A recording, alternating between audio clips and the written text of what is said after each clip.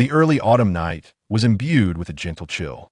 The antiquated ceiling fan creaked and whirred overhead as Ma Xiaoling, feeling restless, set down the last talisman she had inscribed. She sauntered to the doorway, remarking, "What a waste to be cooped up on such a splendid evening." No sooner had she spoken than a sudden downpour began to pelt the ground, as if it were aimed specifically at Ma Xiaoling. The abrupt drop in temperature intensified the autumnal coolness. Ma Xiaoling tightened her thin jacket, her gaze falling upon the black man who had appeared before her. "What do you wish to purchase?" The man replied stiffly, uttering a single word, "Shoes." "Ah, you can speak Mandarin," Ma Xiaoling exclaimed in surprise.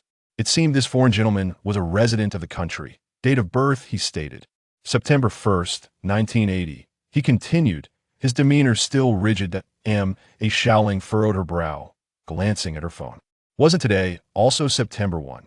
She refrained from further inquiries and turned back into the shop, retrieving a pair of shoes from the shelf and tossing them into the fire pit while murmuring incantations.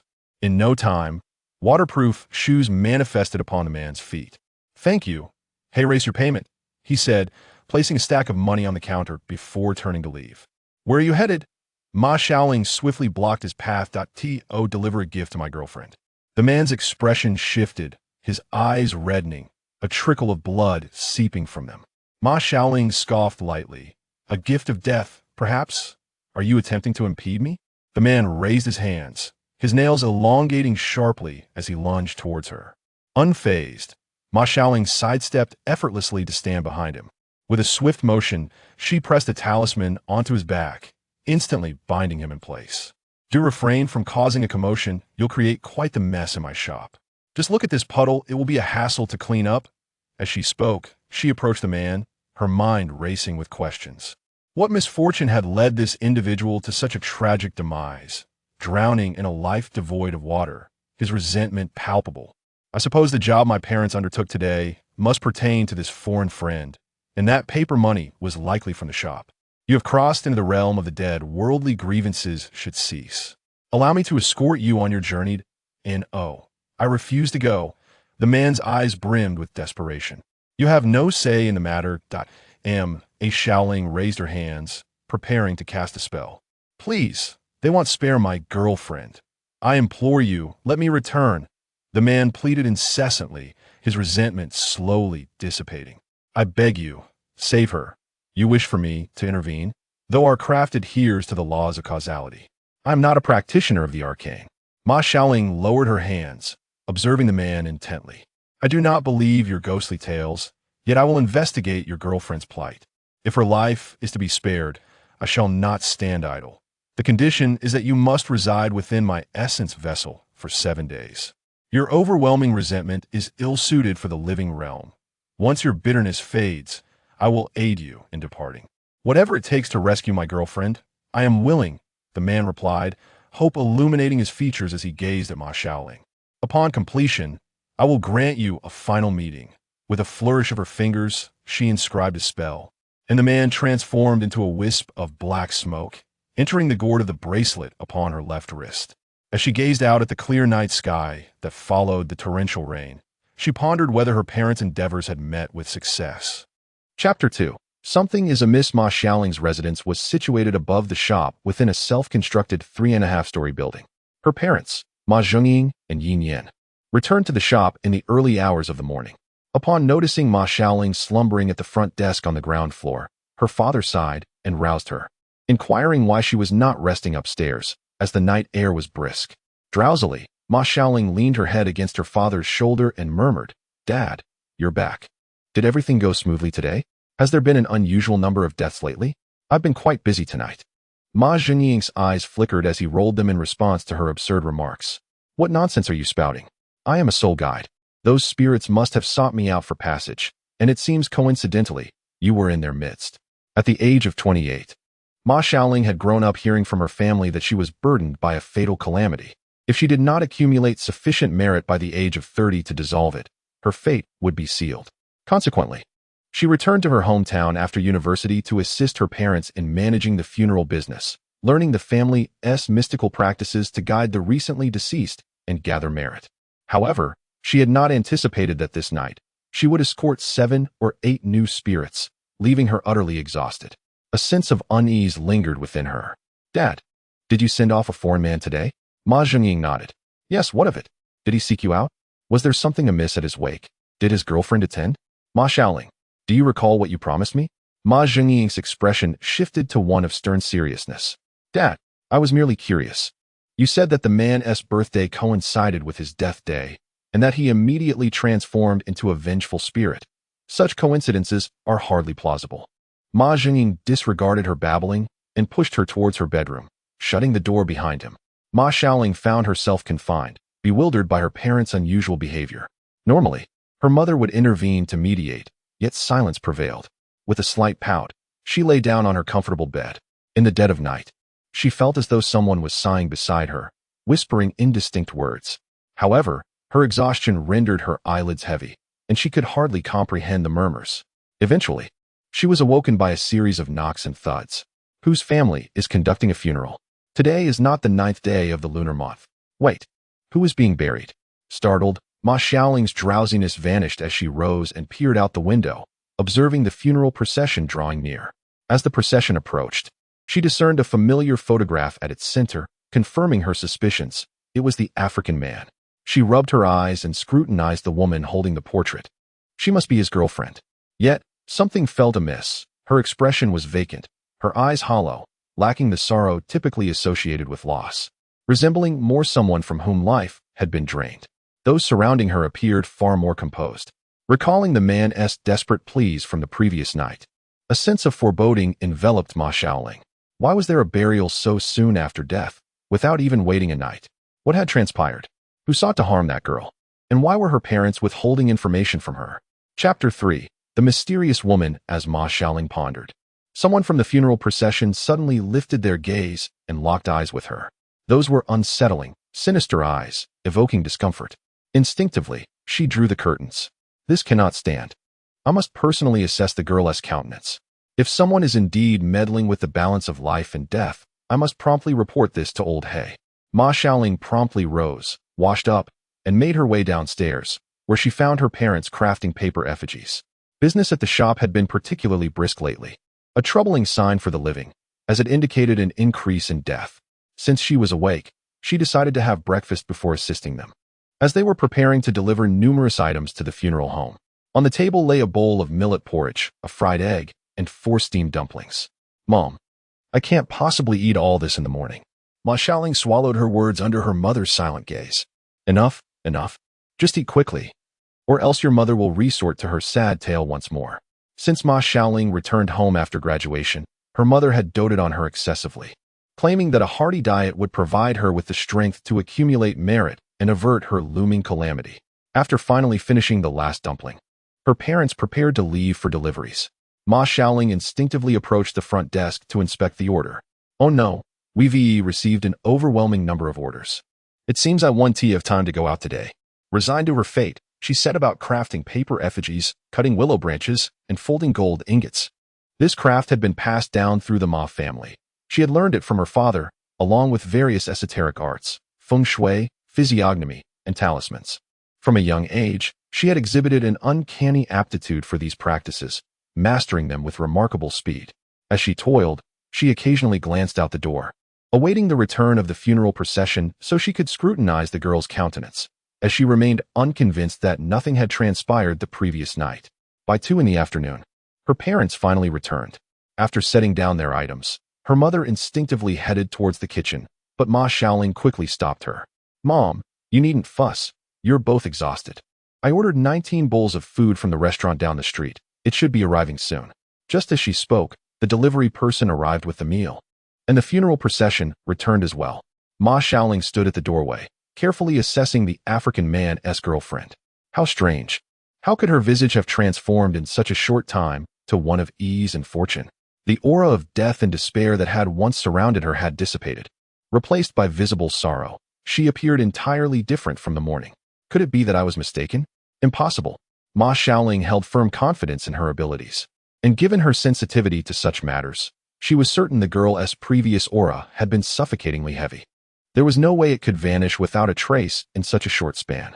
Just then, Her mother's voice broke through her thoughts. Xiaoling, what are you daydreaming about? If the food has arrived, hurry and bring it inside. Ah, coming.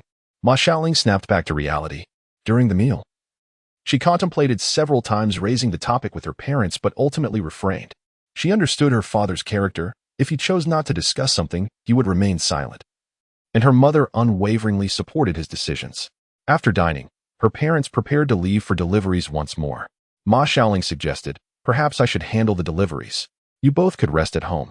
This would also provide her with an opportunity to check on the girl. No need. There are many items. And it would be troublesome for you to go alone. We'll return shortly, Ma Xiaoling replied, packing the items into the vehicle. Ma Xiaoling felt helpless. Ma Xiaoling cautioned her, there are still several packages to prepare. If you have no pressing matters, just focus on that. It might rain this evening, so ensure the doors and windows are closed to keep the paper offerings dry. I understand. I've placed umbrellas and raincoats in the back seat. Don't get soaked. And drive safely. After seeing her parents off, Ma Xiaoling busied herself for a while longer, preparing the remaining orders. Finally, she opened her computer and searched for news regarding Ling Mountain Town. To her surprise, she unearthed a news article dated 10 days prior. Chapter 4. Return home before dark according to news reports. A piece of land in the northeast corner of Lingshan Town was purchased by a developer 10 days ago for the construction of a residential complex. However, as the building reached the 4th floor, a series of unfortunate incidents occurred. Workers on the site, along with a nearby resident, inexplicably ran to the 4th floor in the dead of night and jumped to their deaths, resulting in 4 fatalities. The police found no useful clues, concluding that these were suicides. The same location, time, and floor. Such a manner of suicide seems too coincidental, as if it were a relay of self-inflicted deaths. Ma Xiaoling mused as she scoured the internet for more information. She stumbled upon a post in a forum authored by someone named Return Home Before Dark. The essence of the post revealed that a fatal incident had occurred at the construction site, necessitating a work stoppage and sealing off the area. Initially, the situation seemed merely coincidental, but following the deaths of the 4 individuals, various accidents began to plague those around them, with some even resulting in fatalities. The most severe case involved a foreign acquaintance named Jason, whose roommate was among the 4 who jumped. On the evening of September 1st, during a torrential downpour, Jason, in a hurry to return home before the rain intensified, slipped and fell into a roadside ditch. It was reported that he died standing upright. Curiously, Jason was a proficient swimmer. Moreover, the families of the other 3 jumpers also faced numerous mishaps, with some relatives requiring hospitalization. After a moment of contemplation, Ma Xiaoling clicked to follow the post's author and sent a private message. Hello. I would like to inquire if there were any accidents involving women in their 20s related to these 4 individuals. Just then, the system notified her that Return Home Before Dark was online. He responded with a smiley face, followed by a chilling remark. Are you asking about Jason's Chinese girlfriend? How did you know I was referring to her? She replied. The remaining 3 families involved were all in their 30s, consisting of couples, children, and elderly members, while Jason was the only single individual.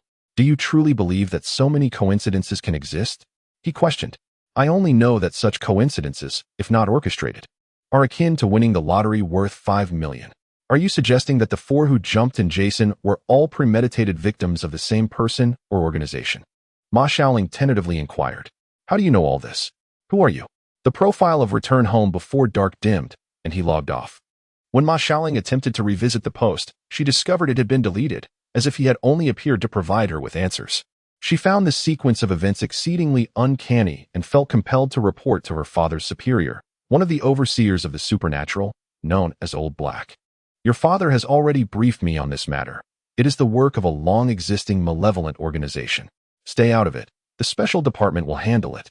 If new spirits arise, you merely need to guide them. Remember, you are merely a probationary spirit guide, so do not interfere. With that, Old Black hastily ended the voice call. Ma Xiaoling was left puzzled. Why was she being discouraged from getting involved? It seemed her father was well aware of the situation's intricacies, but chose not to share any details with her. The involvement of the special department indicated the gravity of the matter. With their arrival, it was indeed inappropriate for her to continue her investigation, especially since her parents had expressly forbidden her from engaging with the special department and the supernatural. Reflecting on her thoughts, Ma Xiaoling felt an unsettling anxiety. She could not shake the feeling that Jason's girlfriend was being targeted and was the next victim. Chapter 5. The sudden activation of Yin-Yang bloodlines. Ma Xiaoling felt her anxiety mounting. She repeatedly recalled her observations of Jason's girlfriend that morning and afternoon, convinced she had not misjudged.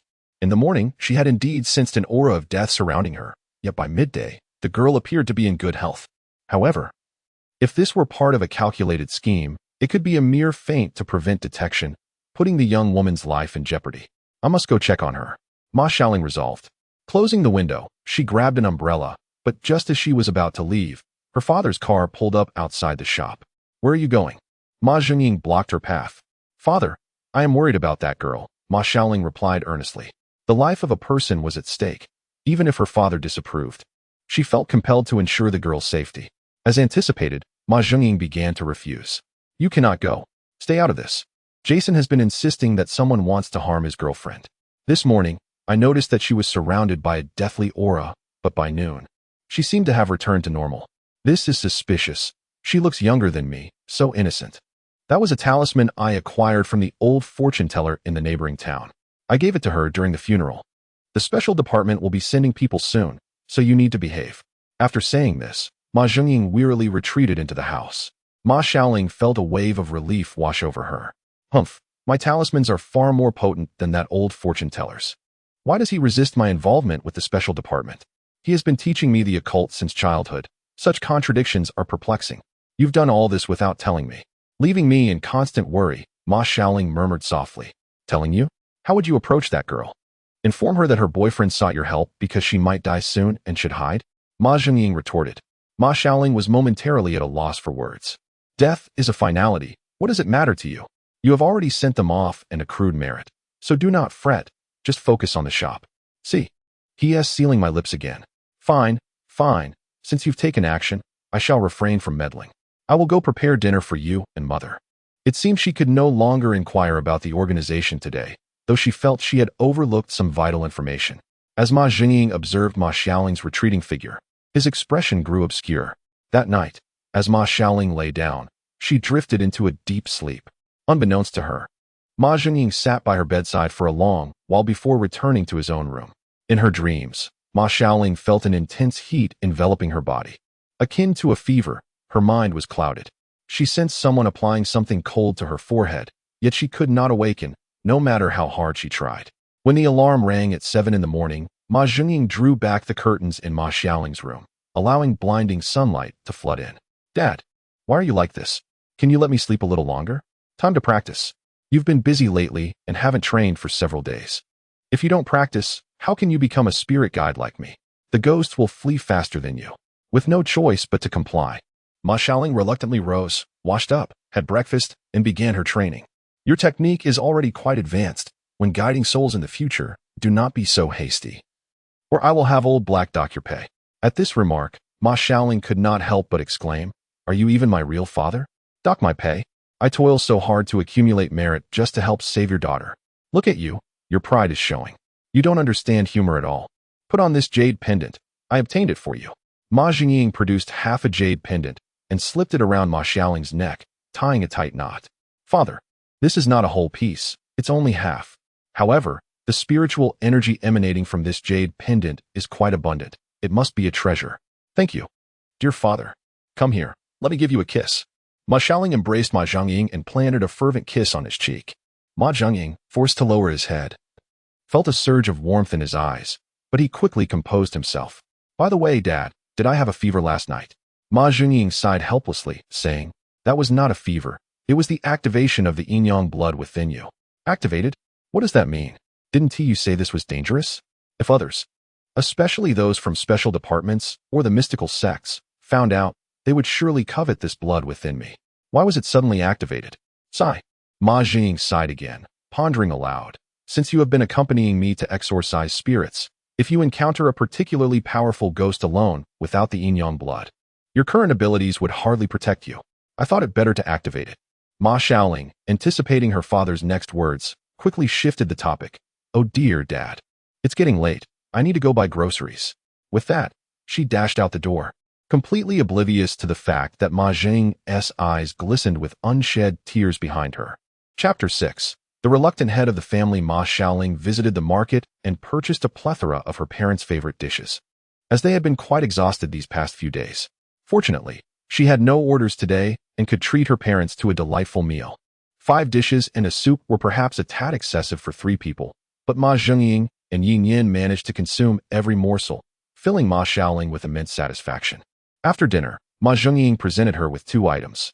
This book contains the Ma family's yin-yang blood techniques. You must keep it safe and practice diligently. Do not lose it, nor let anyone take it, for it is a family heirloom. This white jade key is a symbol of your identity as the Ma family heir. It is time you received it after all these years. When you become a full-fledged ghost handler and enter the underworld, this key will afford you some respect among the ghost agents there. Now, come here and let it recognize its master with your blood. Ma Xiaoling, still processing his words, felt her finger slice open, a drop of blood falling onto the white jade key. At the moment of contact, the key emitted a soft yet brilliant white light, and then vanished, transforming into a luminous white ring that coiled around Ma Xiaoling's wrist. How marvelous! She exclaimed in awe. Ma Xiaoling gently explained. The jade possesses its own spirit and only recognizes the bloodline of the Ma family. The yin-yang bloodline is rare among us, so Xiaoling, you must learn to protect yourself moving forward. You are now the head of the Ma family. Our bloodline has dwindled to just the 2 of us. Your parents only hope for your safety and happiness, and wish for you to find a compatible partner, marry, and start a family. That would be the greatest contribution to the Ma family, and we would find peace in that. Ma Xiaoling pouted.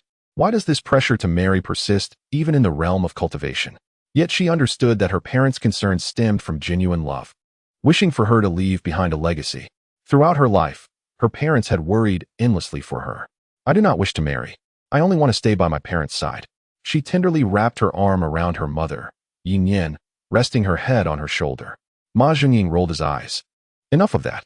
If you don't overcome this calamity, it may be better to find a man to take care of you. Having someone to support each other might yield greater results. Do not even think about it. I am not the type to burden others. I am destined to be free. Ma Xiaoling clicked his tongue. With your demeanor, even Xiaohua might not take an interest in you. Off you go, get some sleep. Make sure to tidy up and don't stay up watching live streams. Understood. After closing her parents' door, Ma Xiaoling returned to her room. The streets of the small town outside were quiet, yet a storm was brewing, and the wheels of fate were set to turn that very night. The following morning, Ma Xiaoling and Yin Yin did not rise early as usual to have breakfast and begin their chores. Instead, they patiently awaited Ma Xiaoling to wake up so they could have breakfast together.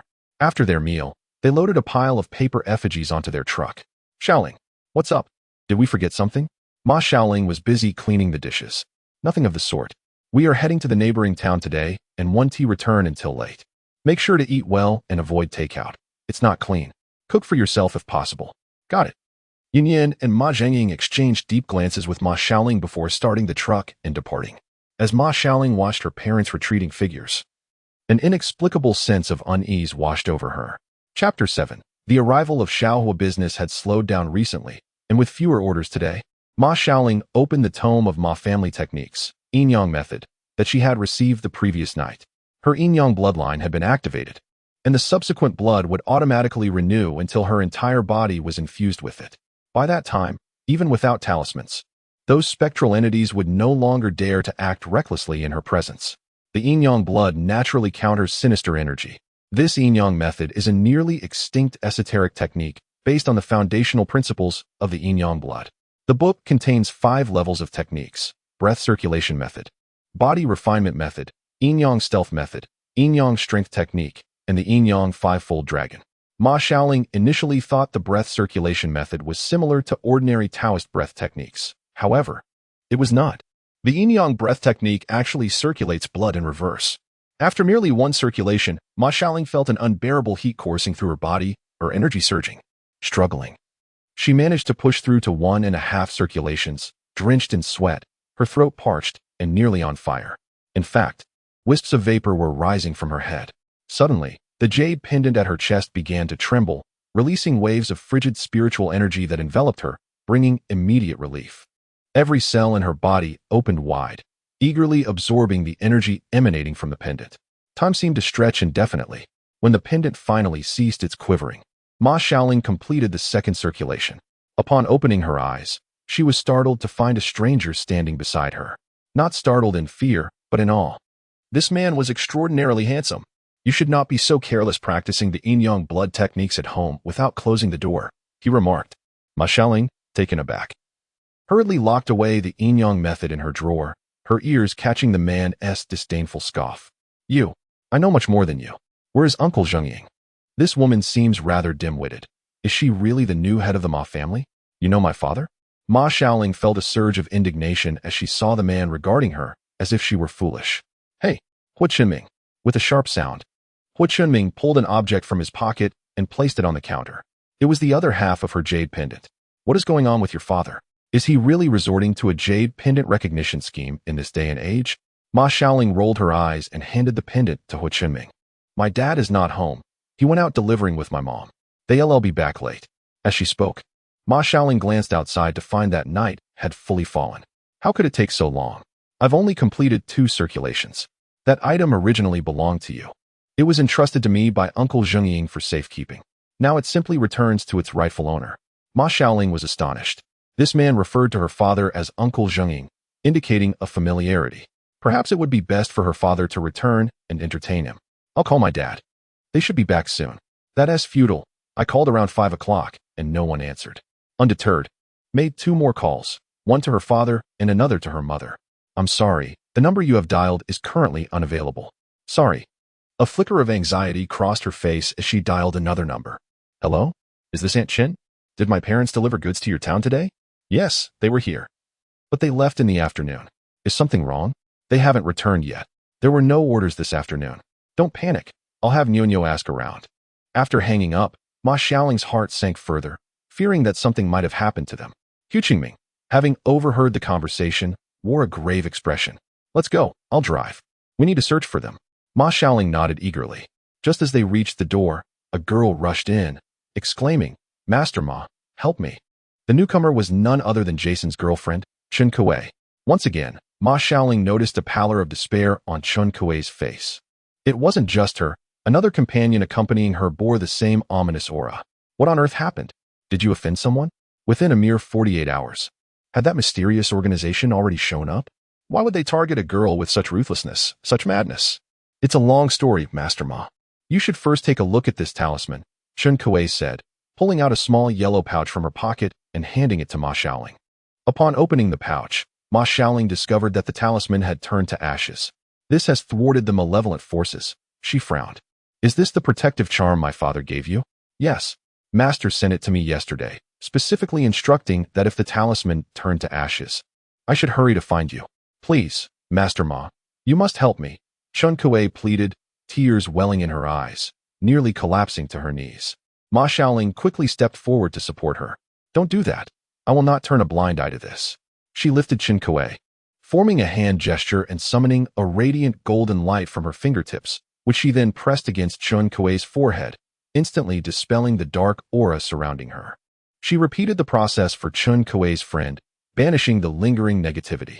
Chen Kuei felt a wave of warmth wash over her, the heaviness lifting. Realizing she had encountered a true master and was saved, overflowing with gratitude.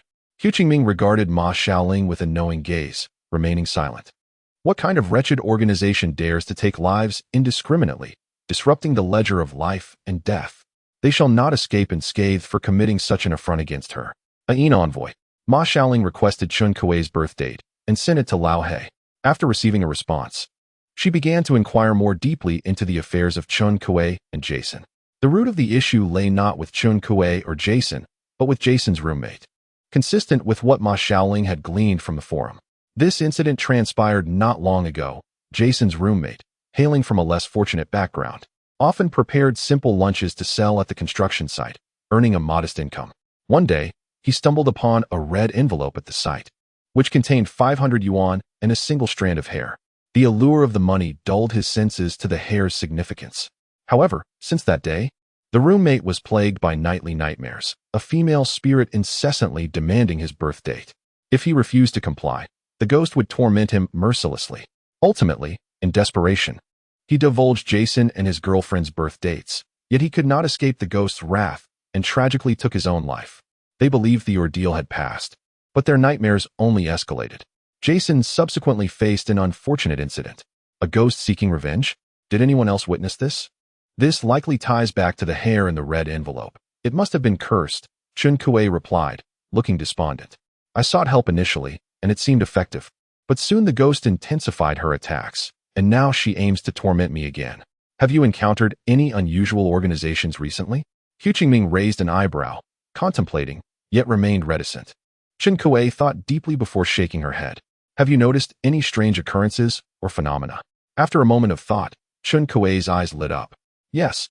When Jason's roommate found the red envelope, he boasted about it to Jason, showing him the envelope. I was present, and I recall a peculiar symbol drawn on the back, a black centipede arranged in a taiji bagua. That is likely the symbol of that mysterious organization. We can investigate this lead.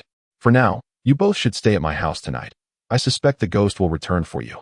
Once I deal with her, you can go home. Thank you. Thank you, Master Ma. Chun Kuei expressed her gratitude profusely. Ma Xiaoling settled everyone in. Glancing at the darkening sky outside and noticing that Hu Qingming had not yet departed, she dialed her parents' number once more, only to receive the same disheartening message as before. Neither answered. Her heart sank further, growing increasingly restless. Why are you still here? Do you intend to stay and sleep as well? Did my father say anything to you? Uncle Zhengying asked me to accompany you and look after you. Ma Xiaoling's anxiety heightened. Why should you follow me? I'm an adult. I can take care of myself. When did you meet my father? I've never heard of you before. Hu Qingming's lips twitched. You truly haven't heard of me? My surname is Hua. Uncle Zhengying calls me Xiao Hua. Suddenly, Ma Xiaoling recalled hearing her father mention that name the previous night. Xiao Hua. Was this the match her father had envisioned for her? A sense of embarrassment washed over her. As for when I met him, it's a long-standing acquaintance. Our families have been friends for generations. As he spoke, Hu Qingming revealed his phone, displaying a chat history with Ma Zhengying.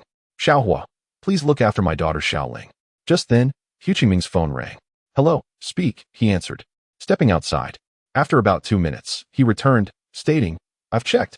Uncle Zhengying and Aunt Yinyan are not in Lingshan town and haven't returned. Where could they have gone? They haven't traveled far in nearly a decade since I graduated and returned home, and they've never gone missing before. Ma Xiaoling paced anxiously, yearning to set out in search of her parents, but she could not leave, for 2 girls awaited her assistance upstairs to rid them of the ghost. She began to reflect on her parents' actions over the past few days, feeling regret as she sank into a chair. I truly am a fool. He suddenly activated my yin-yang blood and hastily made me the head of the Ma family, contradicting their long-held desire for me to stay safe and uninvolved. I should have questioned it, yet I reacted not at all.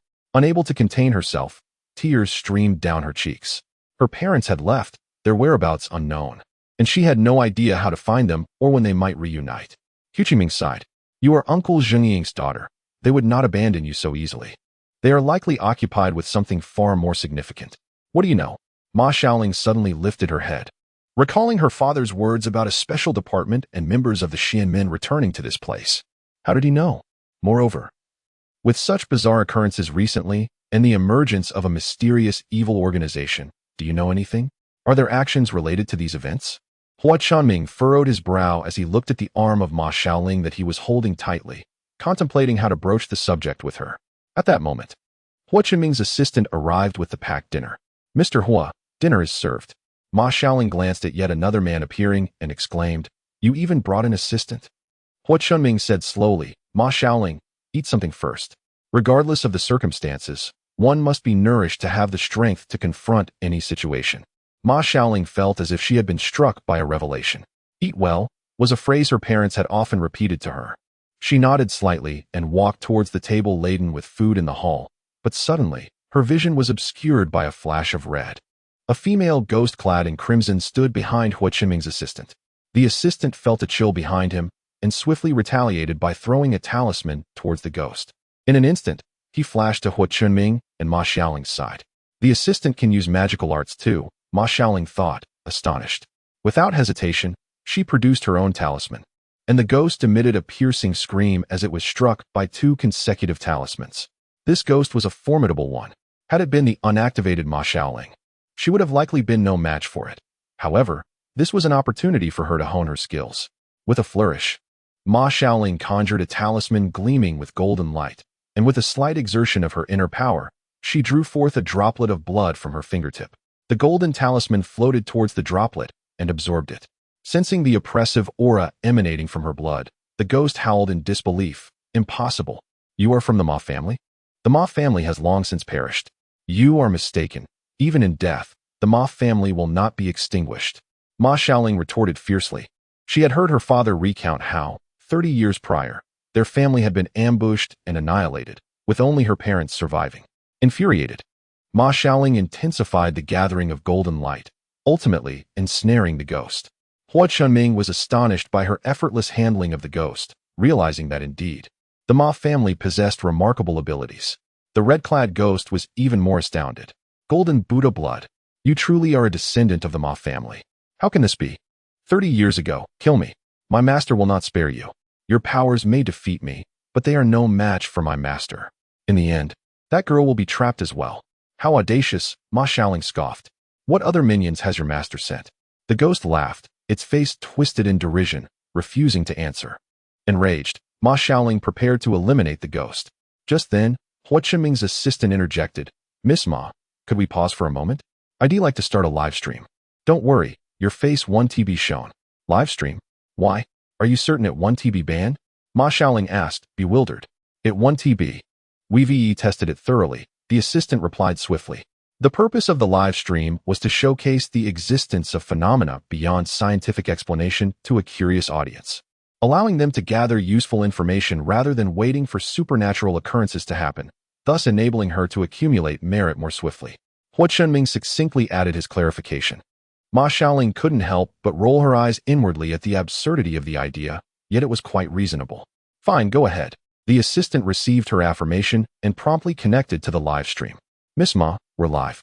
Ma Xiaoling wasted no time. She clenched her hand, tightening the golden light around the ghost. The ghost shrieked, your master will not let you go. Bang! The ghost instantly transformed into a wisp of black mist. Just as Ma Xiaoling thought it was over, a large hand suddenly emerged from the mist, lunging towards her. Without hesitation, she hurled every potent talisman at the hand while retreating, but it merely slowed its advance. There was no stopping it. This is it. I can't evade it. If that hand hits me, I will die? The thought grew clearer in Ma Xiaoling's mind, a sensitivity honed from her training. But she refused to concede. She had yet to find her parents, to unravel the mysteries surrounding her, and to escape her impending doom. How could she allow herself to perish like this? At that moment, Hua Chunming stepped in front of Ma Xiaoling. Step back. Before she could even voice her frustration, a brilliant purple light illuminated before her. The large hand dissipated into smoke as it was enveloped by the purple glow, and the black mist vanished entirely. Remarkable. Ma Xiaoling couldn't help but exclaim inwardly, utterly astonished by Hua Chunming's prowess. Are you all right? Ma Xiaoling asked, observing that Hua Chunming's expression had not changed much. I'm fine. Just a slight drain of purple energy and merit, he replied. Purple energy? Merit? Hua Chunming produced a half-piece of jade pendant, dripping his own blood onto it, activating its powers. However, instead of spiritual energy, a rich purple light emanated from it. The dense purple aura surrounded Hua Chunming, lending him an air of nobility and dignity. As he settled down to meditate, the purple energy thickened, beginning to coalesce into a tangible form. Ma Xiaoling noted its resemblance to a dragon. Chapter 11. A father's keen-eye purple energy has historically been the domain of emperors. Ma Xiaoling recognized the wealth and potential power of the man before her, but she hadn't anticipated the presence of such potent purple energy and merit. This man was extraordinary. Yet, how could someone so remarkable be connected to her family? Meanwhile, Hua Chunming's assistant concluded the live stream, thanking the audience for their attention. This marks the end of our first episode of Supernatural Exploration. We hope you believe in science and avoid superstition. Science is the primary productive force. Ma Xiaoling couldn't help but mentally scoff at the simplicity of the conclusion. After a moment, Hua Chunming opened his eyes from meditation and noticed Ma Xiaoling gazing intently at him, causing him to feel slightly flustered. Ahem. Hua Chunming cleared his throat, drawing her attention. Have you finished meditating? Then let us discuss your family's connection to ours over dinner. With a glance, Hua Chunming signaled his assistant, who promptly closed all doors and windows, setting up a protective formation to prevent eavesdropping by other people or supernatural entities. The Ma family and the Hua family are both ancient clans of the Xianmen. However, ever since the Ma family was annihilated 30 years ago, Chaos has ensued within the realm of Xianmen. Many unscrupulous individuals have allied with evil forces to enhance their powers, causing harm to the innocent and slaying numerous righteous families, leading to the decline of our order. Hua Chunming continued. Before the downfall of the Ma family, I was born. Your grandfather proclaimed that I was the reincarnation of the celestial sovereign, inherently endowed with purple energy and virtue. However, my physical form could not withstand such an abundance of purple energy and virtue. Thus, I must diligently cultivate each day to enhance my own cultivation and refine my body, striving to break through to the true immortal realm. Otherwise, this ordinary flesh may explode at any moment under the pressure. As for why I have not yet burst, it is because your grandfather implemented certain measures to protect me, thereby granting me more time.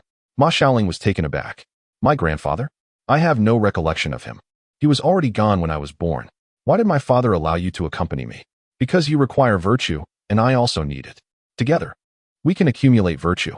Moreover, Hua Chunming glanced at Ma Xiaoling, his gaze tinged with scrutiny. Your current cultivation method is inferior to mine. My purple energy can subdue more formidable entities. Your father also sought to provide you with greater security. You know about that mysterious organization, right? Ma Xiaoling affirmed with certainty. Yes. Hua Chunming nodded. You are an envoy of the underworld. So you should be aware that the netherworld is responsible not only for matters concerning souls, but also for suppressing formidable malevolent entities. Ma Xiaoling nodded in agreement. There exists a malevolent entity of immense power. Aside from Emperor Fengdu, no one can suppress it. This has resulted in Emperor Fengdu's true form being unable to leave the netherworld for centuries, forcing him to send only his divine manifestations into the world. Although that malevolent entity remains suppressed prior to its confinement, it amassed a multitude of followers in the mortal realm. The power of their belief allows it to communicate with its devotees, despite its soul being restrained. The destruction of your Ma family 3 decades ago is intricately linked to this entity's followers, and the emblem spoken of by that girl is indeed the sign of that organization. Ma Xiaoling had not anticipated that this matter would be connected to a malevolent entity from a millennium ago, a veritable ancient fiend. What is the name of the organization? Paradise. Ma Xiaoling fell silent, incredulous that such a nefarious underworld organization could audaciously call itself Paradise. She rubbed her face, exhaling deeply. In any case, thank you for earlier. That female ghost bore the restraints of a hidden mastermind. Had it not been for you, I might have perished today alongside those 2 girls upstairs, under the grasp of that dark hand. I wonder if that dark hand belongs to the divine manifestation of that malevolent entity. Ma Xiaoling admitted that she had previously underestimated this mysterious organization, believing it to be on par with other evil groups. Little did she know it was a presence that had endured for such a long time. One encounter had already shaken her. The urgency of accumulating virtue weighed heavily upon her. Otherwise, death loomed imminent.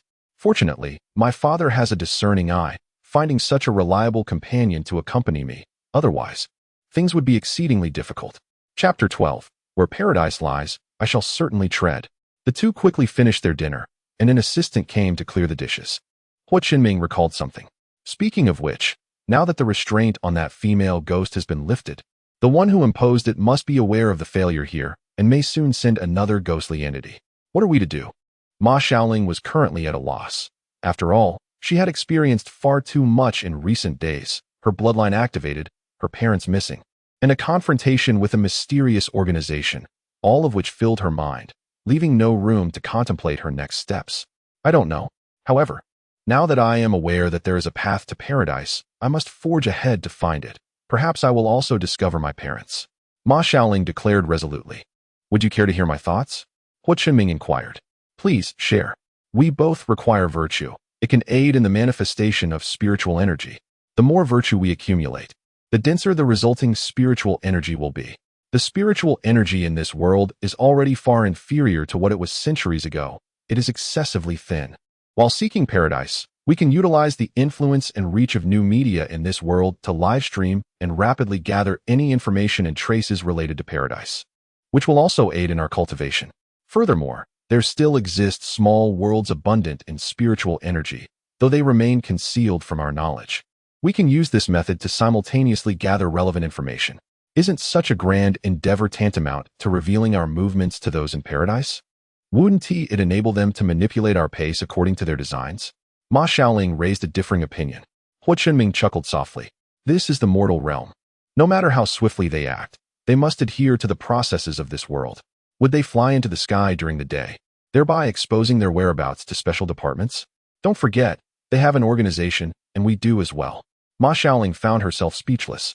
Miss Ma, fret not. Our president Hua possesses an IQ of 200. Hua Chunming's assistant interjected, prompting Ma Xiaoling to remember this remarkable individual, whose name she did not yet know. She thought it inappropriate to keep referring to them as assistant. By the way, what is your name? I still do not know. Lin Chong. Lin Chong. The leopard head of the 108 heroes of Liangshan? Ma Xiaoling laughed, extending her hand to Lin Chong. From now on, don't call me Miss Ma. Please use my name as well. Let us all strive together. Lin Chong scratched his head, grinning in response. Observing these two unexpected figures who had entered her life and would likely remain for a considerable time, Ma Xiaoling felt a sense of calm wash over her. She was not alone, and it felt wonderful. Chen Kuei and another person descended from upstairs. They had not heard any sounds of conflict from below for a while, and the female ghost had not sought them out, suggesting that all was well. Master Ma, Chen Kuei called out softly. Ma Xiaoling turned, startled that she had forgotten the two of them. That female ghost has already come and been vanquished, but I cannot ascertain whether others will arrive.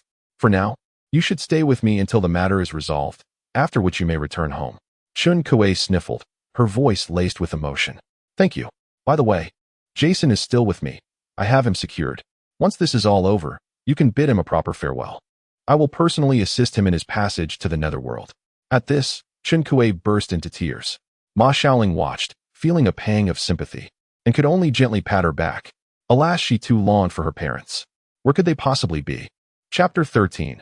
A series of attacks. It was past 1 in the morning, and Ma Xiaoling found herself unable to sleep. Finally having a moment of quietude. Her mind remained tumultuous. She sat mechanically on the sofa in the lobby, folding paper offerings. At that moment, the glass of the window erupted with a series of violent knocks, and even the front door trembled ominously. Ma Xiaoling looked up towards the window, inhaling sharply. Outside the window, a thick mass of crows gathered, their beady green eyes fixated upon her, sending chills down her spine. It's over. Chen Kuei. A thought struck her, and she immediately turned to flee upstairs, with Hua Chunming closely behind her. The crows outside the upstairs window multiplied, crashing against the glass with wild abandon. Chen Kuei and her companion trembled in fear, but thankfully, Lin Chong had been steadfastly guarding them, forming a protective formation. Otherwise, the windows would have shattered by now. Ma Xiaoling quickly drew several talismans imbued with golden light and affixed them to the windows and walls for reinforcement. The crows could no longer continue their frenzied assaults. Instead, lingering outside, their wings beating against the glass, creating an eerie rustling sound that penetrated the room. Stay here and do not venture outside. Ma Xiaoling instructed Chen Kuei and her companion. I will confront this entity outside.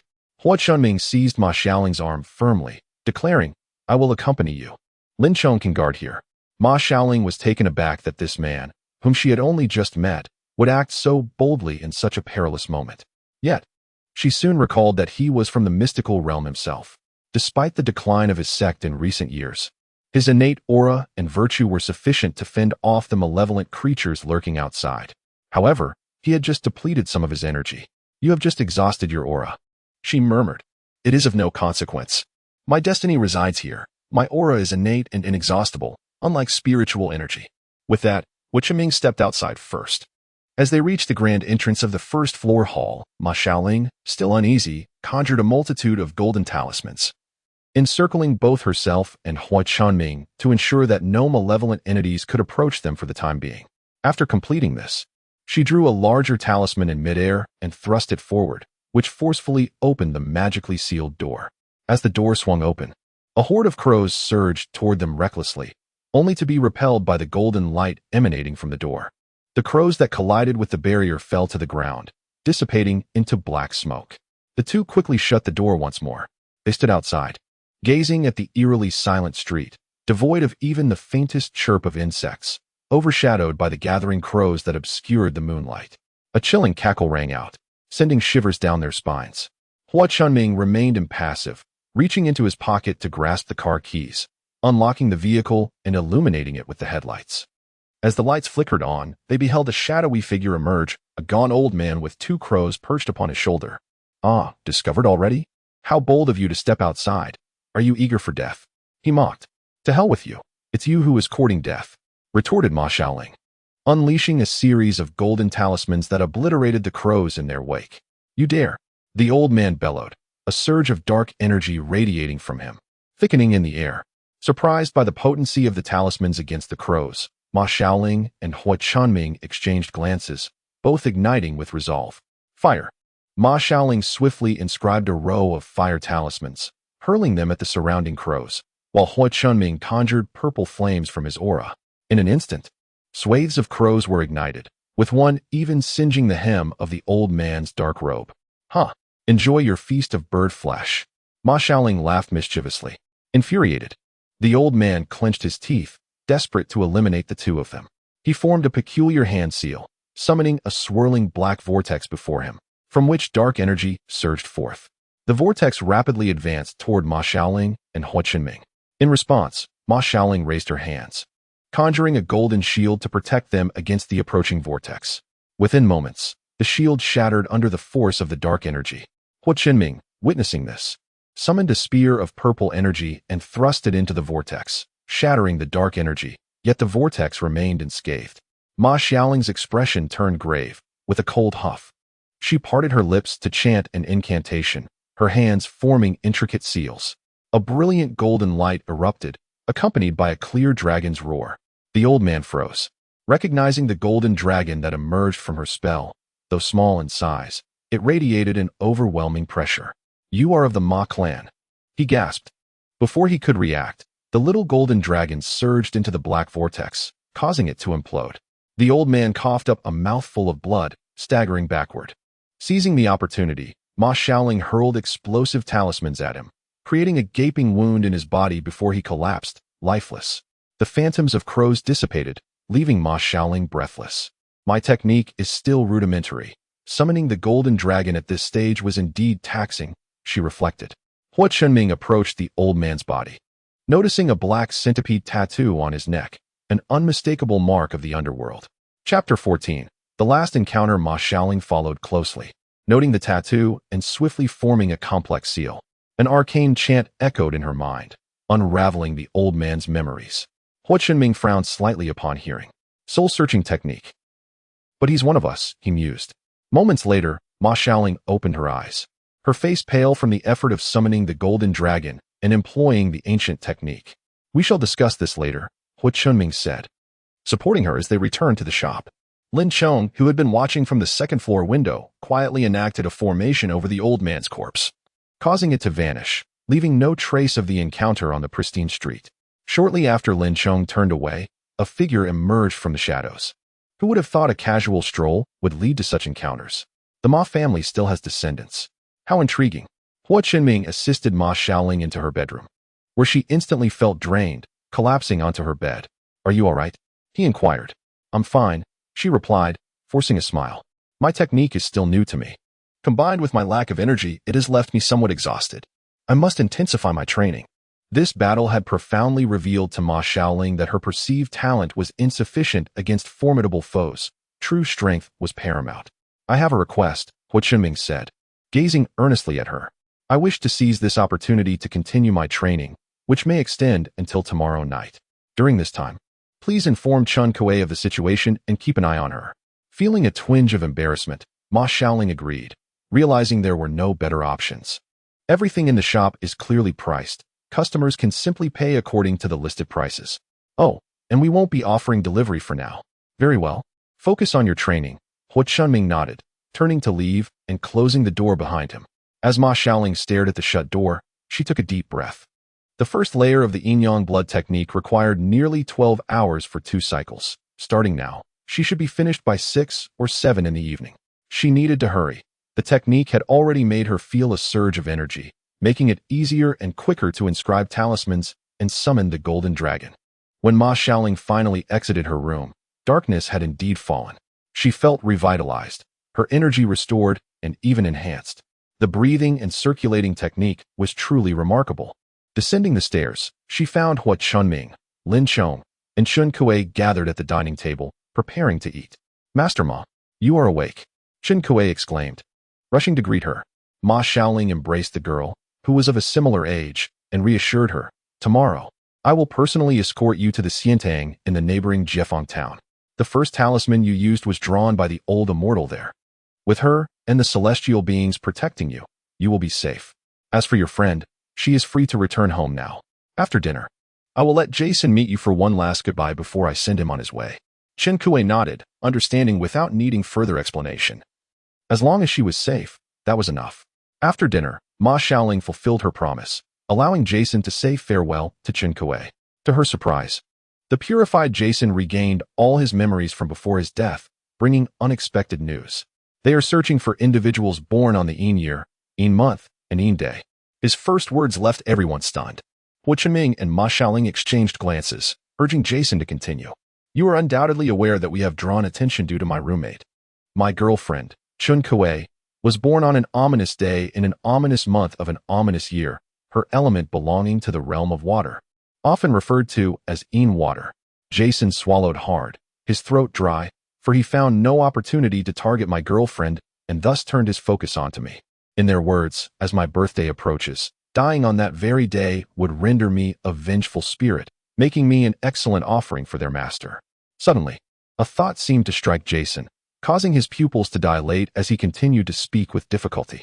"After my demise, I was taken to a place where I beheld a pair of legs. Yes, just legs, devoid of any torso or body, only those legs. From their discourse, I gathered that those legs belonged to their master, whose body had been shattered for some unknown reason, and whose soul was imprisoned, requiring immense Yin energy to be liberated. They intended to wait for me to fully awaken as a vengeful spirit before commencing my transformation into a sacrificial offering. However, they did not anticipate that upon becoming a vengeful spirit, my strength would surge, and my subconscious would compel me to escape with all my might." At this juncture, Jason displayed a hint of remorse. "As for what transpired afterward, I remain unaware, until I encountered you. Thank you for sharing this with us." Ma Xiaoling, regaining her composure from the shock, remarked, "You have suffered greatly. Now you may rest assured and await your rebirth in the underworld." Chapter 15. The tip of the iceberg. After bidding farewell to Jason and arranging for Chun Kuei to return to the guest room for rest, the three of us sat in the hall, enveloped in a heavy silence, overwhelmed by the enormity of the situation. "I'll call Lao He for clarification." Ma Xiaoling broke the silence. "Indeed, the underworld has progressed with the times. It is now capable of real-time communication with the human realm," she added. "Hello, Lao He. I have an inquiry. I am already aware. You wish to inquire about heaven and its underlying forces." Lao He responded directly. I reviewed Jason's memories when he descended." Lao He sighed on the other end of the line. "I initially wished to keep you uninvolved, as per your father's wishes. However, now that you possess this knowledge, it is no longer prudent to conceal it from you. The underworld is currently in chaos due to heaven. These followers are resorting to desperate measures to resurrect their master, employing malevolent sorcery. Their master's soul is indeed suppressed in the underworld. Yet we have recently sensed unusual movements in his essence, a trace leaking out. I believe it is this trace that has allowed him to connect with his followers, leading to these recent events. Exercise caution. If he seeks to return to the human realm, he will undoubtedly take further actions. If you cannot confront him, I advise you to flee." "What is your master called?" Ma Xiaoling pressed for more information. "His name is Tiz." Lao He replied just before an apparent disturbance occurred on his end. "I must end this call. Remember to stay vigilant. Additionally, the merit you earned from escorting Jason has been credited to your gourd bracelet, which has also formally recognized you as a Yin messenger. Should you require assistance, do not hesitate to contact me." The call ended with the sound of a busy signal. Ma Xiaoling glanced at her gourd bracelet, which held 3 gourds. The first was for collecting spirits and had purifying properties, while the other 2 remained dormant, their functions unknown to her. She infused spiritual energy into the bracelet, causing it to glow and reveal several lines of text. Ma Xiaoling, female, living Yin messenger, strength, transformation stage, merit, 100W, lifespan, 700 days. Wow, with so much merit, why is your lifespan only 700 days? Lin Chong queried, perplexed.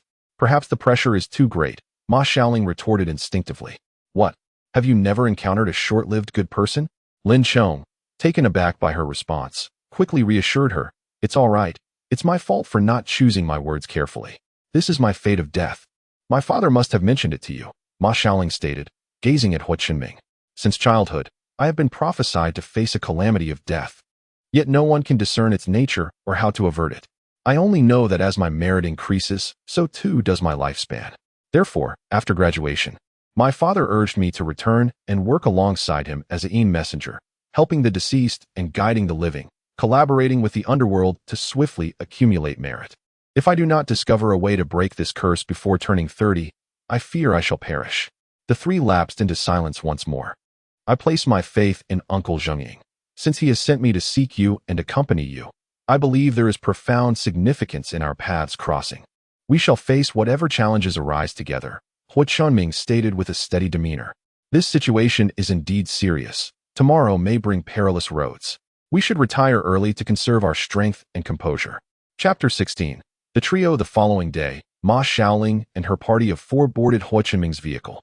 En route to Jifeng town. Their purpose was twofold: to take Chun Kuei to the temporary abode of Xiangu and to inquire about the whereabouts of Ma Zhenying and Yin Yan. During their last phone call, Xiangu had mentioned that her daughter, Niu, would assist in the search. The journey from Lingshan town to Jifeng town was neither too distant nor too close.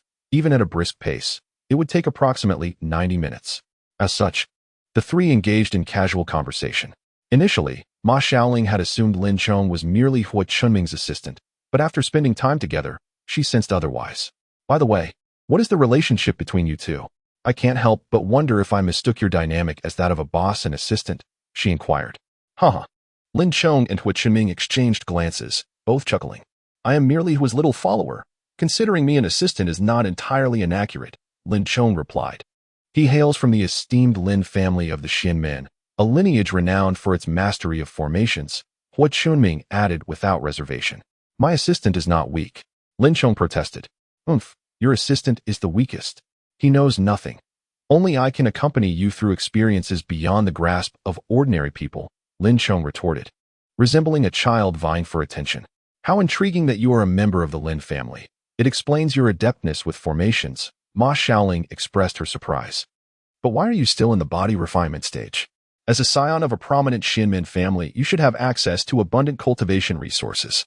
How could your progress be so sluggish?" Lin Chong hesitated, a faint blush of embarrassment creeping onto his cheeks. Hu Qinming interjected. "Even those from esteemed families can be hindered by their own laziness. Upon graduation, old man Lin simply cast him out to accompany me. Without practical experience, how can one grow?" While the trio engaged in lively banter, the once clear sky suddenly darkened ominously. Chun Kuei, who had been silent in the vehicle, suddenly spoke up. "It seems it is about to rain."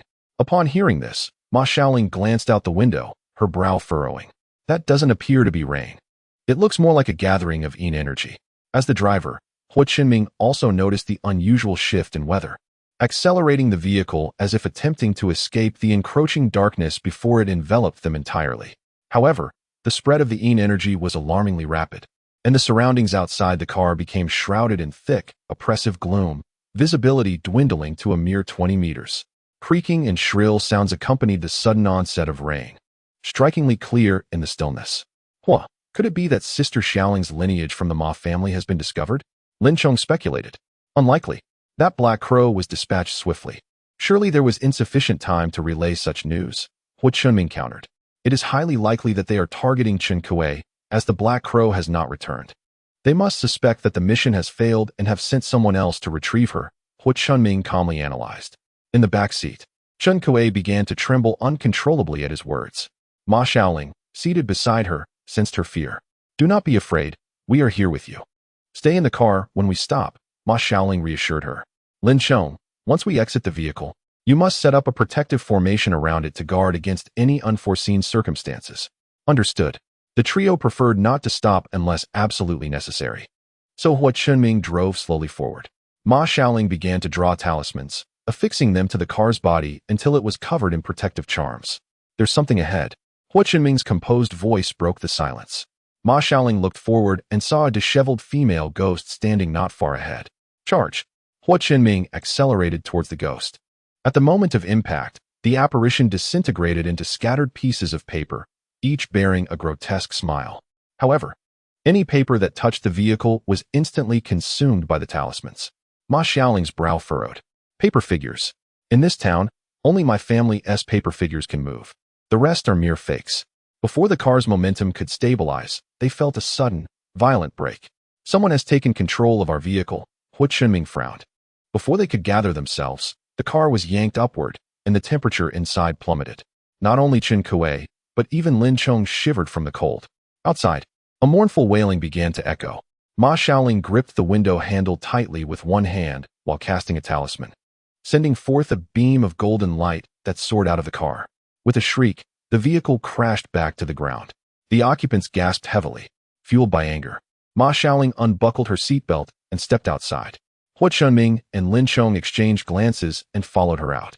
Lin Chong was the last to exit, having set up his phone in the car to greet the viewers of his live stream. Hello, everyone. Welcome back to another spontaneous live stream.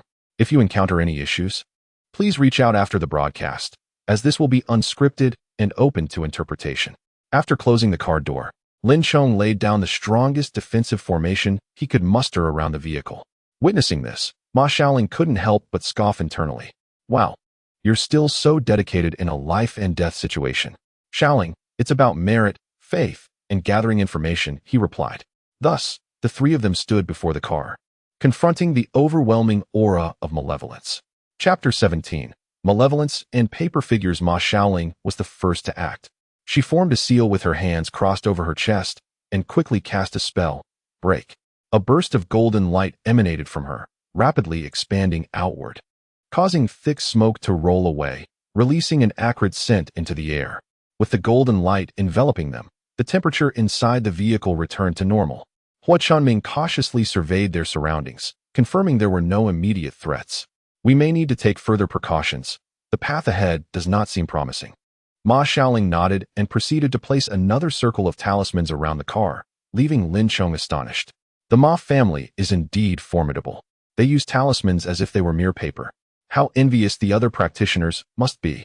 After completing their preparations, as they were about to re-enter the car, Lin Chong stopped Hu Chunming and Ma Xiaoling, producing 3 masks from his pocket like a magician. Once we get in, the stream won't stop. We need these masks for an air of mystery to keep those fools in heaven on their toes. Once inside, Lin Chong and Ma Xiaoling eagerly checked the comments from their viewers. Socialist successor. Wow, this is so thrilling. The host really spares no expense. The effects are impressive. Beautiful bad woman. The handsome guy with his back to the camera is so charming. His physique must be fantastic. Dark messenger, ghost hunting, demon slaying? What kind of live stream have I entered? Black and white impermanence. Is this it? This is boring. Lin Chong kept the camera focused outside the vehicle, urging everyone to remain calm. This is a spontaneous live stream, and each session is unscripted, but I promise it will be an engaging experience. Please bear with us. As the comments continued to roll in, Ma Xiaoling could not contain her laughter. Suddenly, a loud crash echoed, and Hu Chunming slammed on the brakes, bringing the car to a complete stop. That sound, could it be a rockfall? With the fog thickening and the rain pouring harder, Hu Chunming shook his head in denial. It seems we are being intercepted again. A sinister laughter echoed, accompanied by the faint sound of rustling, as if some reptilian creature was approaching in numbers. Socialist successor. Oh my God, that sound is too immersive. I have goosebumps. Outside, the malevolence thickened. Only the 10-meter radius around the car remained somewhat visible due to the talismans. Beyond that, darkness engulfed the surroundings. This is infuriating. Those fools in heaven keep meddling. Lin Chong seethed. Ma Xiaoling distributed talismans, comforted Chen Kuei, and set up another defensive formation around the vehicle before the three of them finally felt secure enough to exit and assess the situation. As they stepped outside, an icy chill enveloped them, nearly unbearable. Fortunately, as cultivators, they managed to resist the frigid air through their techniques. Just as Ma Xiaoling and Lin Chong prepared to unleash their powers to dispel the malevolence, Hu Chunming's aura surged, instantly driving back the darkness by nearly 10 meters, expanding their visible range to 20. However, within the dissipated shadows, vague silhouettes of dark figures began to draw nearer. The live stream erupted with excitement. Dark messenger. No way. Those aren't reptiles. They're paper figures. Black and white impermanence. This is quite a spectacle for a live stream. Socialist successor gifted a Rocket X1. Black and white impermanence gifted a Carnival X1. Working class hero. I'm learning so much. Could these truly be ghosts? Hopeless romantic. I want that handsome guy to protect me. Faced with the overwhelming number of paper figures, the trio felt a flicker of anxiety, yet it was overshadowed by a thrilling sense of challenge. Especially for Ma Xiaoling, who, as an envoy, could see the dense malevolence surrounding these ghostly entities. The intensity of the malevolence indicated their strength, and the aura enveloping these paper figures was far more potent than that of the black crow they had encountered previously. However, amidst the densely packed paper figures, a singular silhouette gradually approached.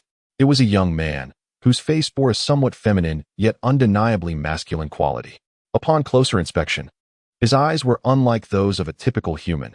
His pupils were sharp and reminiscent of a cold-blooded creature. Ma Xiaoling was the first to act, launching a barrage of fire talismans. The paper figures, exhibiting a hint of sentience, evaded some of the attack, while others were consumed by flames. After the fire talismans were unleashed, the young man vanished from sight. Lin Chong, feeling a sense of urgency, quickly set up another defensive formation around them. Though his cultivation was weaker, he cleverly retrieved a flamethrower from the car's trunk. "Wow, how come you have a flamethrower in your car?" exclaimed Ma Xiaoling in astonishment. "Hee." Lin Chong chuckled awkwardly. Hua Chunming disdainfully replied, "This one's cultivation is weak, so I had to prepare some additional tools for his training." "You really have prepared quite thoroughly," Ma Xiaoling remarked. Her attack talismans were imbued with spiritual energy, yielding tremendous power. Lin Chong also possessed spiritual energy, but his cultivation was lacking. Hua Chunming, however, was waiting for the right moment to strike and refrained from acting recklessly, as his purple energy required merit to sustain it. Whether expending purple energy or merit, it was a double drain for him, reserved for pivotal moments. Thus, with Ma Xiaoling's fire talismans combined with Lin Chong's flamethrower, they wreaked havoc, incinerating 2/3 of the paper figures. The androgynous man reappeared, waved his hand, and the remaining paper figures vanished. He glanced at the trio before turning to leave.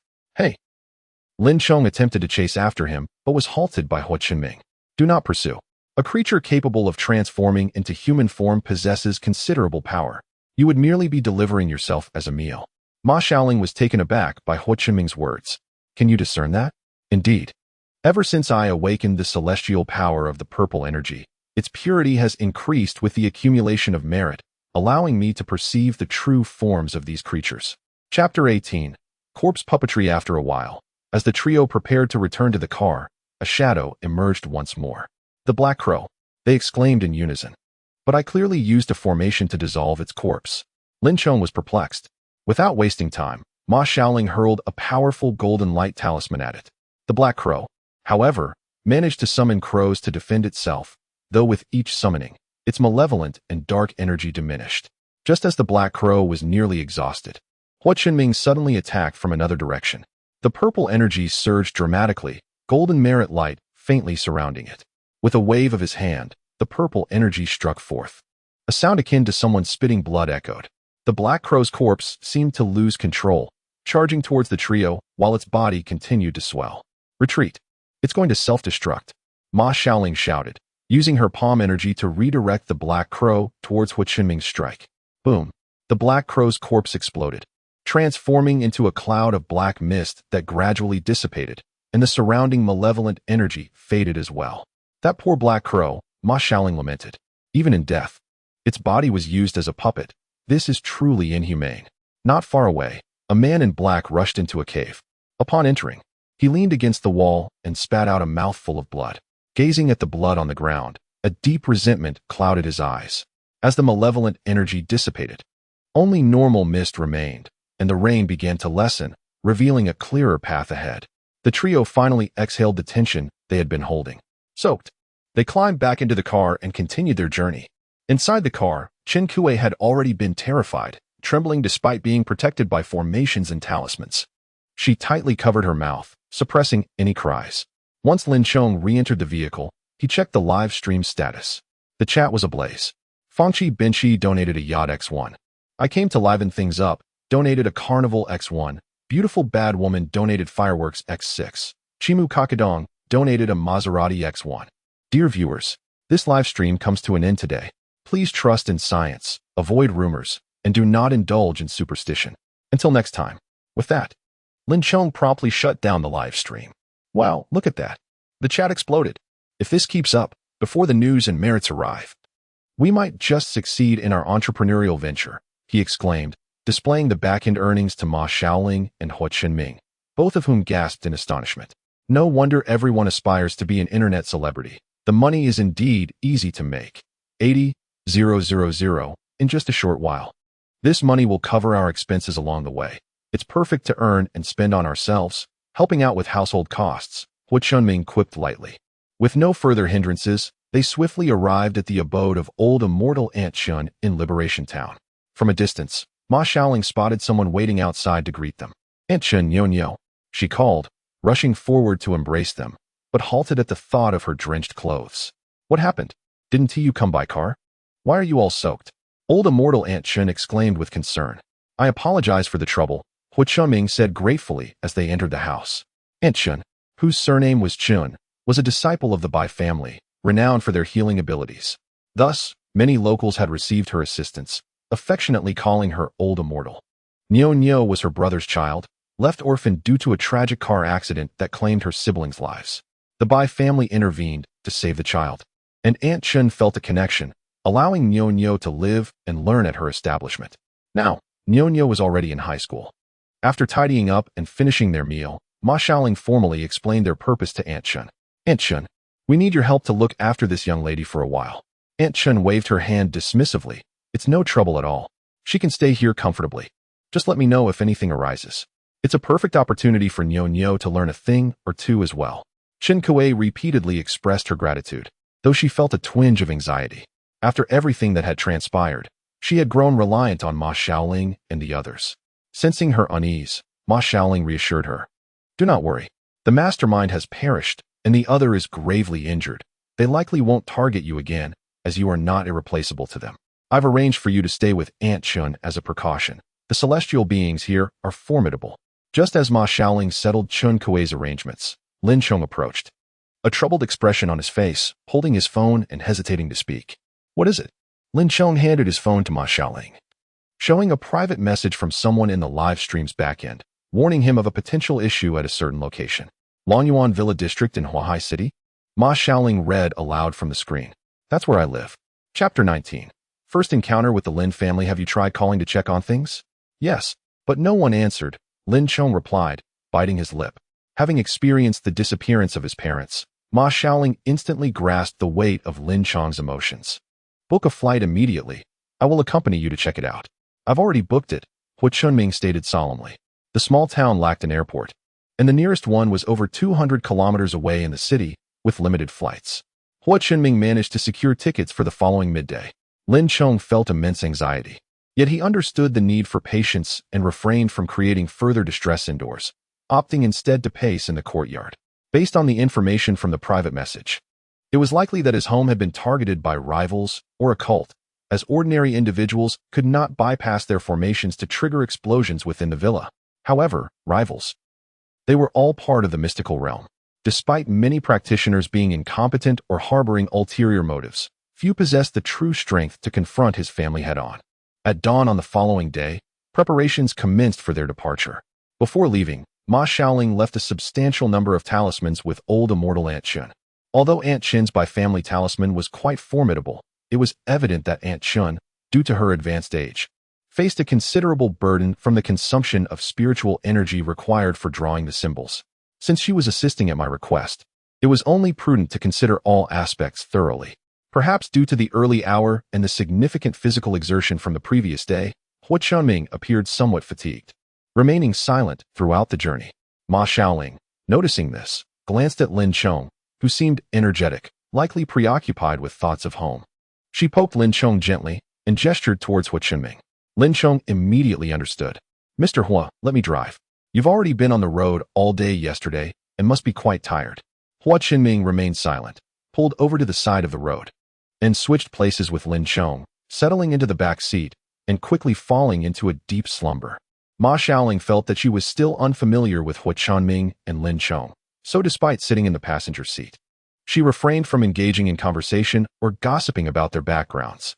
As she gazed out at the rapidly passing scenery, A sense of uncertainty washed over her, as if her life's trajectory had completely veered from its original path, heading towards the unknown. Perhaps due to her anxiety about home, Lin Chong's speed reached a staggering 130 to 140 miles per hour, and soon the three of them arrived at the Lin family villa, looking quite disheveled from their travels. The sight that greeted Ma Xiaoling left her astonished. This villa district was renowned in Huahai City for its affluence, housing only the wealthiest families, with exquisite design and lush greenery. However, the Lin family's villa was far from luxurious. The entire five-story structure was draped in an ominous darkness, with half of the grand double doors blown off, leaving the remaining half swaying forlornly in the frame. Lin Chong, growing increasingly impatient, dialed his mother's number again. And this time it connected. "Hello? Mom? Why are you only answering now? What happened to the front door? Are you all okay?" "Oh, my phone broke a few days ago, and I just got a new one. We're fine. Are you back? We're at the ancestral home now." "Great. I'll be there shortly." After hanging up, Lin Chong was too preoccupied to ponder how the protective formation outside the Lin family villa had been breached. He hurriedly led Ma Xiaoling and Hua Chunming towards the ancestral home, finally arriving before nightfall.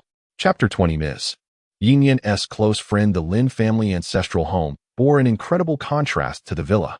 It had been restored to reflect its ancient charm, and if one inhaled deeply, they could detect a faint floral scent in the air that relaxed the mind, particularly at the entrance. The protective formation was so intricate that had Lin Chong not guided Ma Xiaoling and Hua Chunming step by step, they might have wandered outside for 10 days and nights without getting close to the ancient manor's entrance. Ma Xiaoling and Hua Chunming finally grasped the formidable nature of a family steeped in such traditions.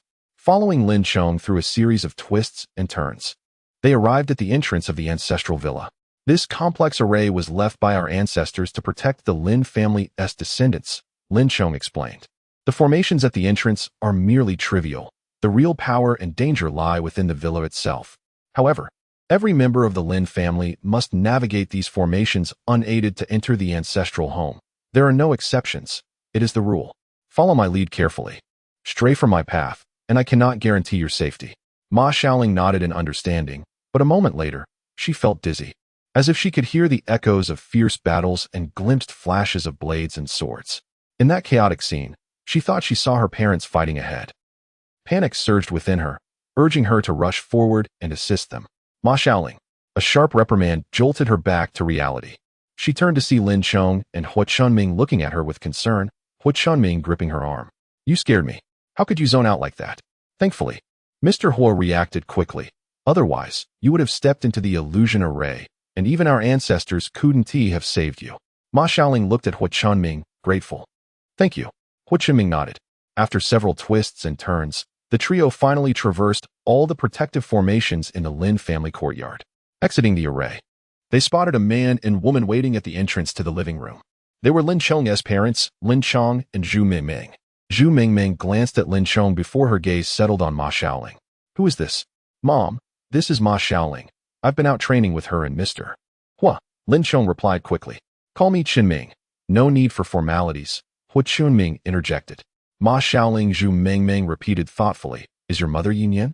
"Yes," Ma Xiaoling replied, looking up at the kindly middle-aged woman with some confusion. "Do you know my mother?" Zhu Mingming's eyes widened, as if seeing her long-lost best friend before her. "You resemble your mother so much. We were childhood friends, very close friends," Zhu Mingming exclaimed, stepping forward to grasp Ma Xiaoling's hand excitedly. "Just call me Aunt Zhu. The last time I saw you was in a photo your mother sent me. Look how much you've grown." "Uncle Lin, Aunt Zhu, greetings."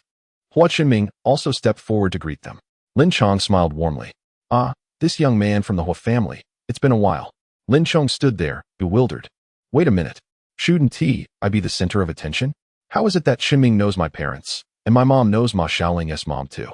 Ma Xiaoling was enthusiastically led inside the villa by Zhu Mingming, who showered her with questions and warmth, leaving her slightly overwhelmed. Meanwhile, Hua Chunming was similarly engaged, drawn into conversation with Lin Chong, as if they were catching up after a long separation. Goodness, their warmth is astonishing. No wonder they are family after a long journey. The trio dined together, and Lin Chong and his wife suggested they retire to their respective rooms to rest and rejuvenate, promising to discuss matters in detail the following day. Exhausted, Ma Xiaoling and the others agreed, planning to inquire about Aunt Zhu and her mother's history in the morning. Unfortunately, some were determined to disrupt their peace. In the dead of night, an attack occurred, and the three novices encountered the terrifying power of artificially conjured spirits for the first time. In the realm of the afterlife, spirits were classified by their strength: wandering souls, wronged souls, resentful ghosts, fierce ghosts, malevolent ghosts, and ghost kings.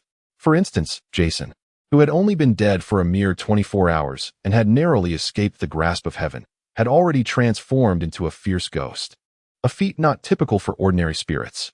Observing the vengeful spirits desperately attempting to breach the Lin family's protective formation, it was clear they were nearing the level of fierce ghosts. Ma Xiaoling couldn't help but lament the situation. In this age of scarce spiritual energy, practitioners faced immense challenges, let alone the supernatural beings. Goodness, they are producing ghosts at an alarming rate like they're free of charge. Fortunately, I have plenty of talismans. Due to the depletion of spiritual energy, the ancient formations left by the Lin ancestors had lost their potency, making them difficult for ordinary people to breach. Yet for the insensible and unconscious spirits, employing brute force to dismantle the formations was merely a matter of time. Chapter 21. The traitor of the Lin family. All members of the Lin family watched as the ancestral formations were systematically dismantled, their hearts heavy with discontent. Ma Xiaoling acutely sensed the emotions of the Lin family, tinged with a hint of desperation. There is really no need for this. Yet, it is quite peculiar. Such malevolent entities must be controlled by someone behind the scenes. However, this formation is exceedingly challenging for humans. How did those individuals manage to traverse the previous formation and bring these malevolent beings here? If they had forcefully dismantled their way through, surely the entities would have been harmed, yet they appear unscathed. They may have many malevolent beings, but I possess even more talismans. Ma Xiaoling deliberately raised her voice, ensuring the surrounding Lin family members could hear her. Unfortunately, few truly believed her, though Lin Chong's eyes sparkled with intrigue. Lin Chong, you worthless fool. You can't even protect our ancestral formation now. If someone emerges from the shadows of these malevolent beings, had you and I joined forces with heaven, this calamity would have been averted, and Lin family wouldn't be entangled in your foolishness. Uncle, how can you? Zhu Mingming interrupted Lin Chong's unfinished words.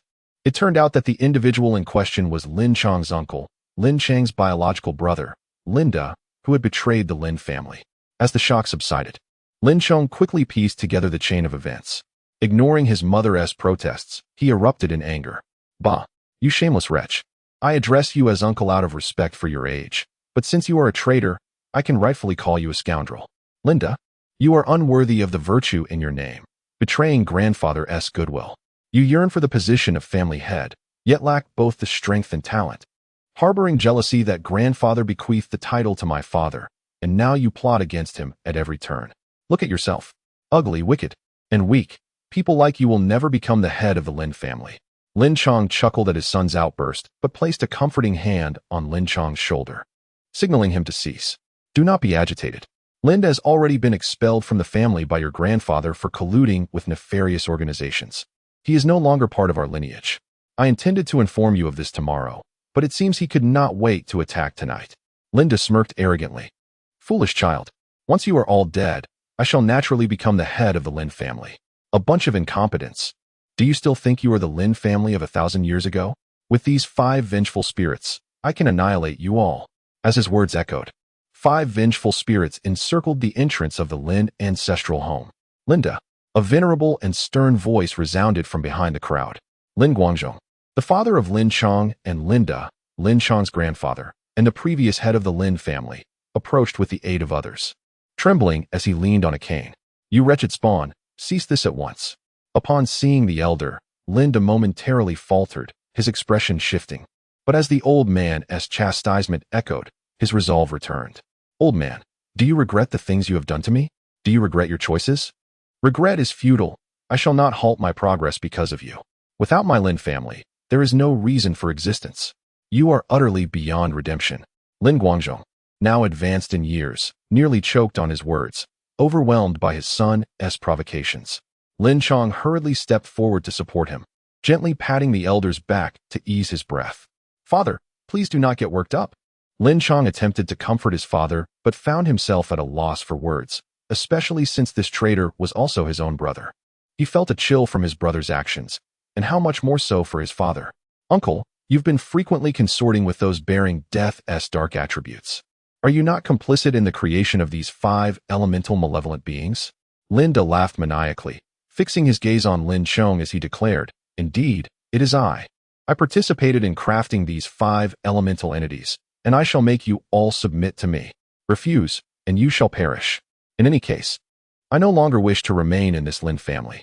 Ma Xiaoling grimaced at the revelation, having suspected as much upon encountering the 5 vengeful spirits. You have truly lost your mind. Lin Guangzhong was so incensed that he could hardly bear the strain, his vision darkening as he fainted. A flurry of chaos ensued among the crowd. Seizing the moment, Zhu Mingming approached Ma Xiaoling. Xiaoling, when the time is right, escape through the back door. Do not involve yourself in the Lin family's affairs, and absolutely do not let heaven discover your lineage from the Ma family. No. You must listen. You are the last descendant of the Ma family. You cannot afford to encounter any misfortune here. How could I face the Ma family and your mother otherwise? Lin Chong overheard their conversation and joined in. Child, heed Aunt Zhu's words. You and Xiaohua should leave through the back door. The Lin family has no reason to entangle you two in this mess. Hua Chunming shook his head disapprovingly. Uncle Lin, this is not merely a matter for the Lin family. Lin Chong and Zhu Mingming exchanged glances with Hua Chunming. Linda's apparent ambition for the position of family head seemed misguided. Destroying the Lin family's headship entirely would leave him with nothing. Moreover, he was backed by heaven, which would not strike at the Lin family without reason, especially considering their lineage as a family of formations. Caution was the better strategy. This line of reasoning left Lin Chong and Zhu Mingming in contemplative silence, with even Lin Chong lost in thought. To be honest, my father shares similar sentiments. Lin Chong admitted, his expression darkening. I never anticipated that Linda would so thoroughly destroy the family that raised him, willing to sacrifice all familial bonds. I would rather obliterate all of the Lin family's secret arts than let him gain a single ounce. Hua Qinming was about to speak when a series of explosions erupted from the direction of the back door, indicating they had been completely surrounded. Instinctively, Hua Chunming and Lin Chong stepped forward, shielding Ma Xiaoling and Lin Chong behind them. Ma Xiaoling felt warmth in her heart as she drew a talisman in the air, pressing it against Hua Chunming and Lin Chong's backs. For protection, before they could react, she drew 2 more talismans and placed them on Lin Chong and Zhu Mingming. Then, she pulled out a handful of talismans from her backpack, distributing them. These are thunder and fire talismans. From our previous encounters, I found that these 2 types effectively counter the entities they create. Use them freely. If you run out, just ask me. I have plenty more. And if that's insufficient, I can draw more without wasting time. The Lin family members were taken aback, realizing they had underestimated the young woman. Lin Chong and Zhu Mingming exchanged wary glances, recognizing the depth of her talents. This child's potential exceeded their expectations, and they must ensure her abilities remained concealed. Otherwise, it would spell disaster for her. Chapter 22. The Lin family's ultimate killing formation. Xiaoling. Qinming, listen carefully. We shall initiate the attack first. You must not intervene unless we are overwhelmed and I call for your assistance. Is that agreeable? Zhu Mingming asked softly. Ma Xiaoling and Hua Chunming naturally consented. Indeed, the Lin family's millennia of legacy was not to be trifled with. The moment was theirs to seize. As the head of the family, Lin Chong had received a unique upbringing, distinct from ordinary individuals, coupled with his innate talent for formations. And with the aid of the thunder and fire talismans Ma Xiaoling had provided, he seamlessly integrated them into the formation. As he struck, he scorched the 5 malevolent beings. Had Linda not known how to evade, they would have been obliterated. Linda's expression soured. He had not anticipated being bested by Lin Chong so quickly and felt a surge of indignation. What the hell? When did they acquire such an abundance of advanced thunder and fire talismans? As Linda was still processing the situation, Lin Chong took the initiative to strike first. The 9 Heavens Formation. This was one of the Lin family's ultimate killing formations, a treasured technique reserved exclusively for the family head. Linda seethed with jealousy. How could he set up the 9 Heavens Formation around the entire ancestral home? Truly, my dear brother, how generous you are to greet me with such a grand gift. Frustrated, Linda muttered several curses under his breath. Lin Chong let out a cold snort, directing the remaining thunderstrike talismans into the sky, merging them with the 9 Heavens Formation to create a massive, crackling electric net that enveloped the entire Lin family ancestral home. All the evil cultivators brought by Linda were knocked to the ground, and even the 5 vengeful spirits struggled to maintain their form, likely unable to hold on much longer before dissipating. This sudden reversal of fortune brought a sigh of relief to the Lin family. Lin Chong charged directly at Linda, intent on capturing him alive, but Linda was already prepared. He swiftly cast a substitution formation, feigned an attack, and escaped.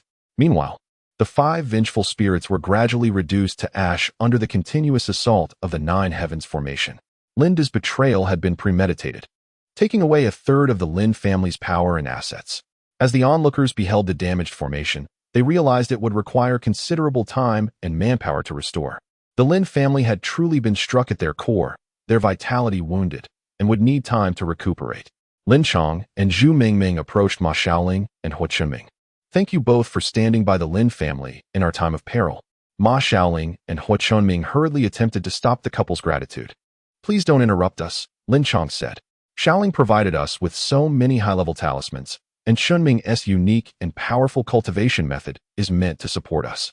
It is easy to add embellishments in times of plenty, but to offer assistance in times of need is truly commendable.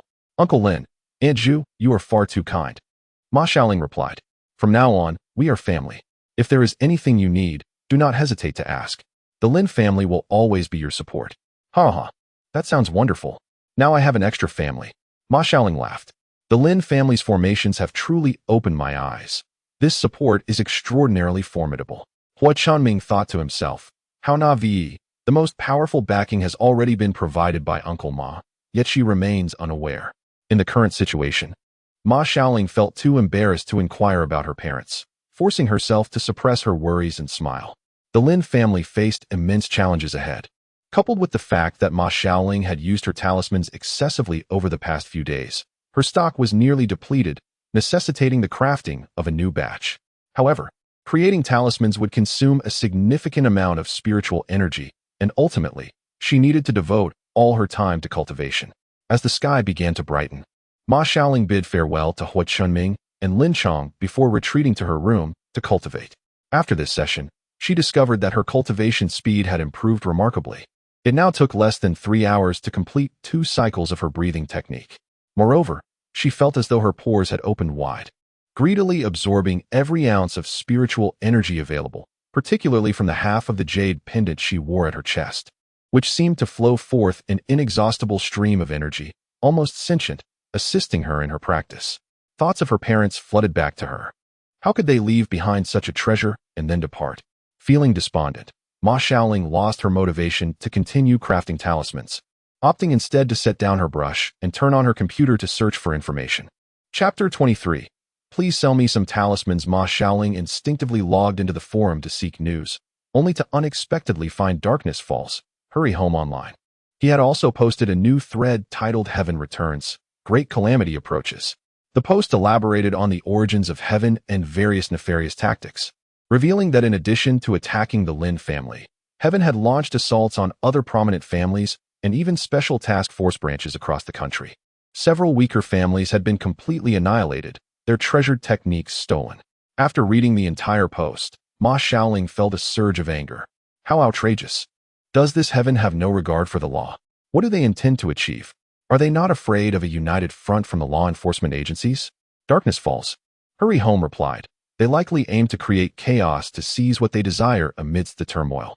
The attributes of those vengeful spirits are merely an appetizer. Ma Xiaoling retorted, what is their backing? A massive organization like this cannot possibly operate in modern society without some form of protection. Darkness Falls, Hurry Home did not continue to answer Ma Xiaoling's questions and quickly logged off, his avatar turning gray. How mysterious, speaking 2 sentences and then falling silent. Ma Xiaoling murmured as she closed her computer and opened her bedroom door, only to bump into Lin Chong and Hua Chunming, who were about to knock. Ah, what are you 2 doing here? Hua Chunming sighed softly. From now on, I will guard your practice. You truly are too reckless. Do you even comprehend how alluring the yin-yang blood and related techniques are to both the righteous and the evil cultivators? Ma Xiaoling was taken aback. She genuinely had no idea of the extent of the temptation. The yin-yang blood technique was a family secret of the Ma clan, unique in its requirements. Only those of the Ma family possessing yin-yang blood could cultivate it. Anyone else who managed to obtain it would be unable to practice, with the risk of fatal repercussions. How do you seem so familiar with our family? Ma Xiaoling queried, intrigued. From their first meeting until now, she had wanted to ask this question, but a series of events had prevented her from doing so. Now seemed the perfect moment. Hua Chunming glanced at Lin Chong, as if confirming something before saying, I spent 2 years by your grandfather's side, traveling far and wide with him for training, so naturally, I know much more than you. You, Ma Xiaoling began, but Lin Chong interrupted her. Hey, you two treat me as if I'm not here. But such important matters should at least be discussed behind closed doors. The formation in this ancestral home has been utterly destroyed. It's quite drafty in here. As he spoke, Lin Chong ushered them back into the room and shut the door. Ma Xiaoling and Hua Chunming exchanged glances, momentarily at a loss for words. Regardless, just be more cautious in the future, Hua Chunming advised, then turned to Lin Chong. What brings you to find Xiaoling? I have 2 matters to discuss with you. For the first, take a look at your phones. Lin Chong handed them his phone. WeVe received another request for help. A fan of ours, named Chi Mu Kakadong, claims he has been unable to sleep well for several days, as if something is haunting him, and hears weeping sounds late at night. He requests our assistance in exorcising the spirit, offering to pay whatever we ask. I've traced his IP address to a high-end villa district in Huahai City. He is not a scammer. It's nearby, so why not take this job? It will earn us money, as well as merit and faith. In these turbulent times with heaven's lingering shadows, we might also gather useful information. Ma Xiaoling and Hua Chunming exchanged a knowing glance and nodded in agreement. Sounds good. Let's proceed. From now on, you can oversee these matters. We trust you. And what is the second matter? Hee. Lin Chong scratched his head in embarrassment. Sister Xiaoling, could you possibly sell me some Thunderstrike talismans? Are you selling them to me? How many do you want? I can give them to you. Ma Xiaoling said nonchalantly as she retrieved talismans from her backpack. No, Lin Chong hurriedly explained. It's not for me, Sister Xiaoling. It's for a friend. His home was also attacked by heaven this time, and I simply wanted to bring him some Thunderstrike talismans as an additional means of self-protection. After all, your talismans are of superior quality. Upon hearing this, Ma Xiaoling, without hesitation, placed a large handful of talismans into Lin Chong's hands, saying, Take them. They're a gift. We are all companions. At this time, having one more person to resist heaven is beneficial for us all. I'm not selling them. I'm giving them. Chapter 24. The Ma family's ignorance of their own affairs as dawn broke. The 3 noticed that it was nearly time for breakfast, prompting them to walk downstairs to the dining hall. Lin Chong remarked that due to the various attacks orchestrated by heaven across the regions, special departments were overwhelmed, and members of the Xianmen were rising up to resist. However, in today's world, with spiritual energy being scarce and the Xianmen in decline, exceptional successors were rare. Individuals like Ma Xiaoling, capable of producing numerous high-level talismans, were almost non-existent. Lin Chong's friend, had it not been for the talismans gifted by his master, might have lost his life. Ma Xiaoling was astonished to realize that the talismans she had been casually using and giving away were so precious. She had always believed it was a normal practice, as her father, Ma Zhengying, had imposed such strict standards on her since childhood, leading her to think all practitioners behaved similarly. Sigh. My father always says the Xianmen has declined, but I never imagined it had diminished to this extent. However, those talismans I gave you can only be given to your friend. As for others, I neither sell nor give. 30 years ago, during the calamity that befell the Ma family, not only did the Xianmen fail to extend a helping hand, but some even took the opportunity to add insult to injury. Foolish. A voice scolded from behind, followed by a slap landing on Lin Chong's head. Uncle Lin. Ma Xiaoling began, but Lin Chong waved her off. How could you disclose Xiaoling's matters to others? If someone approaches and something happens, how will you handle it? Lin Chong winced, rubbing his head. Ouch. Am I that foolish? I merely mentioned that I know a master who can draw high-level talismans and could help him request a few. Lin Chong sighed in relief. Let me tell you, you better keep your mouth shut. If I find out you've revealed even a hint of Xiaoling's affairs, I will break your legs. Upon hearing Lin Chang's concern for her safety, Ma Xiaoling felt a warm comfort in her heart. Hua Chunming pondered. I must send someone to investigate this friend of Lin Chong's and ascertain the situation. Lin Chong approached to check whether the 3 had finished breakfast and to inform them that Lin Guangzhong, the elder of the Lin family, had invited Ma Xiaoling and Hua Chunming to his study for a discussion. In the study, Elder Lin sat in a large, comfortable armchair. the morning sunlight streaming through the window onto him, softening the resolute features of his face. It was known that in his youth, Elder Lin was a prodigy from a prestigious Xianmen family, and he himself had created the Nine Heavens array. Upon seeing Ma Xiaoling and Hu Chenming, he began with expressions of gratitude, particularly towards Ma Xiaoling, as if lost in reminiscence. I met your grandfather when we were both quite young. He was a man of integrity, filled with righteousness. To prevent the complete destruction of the Xianmen, he was willing to sacrifice his own family. Sigh. If it weren't for his noble spirit and self-sacrifice, the Xianmen would not have survived for another 30 years. Chuckling softly, he continued, "Ah, old friend, you departed early and decisively, leaving this world unburdened. Do you know that the Xianmen you protected with your life is no longer what it once was? They are unworthy. Their true nature cannot be changed." As Elder Lin spoke with deep emotion, tears began to flow uncontrollably. He slowly closed his eyes, allowing the tears to fall silently. The three felt a pang in their hearts, and Lin Chong quickly stepped forward to check the elder's breath, only to have his hand swatted away. "I'm merely tired and resting my eyes. I'm not dead yet.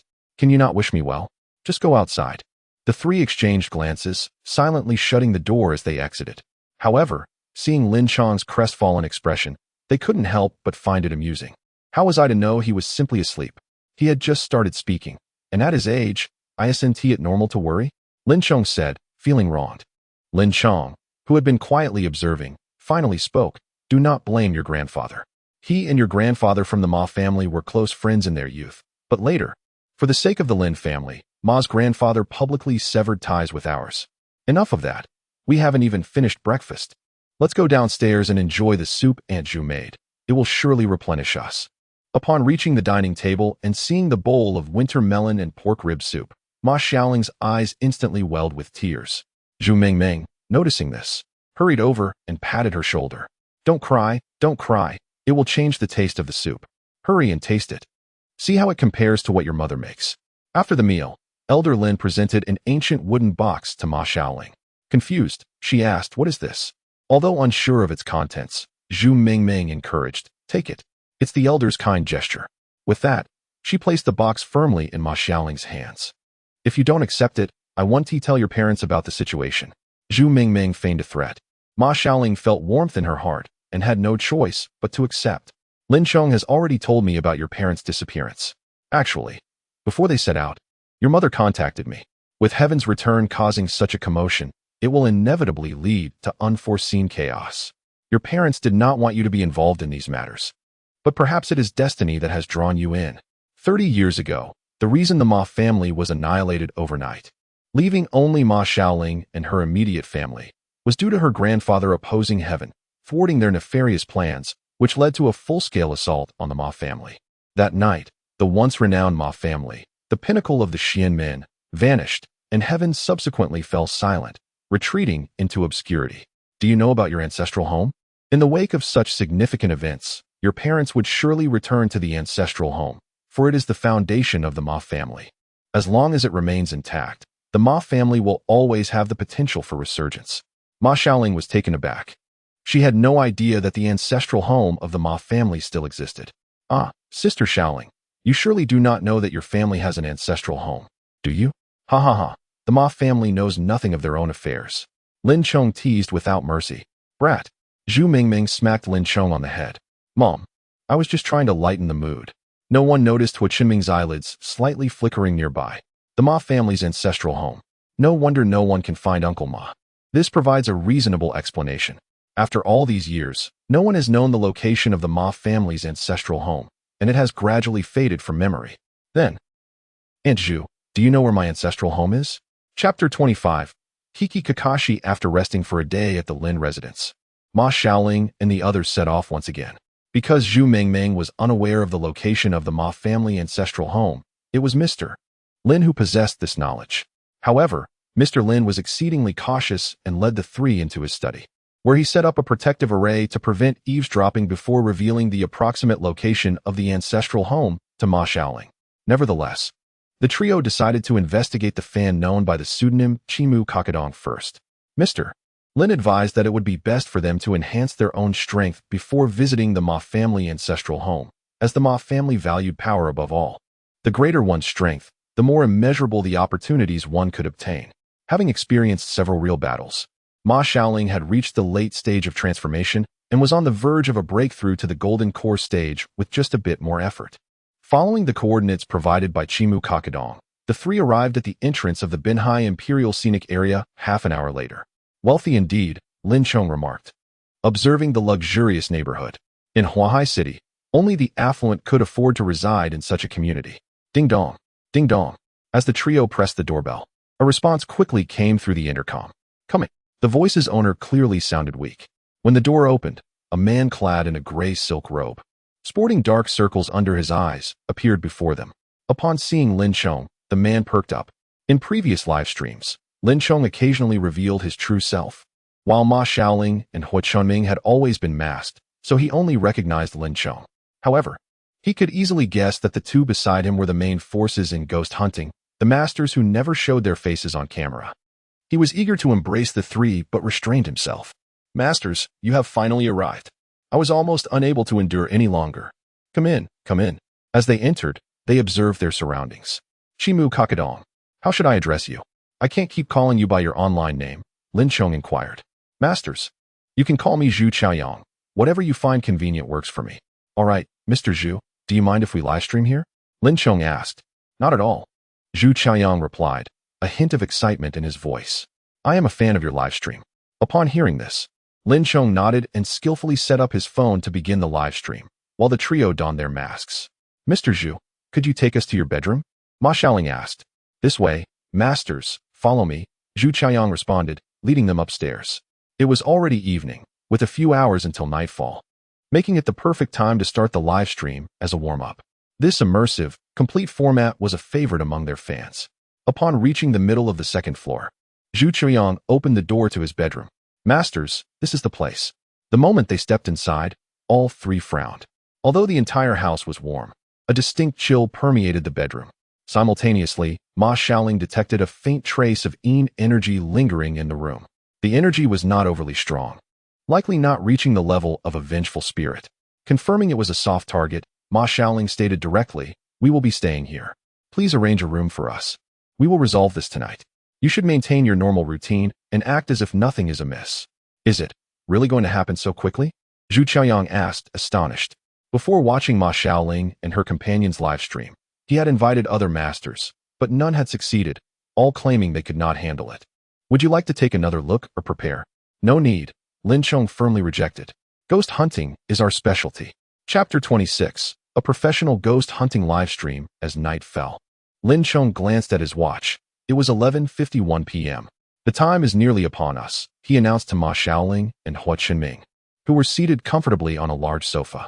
He then addressed Zhu Chaoyang, who lay on the bed. Mr. Zhu, you may sleep as usual. We will handle everything else. I assure you, your face will not appear on camera. All right. Zhu Chaoyang took a deep breath, glanced at the three before him, and closed his eyes. Lin Chong promptly opened the live stream interface.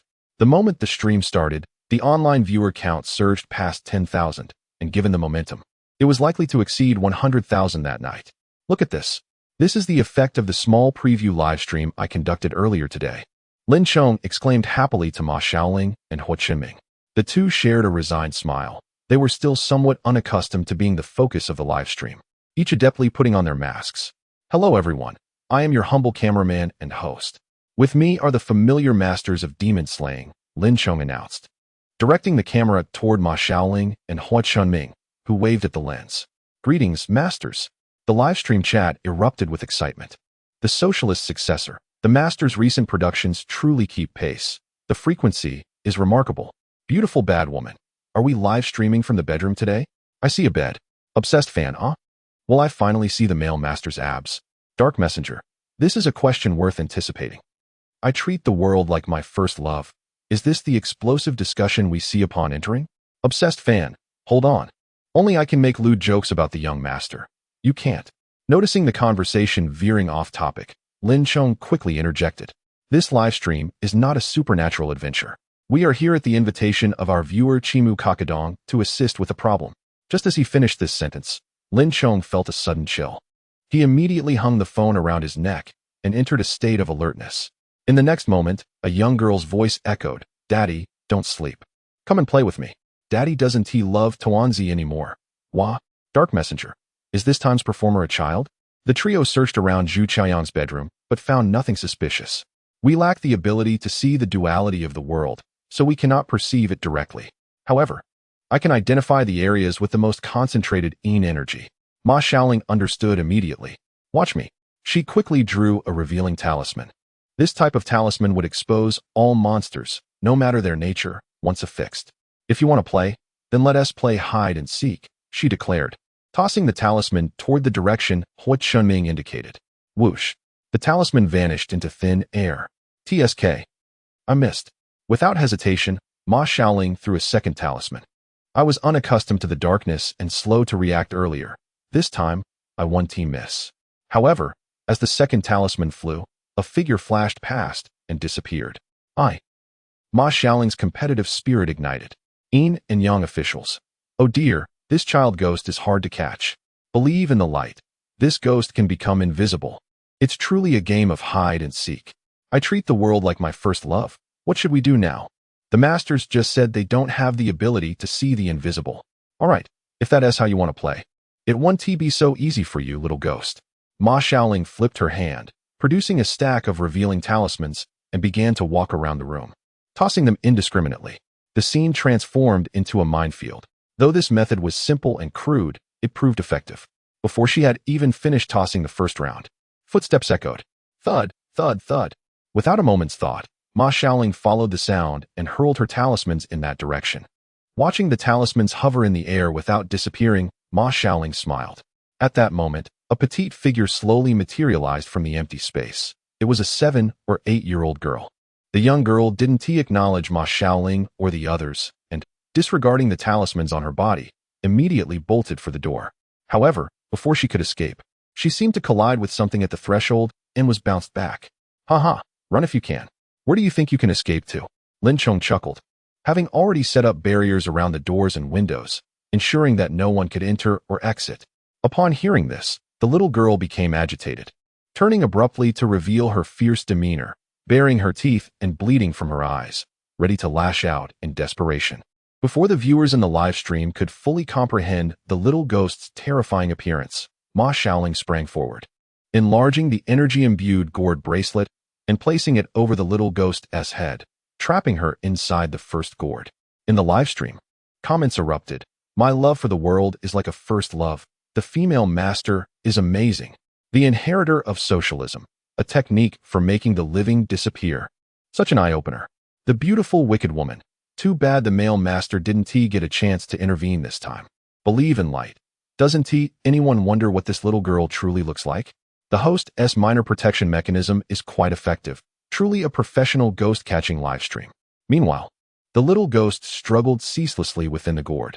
Ma Xiaoling could sense her wrath and showed no mercy, continuously channeling her energy and the pressure of the Yin envoy into the gourd until the little girl finally ceased her resistance. Ma Xiaoling released the pressure, allowing the girl to catch her breath. Now, tell me, who sent you here? Lying little ones will be punished. Upon seeing the little girl, Ma Xiaoling realized something significant.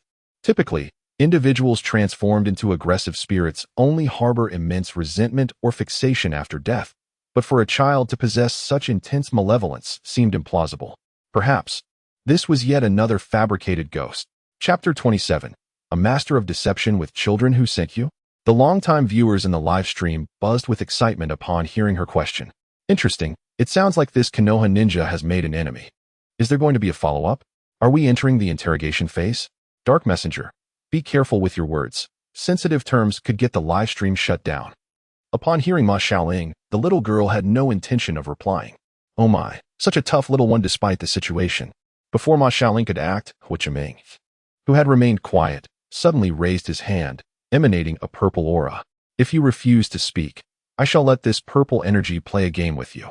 The little girl was taken aback, her face twisting in fear as she gazed at Hua Chunming. The purple energy radiating from him instilled a sense of impending doom. For ghosts, such energy was lethal. The next moment, she burst into tears. I can't say. If I do, I'll be beaten when I go back. It hurts so much. It would be better if you just killed me.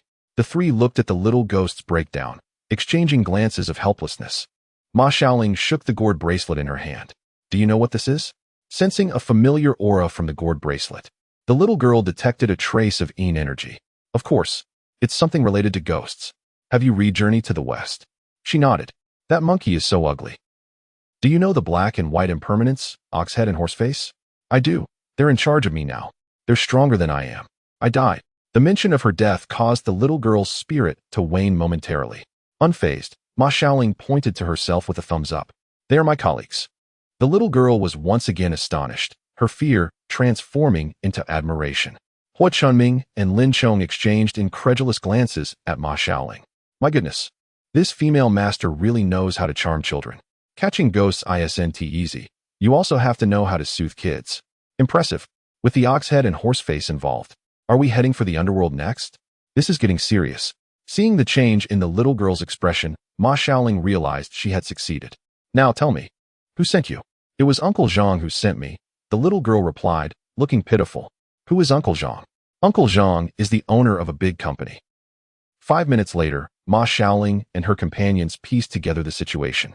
The business world is akin to a battlefield, veiled in unseen cruelty. Ma Xiaoling stood up, addressing the little girl. Stand tall. No matter what happens, do not resist. I will help free you and send you down. Really? The little girl nodded eagerly. Ma Xiaoling once again enveloped the gourd bracelet with her energy, causing the first gourd to expand and hover over the little girl. As the girl's malevolence and Yin energy were absorbed into the gourd, it began to glow. Simultaneously, an intricate pattern resembling a centipede-formed bagua appeared on the left side of the girl's face. Under the gourd's purification, this mark gradually dissolved into black smoke before vanishing entirely. In the next moment, the gourd erupted with a plume of gray mist, enveloping the little girl, who then slowly faded from view. This was another function of the gourd bracelet, to send untainted spirits directly to the underworld. At that moment, the live stream reached an audience of over 100,000 viewers. Impressive. The special effects rival those of a movie. Shouldn't the next step be to hunt down the mastermind behind this? That's how scripts typically unfold. Time to deliver justice. Everyone has a responsibility to uphold righteousness. If the masters need assistance, please type 1. I will come help immediately. What a bunch of fools. Once the room was confirmed devoid of any lingering Yin energy or abnormalities, Lin Chong approached the peacefully sleeping Zhu Qiaoyang. Mr. Zhu, wake up. Please awaken. He gently tapped Zhu Qiaoyang's face. With the ghostly matter resolved, they needed to inform Zhu Qiaoyang of what they had learned from the little ghost and allow him to make his own decisions. This matter required swift resolution, as they also needed to head to the Ma family ancestral home. Zhu Qiaoyang stirred awake, and upon seeing Lin Chong's face, he quickly became alert. Masters, have you resolved everything? Ma Xiaoling nodded. Yes, it's all taken care of. You should be able to sleep soundly tonight. However, we learned some crucial information from the ghost, which we need to share with you. What is it, masters? Money matters are negotiable. I want to haggle. Zhu Qiaoyang assumed they were discussing payment, quickly rising to grab his phone to transfer funds. Wait, don't rush. The payment is flexible. You can give whatever you wish. Even a single coin. Ma Xiaoling interrupted him. First, let me finish. We learned from the ghost that she was sent to find you by a certain Mr. Zhang. Do you recognize that name? I've only had interactions with one person named Zhang recently.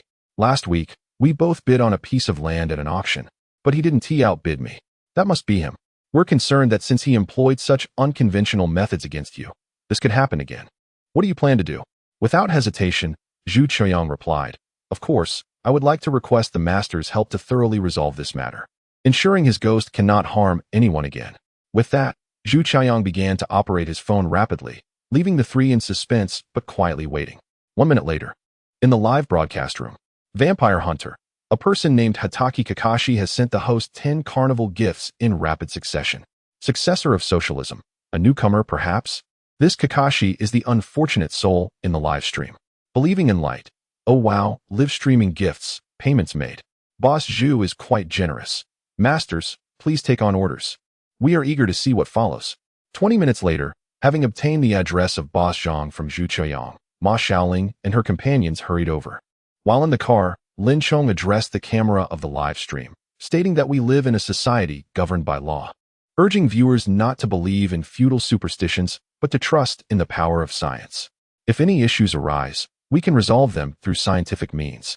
With that, He concluded the live stream and disregarded the eager comments from viewers awaiting the next installment.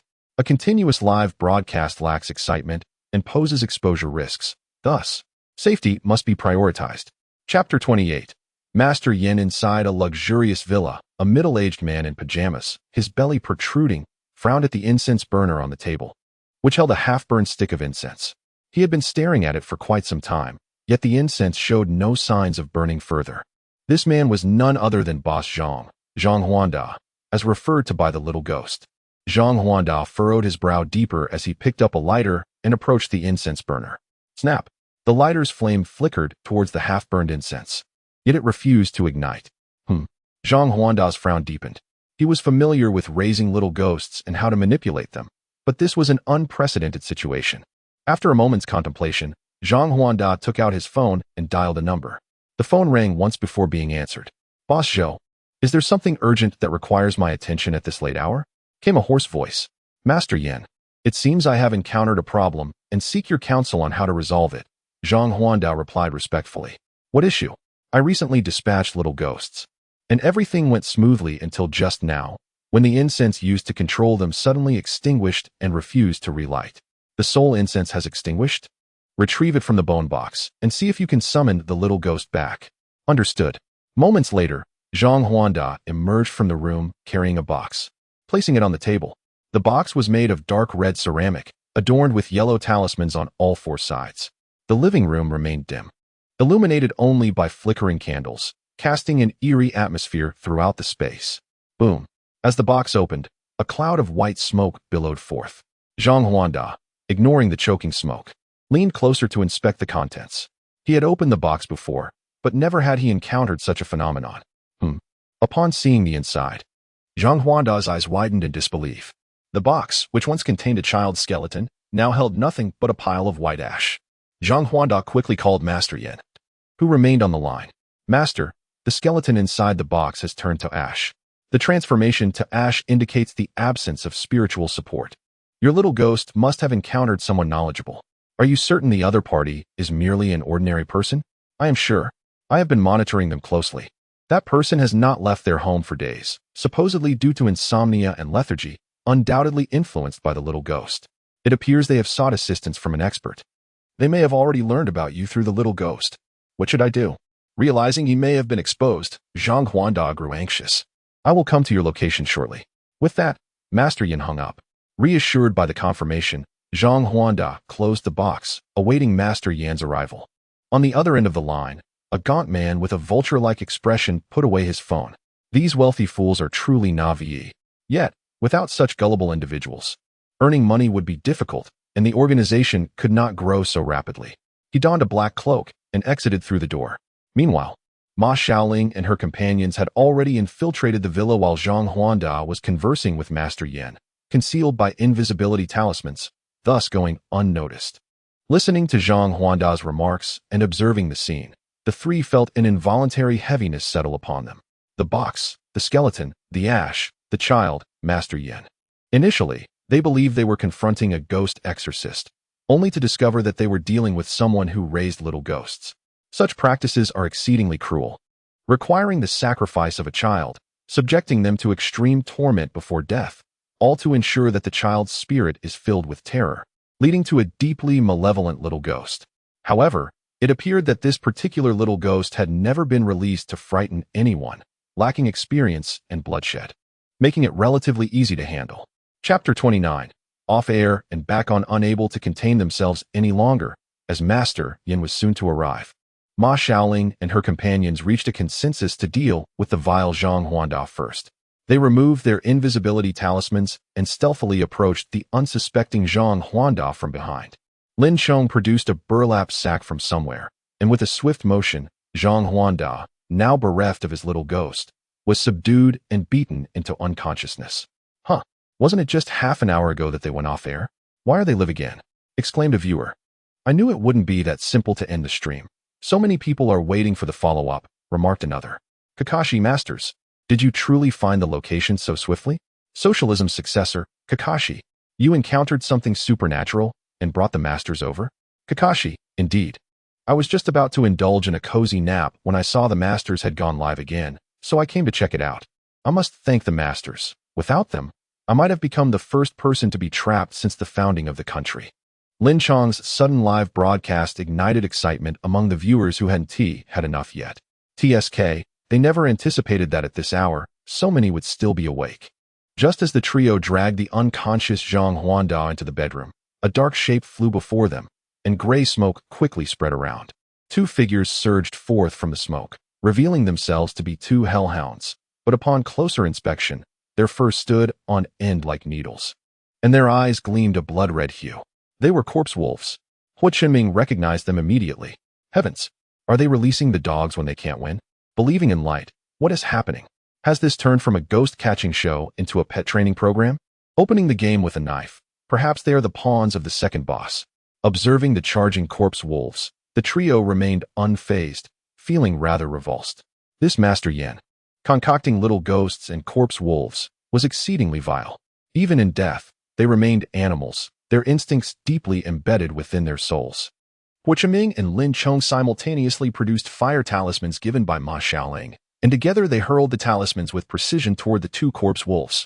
Instantly, the corpse wolves were engulfed in flames, and soon, amidst their agonized cries, they were reduced to ash, contrasting with the lively atmosphere of the live stream. Silence enveloped the room after the demise of the corpse wolves. Thud, thud, as footsteps drew nearer, Master Yin appeared before the trio. He gazed at the black ash left by the two corpse wolves, finally fixing his gaze upon Ma Xiaoling and her companions. Where is Zhang Huanda? You managed to eradicate my corpse wolves. It seems you are practitioners of the mystical arts. As he spoke, he loosened his black cloak, revealing a centipede taiji symbol tattooed on the left side of his face. You are from the Heaven Organization, Ma Xiaoling exclaimed. Ha ha ha, now that you recognize the organization, you should quickly kneel and beg for mercy. We are not mere small fry that you can easily provoke. Humph. Without acknowledging Master Yin, Hua Qinming launched a punch, catching Master Yin off guard and sending him flying with a heavy blow. Wow, Qinming's close combat skills remain incredibly formidable. Before Lin Chong could finish his sentence, a long-haired female ghost emerged behind Master Yin, her fingernails extending approximately 30 centimeters. Devour them, the man commanded the ghost. In an instant, the ghost lunged toward Ma Xiaoling and her companions with her elongated nails. Due to her connection with the underworld, Ma Xiaoling could perceive the ghost's malevolent aura, using its intensity to gauge its strength. This ghost was clearly not formidable, merely a tad stronger than a wandering spirit, yet not reaching the level of a vengeful soul. Rolling her eyes, Ma Xiaoling gathered spiritual energy in her right hand, and, as the ghost charged, she seized the ghost by the hair and dragged her out of the room. As she walked, she remarked to Hua Qinming and Lin Chong, "You can handle the remaining weakling." Kikuchi Kakato exclaimed, "Wow, the female master is truly fierce. The blue light in her hands is commendable." Upon witnessing Ma Xiaoling effortlessly subdue the ghost, Master Yan's composure immediately faltered. "You bastard," he exclaimed, attempting to rise and pursue Ma Xiaoling. However, Hua Qinming and Lin Chong would not allow it. Lin Chong swiftly blocked his path while Hua Qinming engaged in close combat, delivering precise strikes. They had already discerned that this man, claiming to be a member of the heavenly organization, relied heavily on the ghost. The malevolent aura surrounding the ghost was weaker than anything they had encountered before, even less potent than the dark energy of evil cultivators. Just as they were pondering how to obtain information about the heavenly organization, the man had unwittingly delivered himself to them. "Qinming, don't kill him. Leave him alive for questioning. We can deal with him later. Believe in the light. Heavenly organization? What is this organization? The masters seem to be searching for them. Vampire hunter. It feels like a wanted notice in the martial world." Meanwhile, Ma Xiaoling dragged the ghost to the other side of the living room, continuously intensifying the spiritual energy directed at the ghost's crown, causing the ghost to feel as though her very soul was about to shatter. Sensing the ghost's diminishing resistance, Ma Xiaoling pulled her back. Spotting the ghost being dragged by her hair, Master Yin immediately cried, "Xiao Shu, save me." The ghost, previously devoid of the will to resist, suddenly began to struggle anew. Observing this, Ma Xiaoling renewed her assault, channeling spiritual energy into the ghost's crown, which subdued her once more. Spiritual energy naturally counters malevolent entities. While it may not rival the power of pure qi, the sheer volume of energy forced into the ghost was unbearable, making her soul feel as if it were on the verge of being torn apart. Useless, useless, useless, useless. Master Yan's previously pitiful expression morphed into one of fury. What a waste. I allowed you to consume so many lives and spirits. I should have sacrificed you to my master and received a more powerful entity in return. Chapter 30. Awakening Fragmented Memories. Kikuchi Kakato mused. Is there a hidden story behind my precious life? Wang and Pe. There is only one truth. I think you are absolutely right. Socialist successor. I believe I can provide a spoiler for the upcoming script. The masters undoubtedly began to press the man for the backstories of himself and the ghost. And then, beautiful bad woman, shut up. Spoiling is unethical. Outside the live stream, Lin Chong kicked Master Yan, saying, your previous words were quite intriguing. Why not elaborate on your master and the story behind it? Master? What are you talking about? Realizing his slip, Master Yan feigned ignorance. Not going to speak? Lin Chong smirked. No worries, you will reveal it soon enough. Lin Chong swiftly set up a mini illusionary array in the other half of the living room, dragging Master Yan to the edge of the array and tossed him in. 5 minutes later, Lin Chong dispelled the illusion. Master Yan, now a limp mass, pleaded for mercy. I'll talk. Please don't throw me in again. Speak, but let me make this clear. If you deceive me, it will just be another 5 minutes for you. I promise everything I say is the truth, Master Yan hastily assured, moistening his dry lips. The man began to speak slowly. I'm just a minor character in the heavenly organization. I'm not involved in much. I can only deceive fools like this to earn money for the organization, which requires substantial funding. Master, that man is. Midway through his sentence, Master Yan abruptly stopped, as if his throat were constricted. What is it? Master Yan struggled to respond, his mouth agape yet unable to produce sound, only emitting hoarse noises. The three sensed something was amiss, prompting Ma Xiaoling to rush over and apply a soul-binding talisman to protect his spirit from unforeseen circumstances. Boom. Before Ma Xiaoling could reach him, black smoke erupted from the man's mouth. Subsequently, black smoke poured from his eyes, ears, and nose. The three immediately retreated to a safe distance. In mere moments, the man was enveloped in darkness. Observing this, Lin Chong quickly set up a defensive array, while Hua Chunming unleashed a stream of pure qi towards the black smoke, but it proved ineffective. The qi fell silent upon entering the darkness. In just a few breaths, Master Yan had completely vanished, leaving only a pile of black ash that scattered in the air and settled on the ground.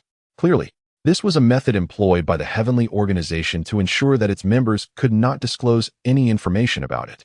Realizing this, the three turned their attention to the ghost, fearing for her safety. The ghost had lost all ability to resist, and surprisingly, they detected an expression of desolation on her face. Nevertheless, Ma Xiaoling once again gathered spiritual energy in her right hand. Hua Chunming raised an eyebrow. Are you going to? Before he could finish, Ma Xiaoling nodded in affirmation. Yes, I'm going to begin. Hua Chunming swiftly locked the screen of Lin Chong's live streaming phone. Lin Chong. The audience in the live stream exclaimed, "Ah, the masters have suddenly ended the broadcast. This is forbidden magic. Could you be more cautious next time?" Ma Xiaoling chuckled apologetically, initiating the soul-searching technique. She directed spiritual energy into the ghost's consciousness, akin to her previous experience with the crow, unveiling the ghost's sorrowful memories. A tragic life unfolded before her. She had been violated and perished. Yet out of love for her boyfriend, she lingered on as a spirit, possessing him, Master Yan. At that time, Master Yan had just joined the heavenly organization, a novice without any viable weapons or allies. He feigned love for the ghost while gradually refining her into a vengeful spirit, compelling her to abandon reincarnation and become his weapon. Ma Xiaoling continued to delve into the ghost's memories. Strangely, her recollections appeared fragmented, as if edited, with the sequences failing to align, creating a jarring dissonance. Grinding her teeth, Ma Xiaoling thought, those bastards in the heavenly organization. However, the ghost's memories were not entirely devoid of value. She gleaned some information. Once her strength increased further, she would return to investigate. For now, her priority remained locating her parents. After resolving matters with Master Yan and the ghost, Ma Xiaoling felt the gourd bracelet vibrate. She waved her hand, infused with spiritual energy. Over the gourd bracelet, and familiar words reappeared before her eyes. Ma Xiaoling, female, living in Chai, strength, early stage of Jiedon, merit, 1. 5 million, lifespan, 720 days. Observing this familiar string of text, Ma Xiaoling felt a sense of satisfaction, having reached the Jedon stage. Perhaps her ancestors would scold her less upon her return to the ancestral home. Chapter 31. The Ma family ancestral residence. Ma Xiaoling, Hua Chunming, and Lin Chong departed from Huahai City, embarking on a new journey. After 3 days and nights of travel, they finally arrived at the location of the Ma family ancestral residence, nestled deep within the mountains. To their astonishment, before they even reached the entrance of the ancestral home, they were obstructed by a dense array of formations and traps hidden within the forest. Had it not been for Lin Chong, the heir of a family adept in formations, Ma Xiaoling and Hua Chunming might have perished here, and Ma Xiaoling would have become the most unfortunate member of the Ma clan. Her demise attributed to her own family's traps. Navigating through layers of formations and mechanisms, the trio finally pushed open the heavy, ancient door of the Ma family ancestral residence and stepped inside. The traditional 3-entry layout of the building revealed the Ma family's former grandeur and status, but now, the vast courtyard was overgrown with weeds, emanating a sense of desolation. The aged rosewood furniture remained neatly arranged, and if one overlooked the dilapidated surroundings, it seemed as though the place had merely been deserted, preserving the state it was in when its owners departed. After surveying the surroundings, Hua Chunming noticed something amiss. The incense altar bore signs of having been cleaned, while the surrounding furniture was coated with dust. Only the altar remained pristine, and the incense ash in the burner was evidently fresh, indicating that someone had recently visited to pay their respects. It seems my mother was not mistaken, Xiaoling. Your parents must have come to the ancestral residence. Overwhelmed by emotion, Ma Xiaoling's eyes reddened. Dad, Mom, are you here? She frantically opened the doors to various rooms in search of them. However, she scoured every chamber within the 3-entry residence, yet still found no trace of Ma Zhengying and Yin Yan. Stop looking, Hua Chunming gently grasped Ma Xiaoling's arm. They have surely departed long ago. Indeed, Xiaoling, Lin Chong added. This place is deep within the mountains. If you were to venture alone into the woods and lose your way, we might never find each other again. Nightfall is approaching, and while spirits may be manageable, encountering wild beasts would be perilous. Ma Xiaoling ceased her struggles and sank into silence, crouching down with her head cradled in her hands, suppressing her sobs. Why? I don't understand. How could they leave me all alone? Aren't they worried about me? Don't they know I would be worried about them? They aren't even as powerful as I am. They haven't awakened the Yin-Yang bloodline. What would they do if they encountered formidable beings from heaven? As darkness descended, the trio decided to remain overnight in the ancestral home. Seeking solitude, Ma Xiaoling wandered the residence, absorbing its ancient weight and tranquility, finding some peace within herself. Yet, she couldn't shake the feeling of being watched, glancing back only to find nothing. Even when she released her spiritual energy to investigate, she uncovered no trace of malevolence. Her slender fingers brushed against various surfaces until they grazed a protrusion on one of the pillars, triggering a resounding rumble. Hua Chunming and Lin Chong sprang into action, rushing to Ma Xiaoling's side. A cloud of dust settled, revealing a secret passage before them. This is a hidden passage, Lin Chong declared after examining it. There's a basement. Ma Xiaoling and Hua Chunming hurried over, peering down into the darkened opening, where a stone staircase descended into the unknown. The damp air tinged with the scent of sandalwood. Ma Xiaoling retrieved a flashlight from her backpack and, emboldened, descended first, with Hua Chunming and Lin Chong following closely behind. As they traversed the stone steps for approximately 2 levels, they arrived at the basement, stunned by the sight of numerous ancestral tablets lining the walls. This must be the shrine where your family venerates their ancestors, Lin Chong observed, his flashlight illuminating the space. We have a similar place in our home, Hua Chunming noted, spotting a familiar name among the tablets. He lit incense and bowed thrice, speaking reverently. Grandpa Ma, I have come to visit you. I apologize for not being able to see you after we parted. Rest assured, I am diligently practicing as you instructed and will protect Ma Xiaoling, ensuring the Ma family's legacy endures. Lin Chong mirrored Hua Chunming's actions, lighting incense and bowing in respect. Once they confirmed there was no immediate danger, the two exchanged a knowing glance and exited the basement, leaving the space for Ma Xiaoling. Upon seeing those familiar names on the tablets, Ma Xiaoling's emotions surged, though she had never met any of them.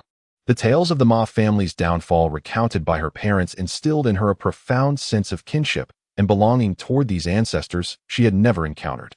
Grandpa, Grandma, ancestors, I have finally returned home. I have found my family. Ma Xiaoling knelt before the tablets, murmuring her thoughts for an indeterminate time, until she felt a release of pent-up emotions. Rising, she disregarded the absence of a cloth and began wiping away the dust with her hands. When she reached the edge of the altar, she discovered 2 tablets wrapped in red cloth.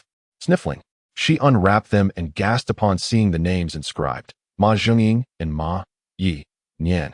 Dad, Mom. Ma Xiaoling burst into tears once more.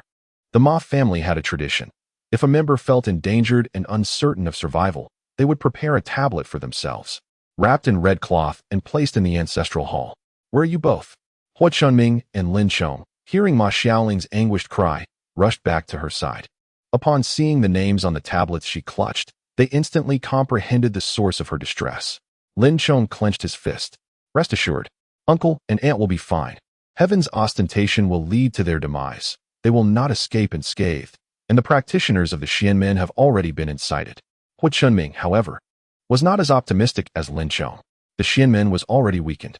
Despite the establishment of special departments by the state dedicated to training practitioners for the new era, they could not alter the fact that spiritual energy was growing increasingly scarce. Furthermore, the Xianmen was not only weak but also fraught with self-interest. Had they united, they could have eradicated heaven.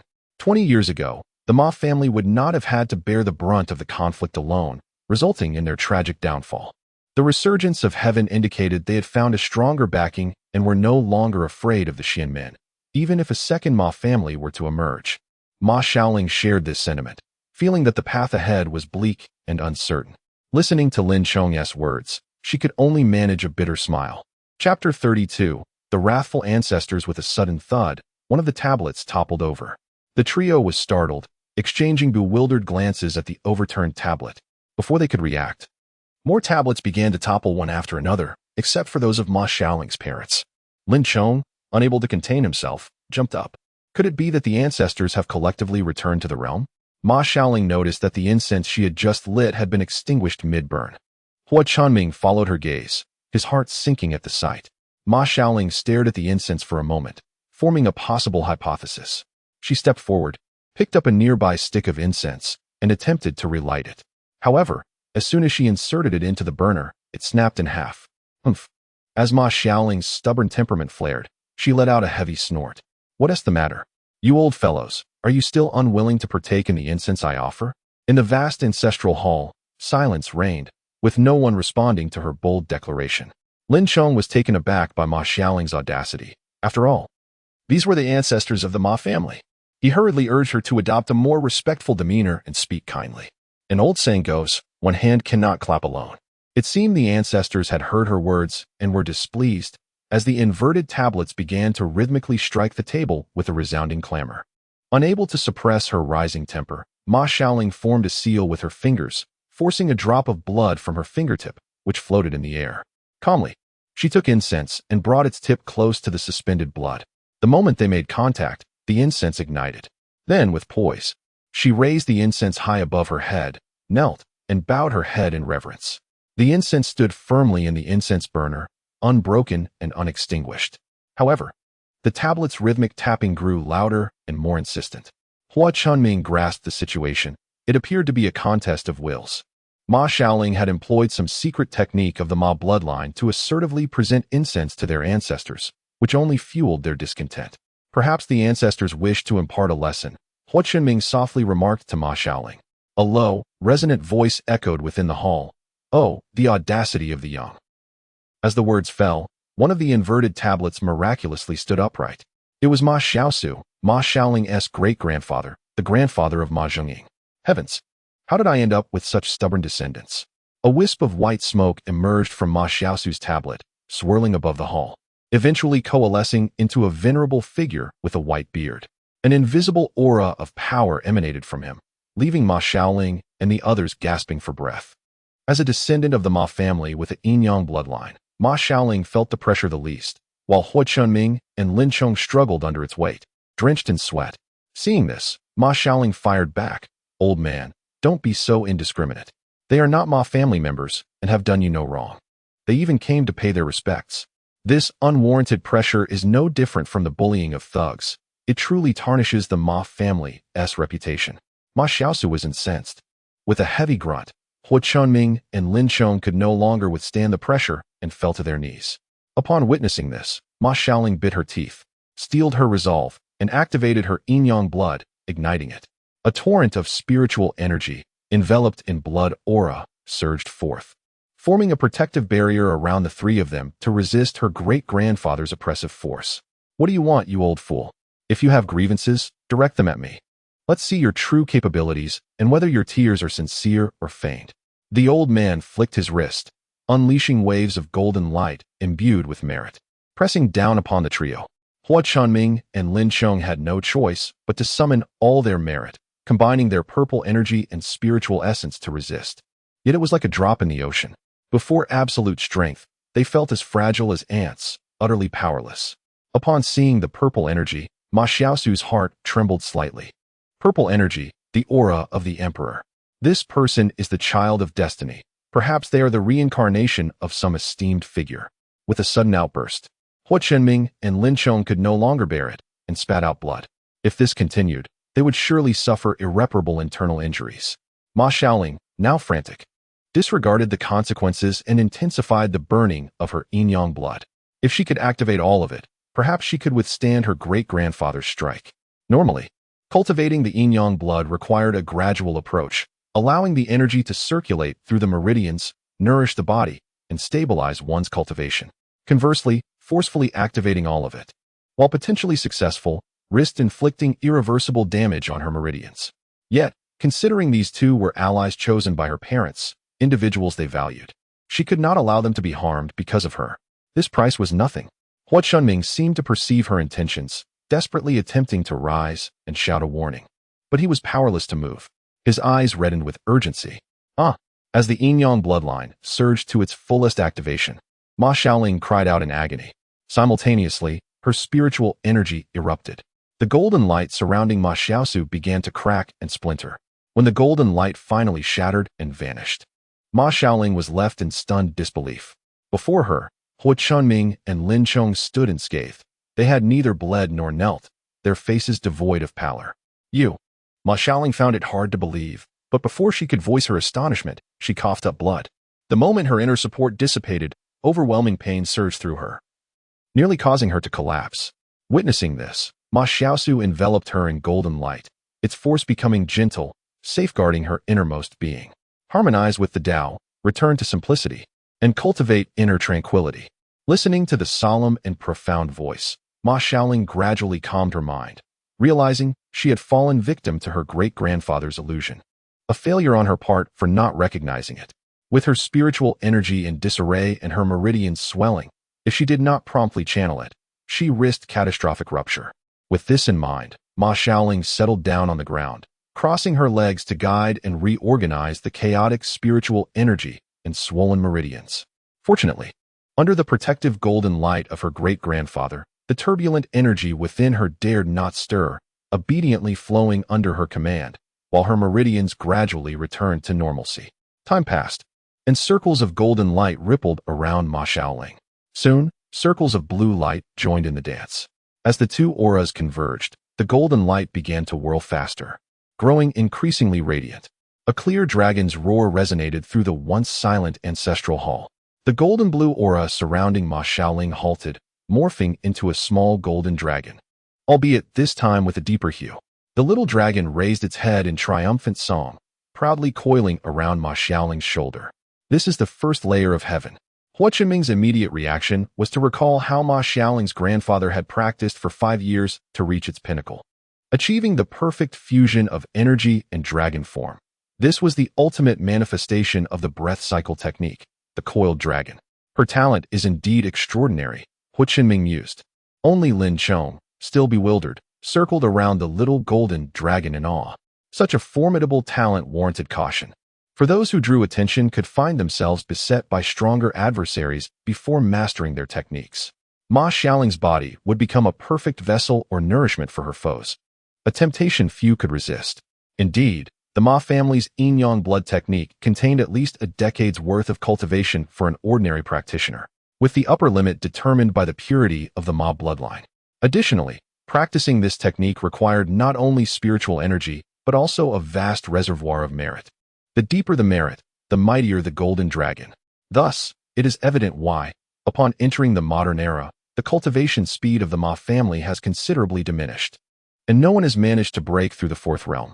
The scarcity of spiritual energy, coupled with the decline of the Xianmen, has led to a dwindling number of believers in the mystical arts, with no one actively seeking them out.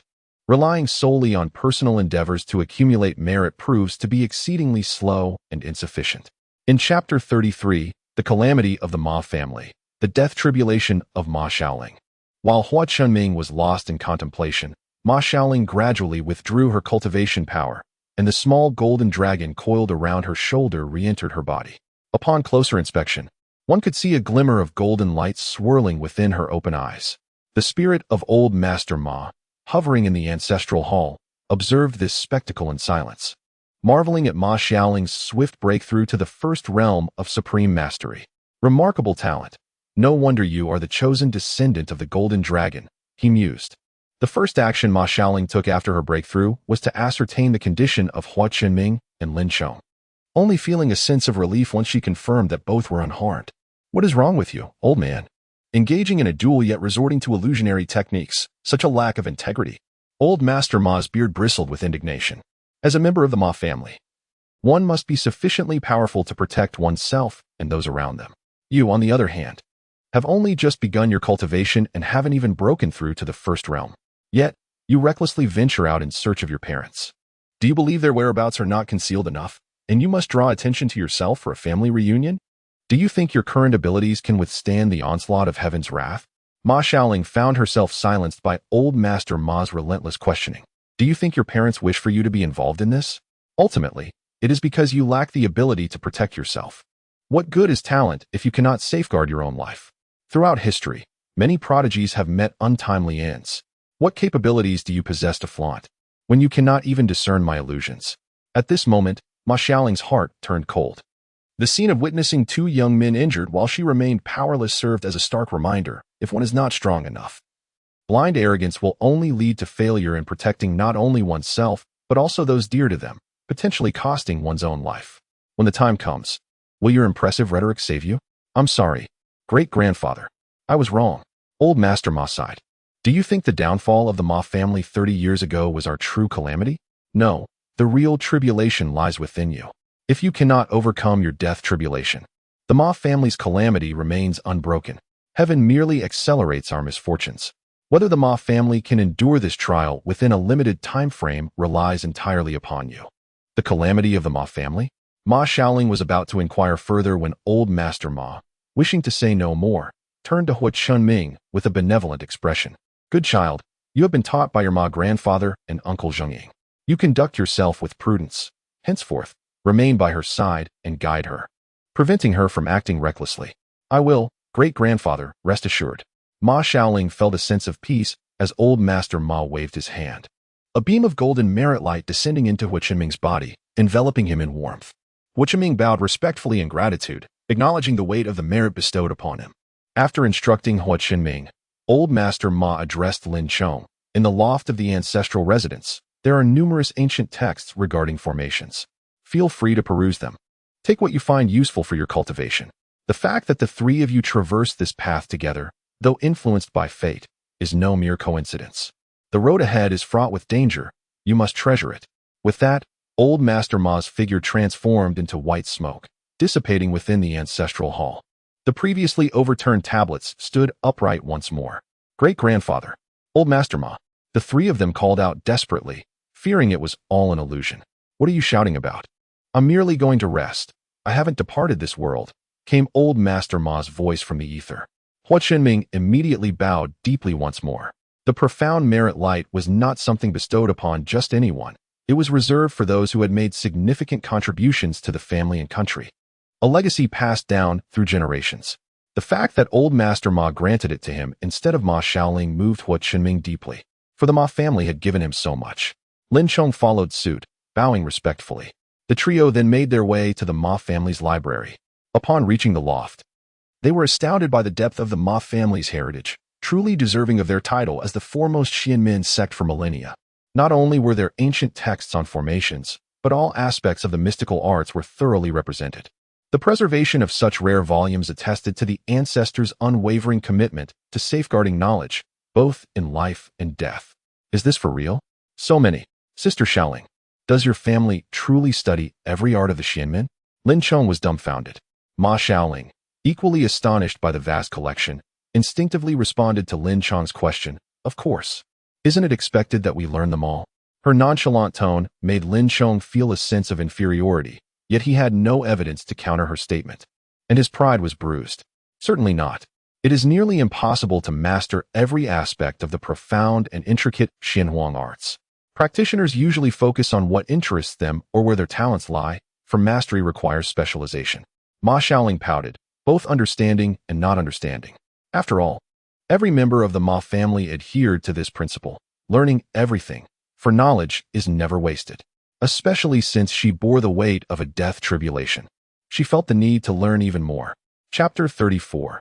The Mountain Demon. As dusk settled, the three of them found the books they sought, immersing themselves in silence. The only sound being the rustle of pages turning. Thus, the crunching noise from outside became painfully clear. Who is it? Lin Chong began to curse. But Hua Chunming swiftly covered his mouth. Ma Xiaoling strained to listen, confirming the source of the sound before signaling for silence and tiptoeing to the window. The Ma family's ancestral residence had last been renovated during the Republican era, so all the windows were adorned with vintage patterned glass. Bathed in the silvery moonlight, Ma Xiaoling glimpsed a dark, humanoid figure outside, seemingly gnawing on something that looked like a bird. Sensing her gaze, it abruptly turned its head, prompting Ma Xiaoling to crouch down instinctively. What is that? This is the third floor. What could possibly hunt at such heights? Ma Xiaoling remained crouched beneath the window until the sounds outside faded into silence. It must have finished eating. There's no more noise, she concluded, rising to open the window for a closer look. However, before she could do so, the dark figure suddenly appeared directly opposite the window, baring its teeth at her. Ah! Ma Xiaoling gasped, startled. The creature seemed pleased with her reaction, extending its long tongue to lick the window, leaving behind a trail of saliva. What kind of monstrous creature is this, so audacious? Lin Chong exclaimed, attempting to open the window, only to be restrained by Hua Chenming. It must be a mountain demon. Whether it is a living creature or a ghost, I cannot ascertain, as it is a protected species and quite rare, he explained. In the classic of mountains and seas, it is recorded. In the south, there exists a giant with a human face and long arms, a black deity covered in fur, with reversed heels. When it sees a person, it smiles. When it smiles, it flees. Though we have approached the southern region, the presence of a mountain demon is still unexpected. After all, such creatures thrive in tropical climates. Hua Chenming sensed something amiss and deemed caution prudent. Indeed, Lin Chong scratched his head, acknowledging that the mountain demon possesses immense strength, rendering it dangerous in close combat, whether it be a spirit or a living being. Perhaps I have been too impulsive. Hua Chenming nodded in agreement. Even if a mountain demon were to inhabit the deep woods, its presence in the ancestral home of the Ma family raises questions. This place is rife with intricate formations and traps. How could it have traversed through? Regardless of its origin, I shall descend now. If it is a spirit, I will vanquish it. If it is a living creature, I will drive it away to prevent it from roaming among the densely populated village. Ma Xiaoling spoke as she walked. Lin Chong, please set up a new formation around the ancestral home to thwart any chaotic entities that may intrude. Very well, he replied. Hua Chenming, agile as ever, followed Ma Xiaoling down the stairs to confront the mountain demon. Observing her hand clasped in his, a faint smile graced Hua Chenming's lips. They each seized a sturdy wooden stick from the first floor of the attic and pushed open the door to step outside. The temperature in the mountains fluctuated greatly, with nights being particularly frigid. As they stepped out, a chill seeped into their clothes, causing Ma Xiaoling to shiver involuntarily. Armed with their wooden sticks, they advanced, deliberately striking nearby objects to create noise and lure the mountain demon. Sure enough, a shadow flickered, and the mountain demon appeared before them, baring its teeth and drooling profusely. Disgusted, Ma Xiaoling evaded its outstretched hand. It was shrouded in malevolent energy, lacking a shadow, indeed, a mountain demon spirit. While evading, she informed Hua Chenming. Hua Chenming swiftly unleashed a surge of purple energy, transforming it into a sword that aimed for the demon's forehead. Alas, the demon dodged, sustaining only a minor wound on its arm, which emitted wisps of black smoke. This demon had tasted blood. A spirit that has harmed humans emits black smoke when injured, while one that has not emits white smoke. The injury awakened a glimmer of fear in the seemingly mindless mountain demon, stirring faint memories of its past life. The inhabitants of this residence are formidable. Ma Xiaoling discerned the demon's intent to retreat, but she would not allow it to escape unscathed. With a flick of her wrist, a lightning strike talisman was cast, severing the demon's escape route. It had no time to evade and was struck squarely, its chest singed. The demon howled in agony. Seeing this, Hui Chunming immediately transformed his purple energy into a sword once more, aiming directly for the demon's head, while Ma Xiaoling supported him by throwing another immobilizing talisman. The mountain demon, unable to evade, could only watch helplessly as its head dissipated into swirling black smoke, its soul scattering. A series of incongruous applause echoed from the shadows. Well done, well done. You dispatched the fierce mountain demon with such ease. The chilling voice and the surrounding darkness caused Ma Xiaoling to tense every fiber of her being. Who are you? How did you get in here? The cold voice offered no answers to Ma Xiaoling's inquiries, merely stating, you are a descendant of the Ma family. Chapter 35. Why are your merits different from mine? Their identity has been revealed. This realization altered the expressions of Ma Xiaoling, Hui Chunming, and Lin Chong, who had just arrived after completing the formation. Whether or not I am a descendant of the Ma family is none of your concern, Ma Xiaoling retorted, yet you, cloaked in darkness, seem to lack the courage to face others. You, the figure in black, did not expect Ma Xiaoling to respond so defiantly. You vile woman, you seek death. Emerging from the shadows, the figure extended its long, claw-like hand towards Ma Xiaoling's face.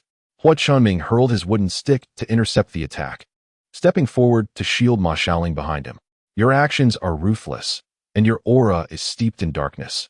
You must be one of the underworld's minions. Brother, why waste words on him? Such dark and secretive beings must be the refuse of the underworld. Let us engage them. Lin Chong formed a hand gesture, swiftly establishing a small defensive formation around the three of them. Do you think a mere trifling formation can stop me, the Black Hawk? You are but a mantis trying to stop a chariot. The Black Hawk flung his dark cloak, revealing 5 malevolent spirits. 5 elemental fiends. Ma Xiaoling gasped, realizing they were far more formidable than the vengeful spirits encountered at the Lin family estate. With the 3 of them unprepared and lacking the 9 heavens formation, they were at a distinct disadvantage. Recognize your fate. These 5 toys will entertain themselves with you. Lin Chong suddenly recalled a formation he had seen in the attic, captivating him to the point of obsession, leading him to study it further. He quickly pulled Ma Xiaoling and Hui Chunming into the defensive formation, whispering, I have a plan. The attic's collection mentioned a formation, the 3 stars formation. We shall each occupy a position, and when the 5 elemental fiends charge at us, I will activate the formation's core. Xiaoling, at that moment, unleashed the lightning strike talismans into the formation. It will amplify the formation's power. Very well, Ma Xiaoling and Hui Chunming agreed simultaneously, offering unconditional trust in Lin Chong without further inquiry. Their spirits surged with excitement. This marked their first true collaboration. As anticipated, the Black Hawk commanded the 5 elemental fiends to charge at the trio, unleashing a brutal assault on the defensive formation, which could not withstand the onslaught for long. Within the formation, Lin Chong remained undeterred, seemingly oblivious to the ferocious attack as he walked in unusual patterns, rapidly setting up the 3 stars formation. It is time, Lin Chong shouted, just as the defensive formation shattered under the assault of the fiends.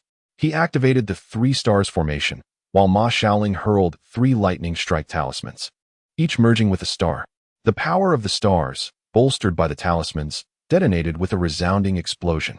The amplified stellar force and lightning obliterated the 5 elemental fiends, reducing them to ashes.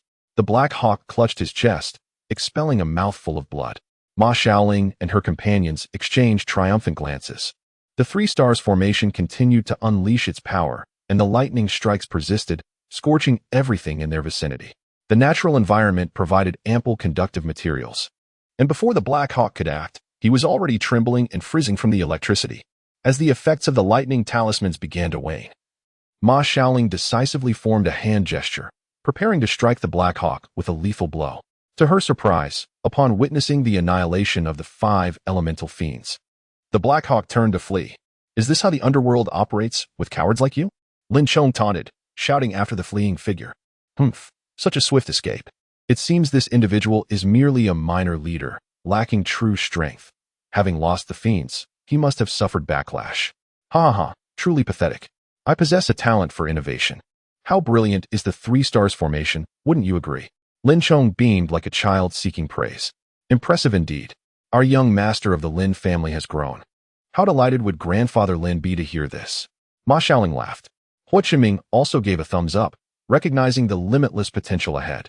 Gazing at the remnants of the 5 elemental fiends, now reduced to a pile of black dust, Ma Xiaoling had a sudden inspiration. Although the fiends have been obliterated, performing a timely merit transference can still yield certain benefits. Hua Qinming, come here and attempt to use your merit light to guide these ashes back to their origins, dust to dust, earth to earth. Hua Qinming seemed to grasp Ma Xiaoling's intention. Enveloping the black dust in his merit light and reciting the verses of the Rebirth Sutra. Approximately half an hour later, beads of perspiration began to form at the temples of Hua Qinming. Ma Xiaoling glanced at the progress of the spiritual ritual and deemed it sufficient. She then raised her left hand, channeling her spiritual energy to open the first gourd of her gourd bracelet. A wave of pure yin energy surged forth, enveloping the pile of dark dust, continuing to escort the souls who had been wrongfully turned into malevolent spirits to their final rest. Ding dong. Oh, the salary disbursement seems rather swift this time, Ma Xiaoling mused as she looked down at her gourd bracelet. The spiritual energy she had just infused had not yet dissipated, and it immediately displayed information. Ma Xiaoling, female, living yin envoy, strength, early stage of golden core, merit, 2, 5 million, lifespan, 740 days. Ma Xiaoling was astonished. This was an incredible windfall. Previously, during her trial period as a yin envoy, she had merely followed orders to fairy spirits, never dispelling grievances or performing spiritual rituals. The most she had earned in a single instance was 500,000 during the ghost-catching episode with Chimu Kakashi.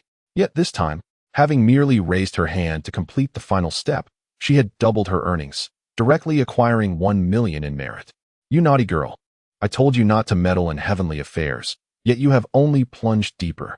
The phone rang incessantly, and the irate voice of Lao He echoed through. You truly do not listen at all.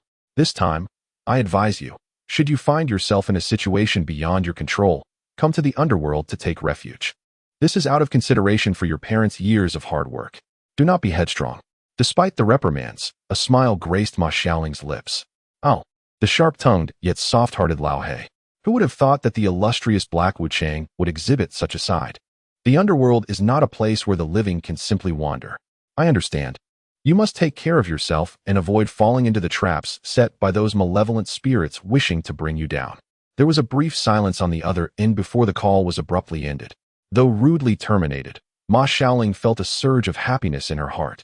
For even in the absence of her parents, she had the caring Lao He and the companionship of Hua Qinming and Lin Chong by her side. I am a living yin envoy. As you both know, Ma Xiaoling explained to the 2 bewildered individuals. I work for the underworld, guiding the souls from the mortal realm back to their rightful place. For each soul I escort into the underworld, I receive a corresponding reward, known as merit. Previously, while working with Zhu Qiuyang, I not only caught spirits but also dispelled grievances, which added an extra layer to my tasks. Thus, the merit I obtained was greater than ever before. That is why I had the sudden inspiration to have Hua Qinming try it out. If we complete the process together, you too can earn merit. Ma Xiaoling turned to Hua Qinming with a smile. Isn't it fortuitous that you require a substantial amount of merit? Then why can I not see the light of merit surrounding you, yet perceive your spiritual energy and the summoned yin energy? Hua Qinming inquired, puzzled. Do you not absorb it? Can merit be stored separately? Here, Ma Xiaoling pointed to her forehead. My father mentioned that most practitioners of the Xianmen are plagued by various deficiencies. If one neglects the balance of karma and fails to accumulate merit, the consequences can be dire, potentially hastening one's demise. Therefore, I too must gather merit, but my need is not as urgent as yours. My advancement primarily relies on spiritual energy. Hence, my father taught me to seal my merit within my consciousness. Ah, the Ma family is indeed unfathomable, Lin Chong remarked with admiration. Thank you. Hua Qinming nodded in acknowledgement. Chapter 36. Return to Liberation Town. The 3 weary souls returned to the ancestral home of the Ma family, and indulged in a day of well-deserved rest, immersing themselves in the tranquil lifestyle of their ancestors from centuries past. They accompanied local villagers into the mountains to forage for wild vegetables and hunt, later purchasing eggs, rice, and other ingredients from the villagers. Although their meals paled in comparison to the comforts of home, the trio enjoyed their food with great relish. Ma Xiaoling herself was unfazed. After all, her parents had instilled rigorous discipline in her from a young age, guiding her to cultivate according to the ancestral teachings of the Ma family, which had endured for millennia. She had certainly endured hardships. What surprised her was that Lin Chong, the affluent heir of a family of formation masters, and Hu Qinming, who also appeared to be a wealthy young master, seemed to relish the simple fare without any complaints. "What's the matter?" Hu Qinming noticed Ma Xiaoling's gaze. "It's nothing," she replied. "I merely find it curious that you both have acclimated to such humble meals, considering our seasoning consists solely of salt. It is indeed unappetizing." Hu Qinming did not shy away from admitting. "Yet how come you both still eat with such apparent enjoyment?" "Ah, Sister Xiaoling, you simply do not understand men." Lin Chong chuckled, wiping his mouth. "We men, when food is available, we eat. When there is none, we abstain.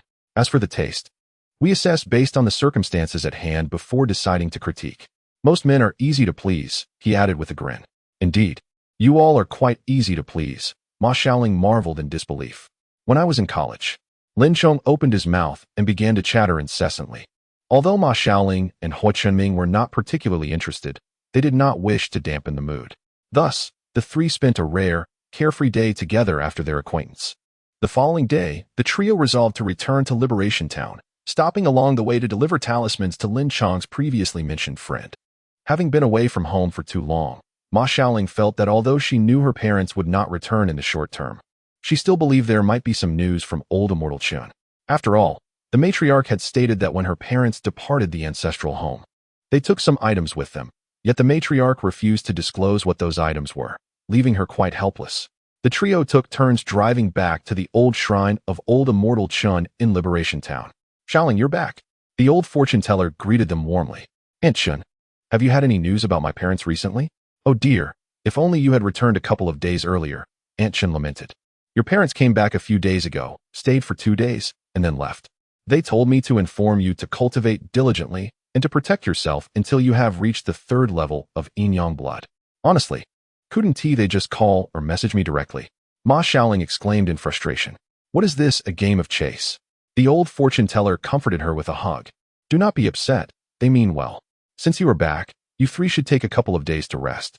Coincidentally, there has been an issue in our town that requires you, as a living envoy, to resolve." What issue?" Ma Xiaoling inquired curiously. "What about the envoy in your town? Our town's envoy has gone missing." "What? Missing?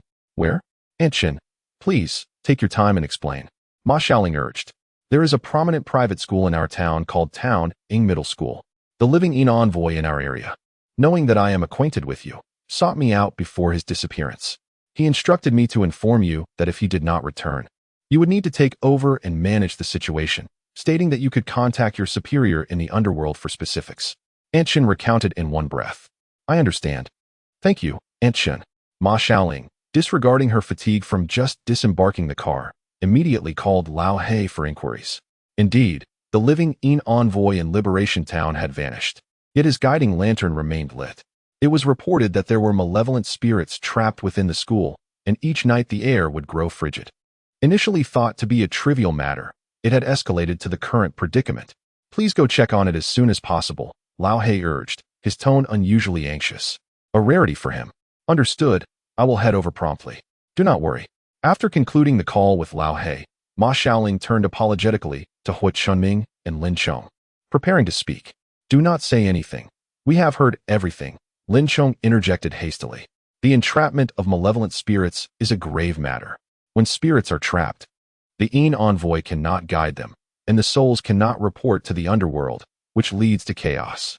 This must surely be an act of interference, disrupting the balance between yin and yang." Hu Qinming added in agreement. "Indeed." Ma Xiaoling nodded, acknowledging that they were right, as a ghost messenger. "This matter was indeed my responsibility." The three took a brief respite at the Old Immortals Hall, sipping some water before resuming their journey to Jining Middle School. At the entrance of the school, a water tiger off-road vehicle was parked, with a driver standing beside it. Mr. Hua, this is the vehicle you requested. The driver handed the keys to Hua Chunming and then departed. Wow, Chunming, you've got a new car. Yes, last time was a bit rushed, and the sedan was not convenient. I anticipate needing to traverse more mountain roads in the future. Hua Chunming replied, opening the car door to inspect the interior. When did you contact your driver? Ma Xiaoling asked, puzzled. This is Jiefeng town, not a metropolis. How did your driver arrive so swiftly? Ma Xiaoling inquired curiously. I do a bit of everything. From now on, you'll sit in the passenger seat, Hua Chunming said, looking at Ma Xiaoling. All right. Let's head inside. Sure, I'll go speak with the security guard. No need. Just wait. Someone will come to escort us in shortly. Hua Chunming leaned against the off-road vehicle, arms crossed over his chest. The two were unsure of Hua Chunming's intentions, but if he said to wait, they would comply. He never acted without purpose. It was unclear when Hua Chunming had established himself as a reliable and meticulous figure in their minds. Chapter 37. Jining Middle School. In less than 5 minutes, an elderly, somewhat gaunt man hurriedly approached their vehicle, respectfully greeting Hua Chunming. Welcome, Mr. Hua, to Jining for your inspection. I apologize for the wait. No problem, I understand. I'm here for a private inspection and don't require anyone to accompany us. We'll take a look around ourselves. Additionally, I will have Secretary Li contact your school to provide a batch of smart teaching equipment along with teaching personnel. How to allocate resources will be left to Principal Wang's discretion. The two exchanged formalities as they walked to the center square of the campus. Indeed, the world of the affluent is beyond my comprehension. Money can be spent so freely and in such abundance. After a brief tour led by Principal Wang, who introduced the surroundings, he took his leave. Ma Xiaoling and the others wandered about, pinpointing the location where the restless spirits were trapped. They made their way to the school cafeteria, planning to grab a bite to eat while waiting for nightfall before stealthily entering the dilapidated old classroom building in the northeast corner of the school. At 11:30, in order to avoid being spotted by the school staff, the three emerged from the concealed grove on campus. Good evening, everyone. I am your familiar faceless host. As he started the live stream, Lin Chong cheerfully uttered his signature opening lines, while Ma Xiaoling and Hua Chunming, wearing masks, waved at the camera. The camera panned to reveal a decrepit classroom building, an old structure with only 3 stories, its wooden doors and windows weathered, with several panes of glass already broken. Moss covered the corners, and through the windows, they could see resilient little flowers and grasses sprouting in some classrooms. Even through the screen, a chill seemed to emanate from the scene, as if something might leap out from the shadows at any moment. Lin Chong's voice rang out again. Today, we find ourselves in an old classroom building of a certain middle school, which is rumored to be haunted. Let us see if we can uncover the truth and address any issues we may encounter. Vampire Hunter, which middle school? This place looks familiar. Socialist successor, Are there any recent rumors about schools? Let me check. Infatuated fool. Oh dear, this place looks creepy. Black and white impermanence. There must be ghosts here. I guarantee it with my username. Believe in light. Wouldn't it be better to have them? Long live my scientific livestream. Flagwood Kakashi. Have we already gained followers? Infatuated fool. It should be the handsome guys teaching. Noticing the viewer count surging towards 100,000, Lin Chong waved his phone before securing it in a waterproof bag around his neck. As per usual, they commenced a first-person self-broadcast. The moment Ma Xiaoling and the others stepped onto the staircase of the classroom building, a shiver ran down their spines, goosebumps erupting. The atmosphere felt eerily familiar. The aura here was thick with negativity. Be cautious, Hua Chunming warned, observing the surroundings closely. The walls bore scorch marks, appearing unnatural. He pulled out his phone and searched for information, discovering that the building had been abandoned due to a fire that occurred years ago on the 3rd floor. The flames were not extensive, yet curiously, they had not spread beyond that level. It was recorded that 53 individuals, including teachers, had gone missing during the incident, not dead, but simply vanished. To this day, these 53 souls had seemingly disappeared without a trace, leaving no evidence behind. Furthermore, despite the building's precarious condition, it had remained standing for many years without demolition, indicating something was indeed amiss. In less than a minute, the trio ascended to the 2nd floor of the classroom building. The dark corridors and classrooms stretched before them like an endless abyss. I need light, one viewer exclaimed. It's terrifyingly dark. This script is getting more intense. It's frightening even through the screen. Hey, you're calling for help. but you shouldn't be scared. Ha ha. Ma Xiaoling, like before, inspected each classroom. Most were in disarray. After years of neglect, the desks and chairs had decayed beyond recognition. Like outside, the walls were stained with mud and cracks due to leaks, overrun with moss and small weeds. The blackboard at the front still faintly bore chalk marks, evoking an image of a class in session when the fire broke out. Scattered on the floor were books, bags, and pens, all strewn about haphazardly, with evidence of heavy foot traffic. After a thorough examination, finding nothing of particular note, the three continued forward. As they approached the staircase, Lin Chong suddenly grabbed both of them. Did you hear that? Hear what? Ma Xiaoling asked, confused. A sound? Hua Chunming furrowed his brow, having been meticulously observing his surroundings. The occasional gust of wind blowing through the broken windows had drowned out any other noise. It sounds like dripping water. Lin Chong pointed toward the opposite side of the staircase. In the live stream, I think I heard it too. Infatuated fool, I heard it too. The sound of dripping. Dark messenger, masters, charge forth. Go take a look. Socialist successor, you all only know to charge. What if you encounter a head around the corner? Ma Xiaoling listened carefully and indeed discerned the faint sound of dripping water. She produced a thunderbolt talisman and proceeded toward the corner where the staircase turned. It led to a restroom. Just as Lin Chong was about to speak, Hua Chunming swiftly covered his mouth. The three exchanged glances. A ghostly presence. They cautiously approached the restroom, where the dripping sound was now unmistakably coming from the women's bathroom. Most of the doors were closed, while a few hung loosely on their hinges, swaying slightly. Through the gaps, they could see the dirty floor inside, with water continually dripping. Upon witnessing this scene, the three momentarily breathed a sigh of relief. Just then, Lin Chong felt his phone vibrating against his chest. Puzzled, he glanced at the screen, which displayed a flurry of gift notifications. In the dimly lit live stream room, a flurry of gifts momentarily dazzled Lin Chong, who was bewildered by the spectacle. It was his first encounter with such an extraordinary display, as the gifts flickered like special effects. Suddenly, the stream fell silent. Almost simultaneously, the comments on the screen unified. Masters, look to your right front. Perplexed, Lin Chong lifted his gaze to the indicated direction and beheld a man and a woman standing against the wall, observing him. Startled, Ma Xiaoling and Hua Chunming jumped at Lin Chong's exclamation. What's wrong? Hua Chunming steadied Lin Chong, inquiring. There's a ghost. In the wall, Lin Chong pointed towards the figures.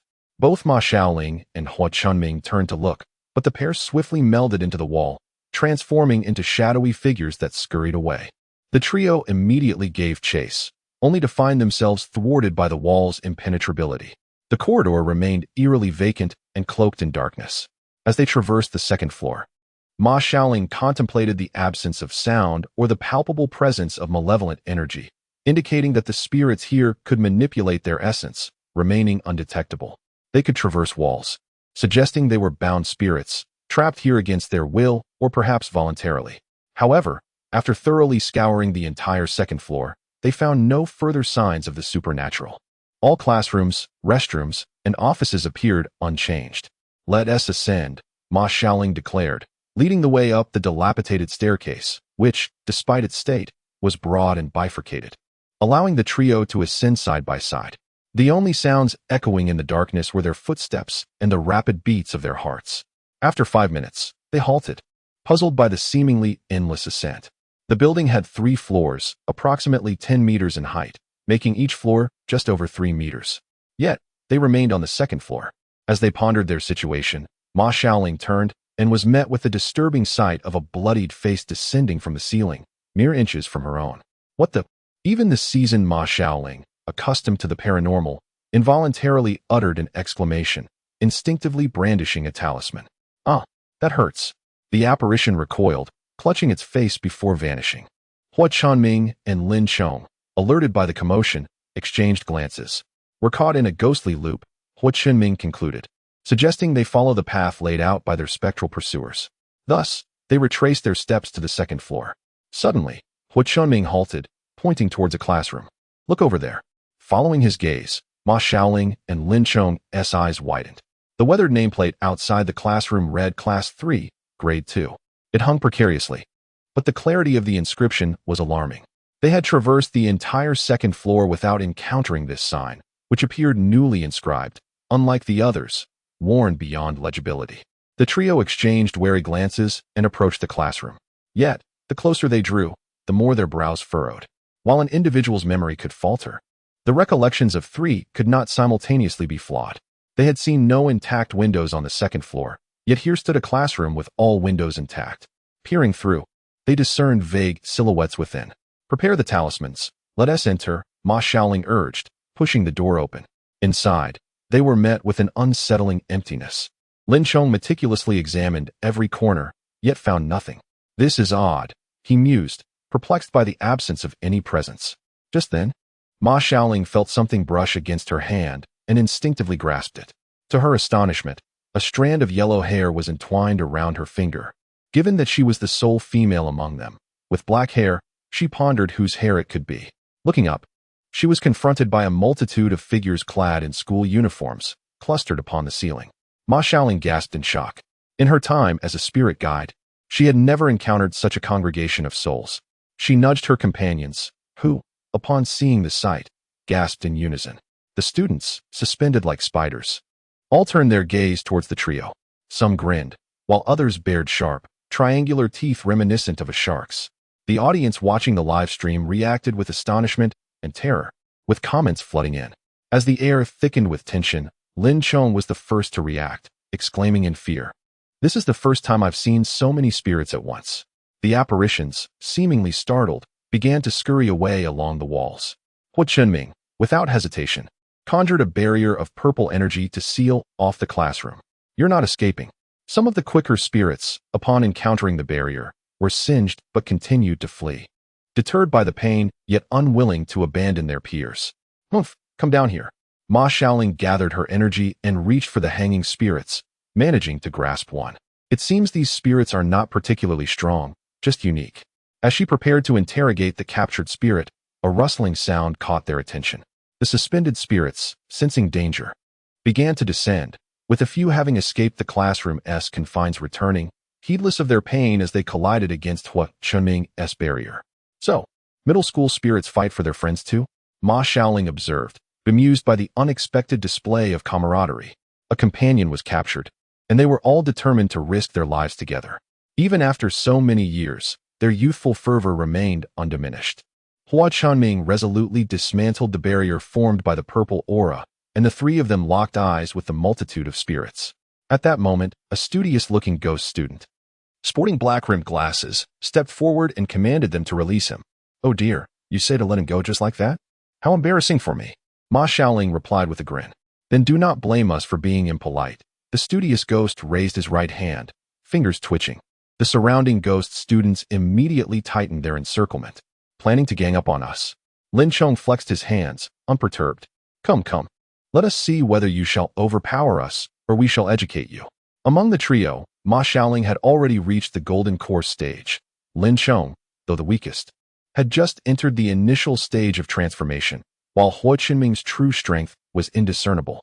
The palpable aura of merit and purple energy surrounding him was sufficient to single-handedly vanquish this group of relatively weak ghost students. With another wave of his hand, the studious ghost signaled, and a horde of ghost students charged forward. "Here we go. The masters are starting to fight," Chimu Kakadong exclaimed.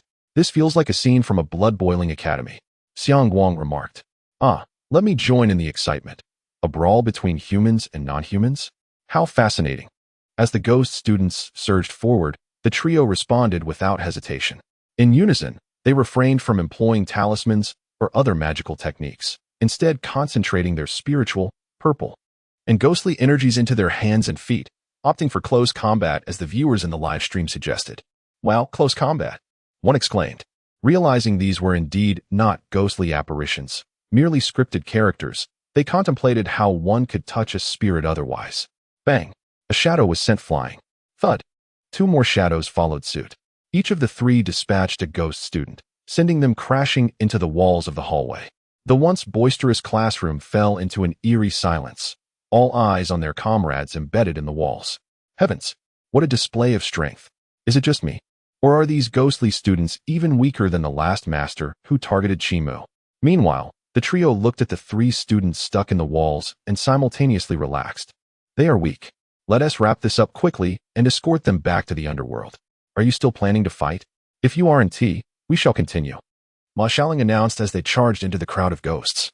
The studious ghost, taken aback by the unexpected turn of events, gritted his teeth. All boys, follow me. Girls, go and rescue those outside. The students from class 2 and 3 had always been united in life and death, and they would not abandon a single companion. Please, stop fighting. No more. A few students who managed to pull their comrades from the wall turned to see the overwhelming odds against them in horror. In the classroom, over 40 ghost students lay scattered, while Ma Xiaoling's trio remained unscathed.